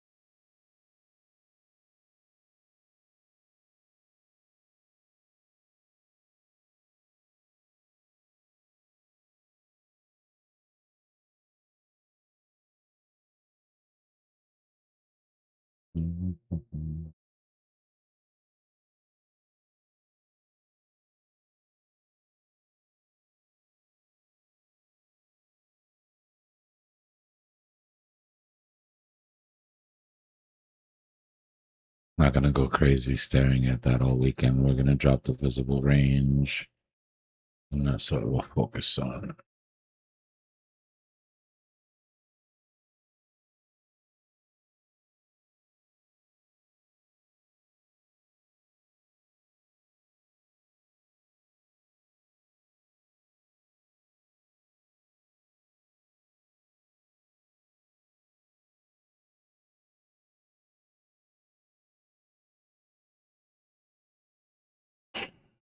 I mean, honestly, there's plenty of reason for this to hold and go up, except for the main reason, which would be volume, which we have like none of. But there's just something that's bothering me about giving up on the top side yet.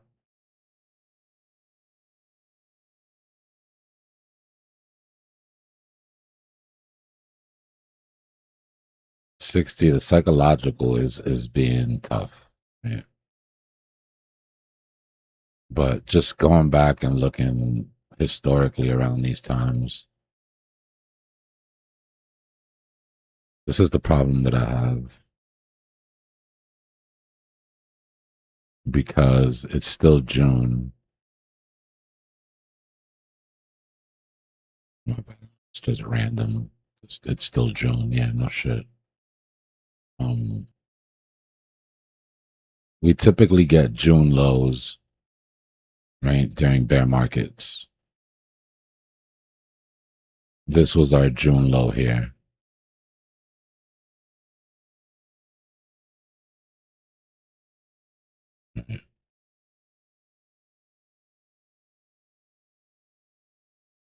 That June low to where we topped out gave us a 46% relief rally before the final capitulation that took us to our bottoms. Then in 2022, we got our June lows right here that gave us a 40% move before we capitulated and went to our bottoms. So it's like, ugh, you know, like here we are again. June lows, waiting to capitulate. But I mean, where we're holding, you know what I mean? Like if you look at the 4 hour,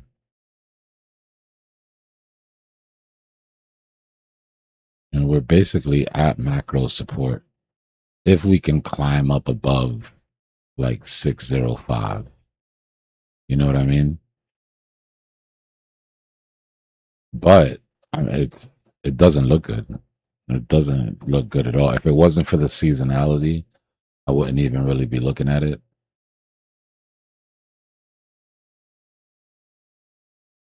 But basically, if you can't get above, that's not even, we don't even have to go to the daily. If you can't get above that 50 EMA on the 4 hour, then we're just going to roll over and go to mid 50s. Now, how much have we, like, if we were to get that 40% move,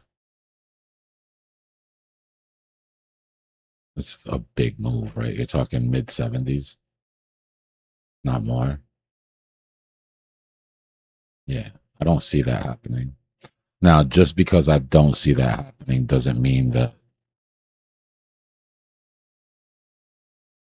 the possibility of coming up to retest that daily 50, which we haven't since we broke, right, isn't there. We could find the bottom here, come up and clear these vectors, hold that SR, and then go grab that 50 EMA at 67 easy, and then just roll over.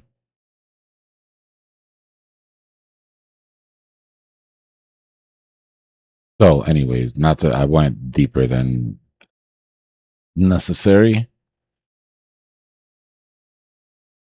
But to answer your question, yeah, holding 59 is what opens the door to be able to squeeze and grab those higher prices. If not, we're sweeping these licks. We're going to find out one way or the other. I'm going to be asleep when we do, but we're getting sort of pinned in between this 200 EMA and this 50. Right. So eventually one side or the other is going to go, and there's enough gasoline on each side to really push price. So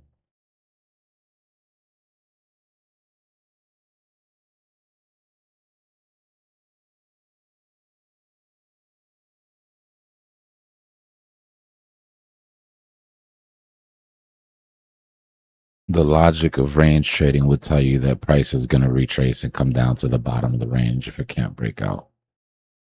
It's crazy. We were just covering this in class today. Right. So you're in that situation now where you're looking at, is this going to be a deviation or is this going to be a breakout? You already broke out. You came back inside of the range. Right now is when you're trying to figure out if you're going to get accepted back into the range. Meaning if that candle closes back inside of that range and you get a red candle, the chances of coming down to the bottom of the range are pretty big. If it breaks out and holds support, then you're looking at a breakout.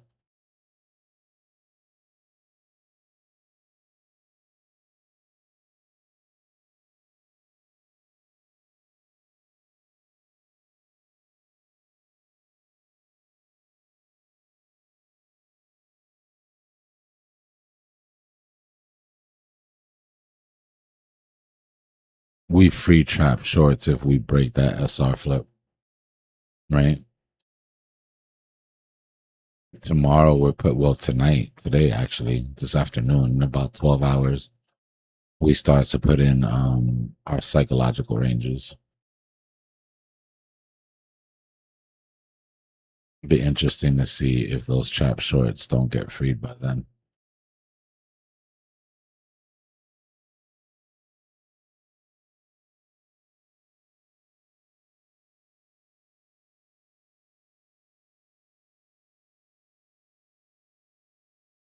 All right, good people. That's going to be it for me.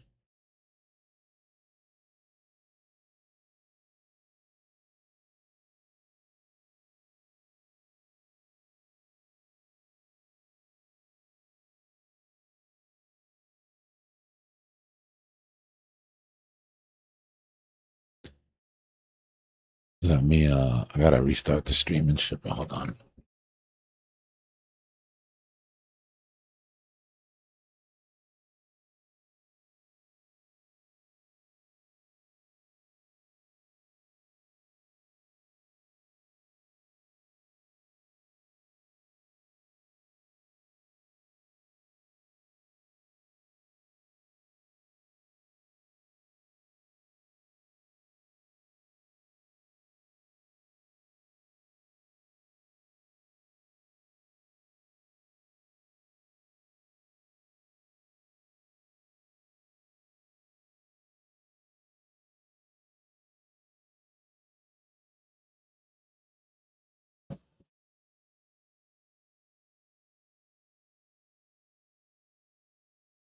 About to call HR on you.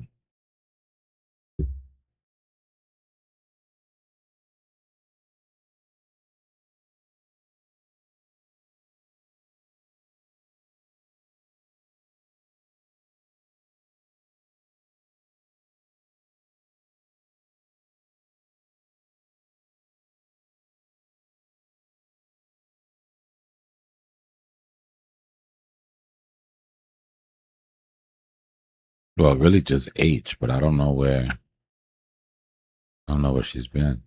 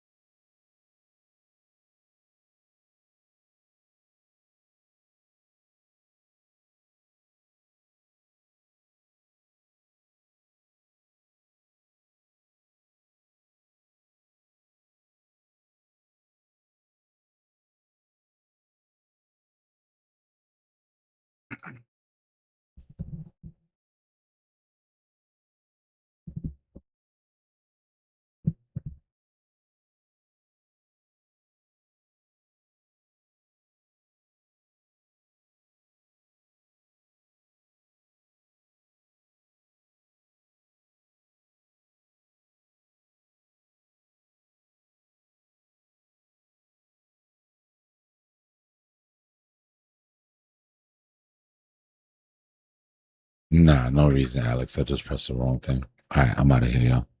I almost got caught doom scrolling.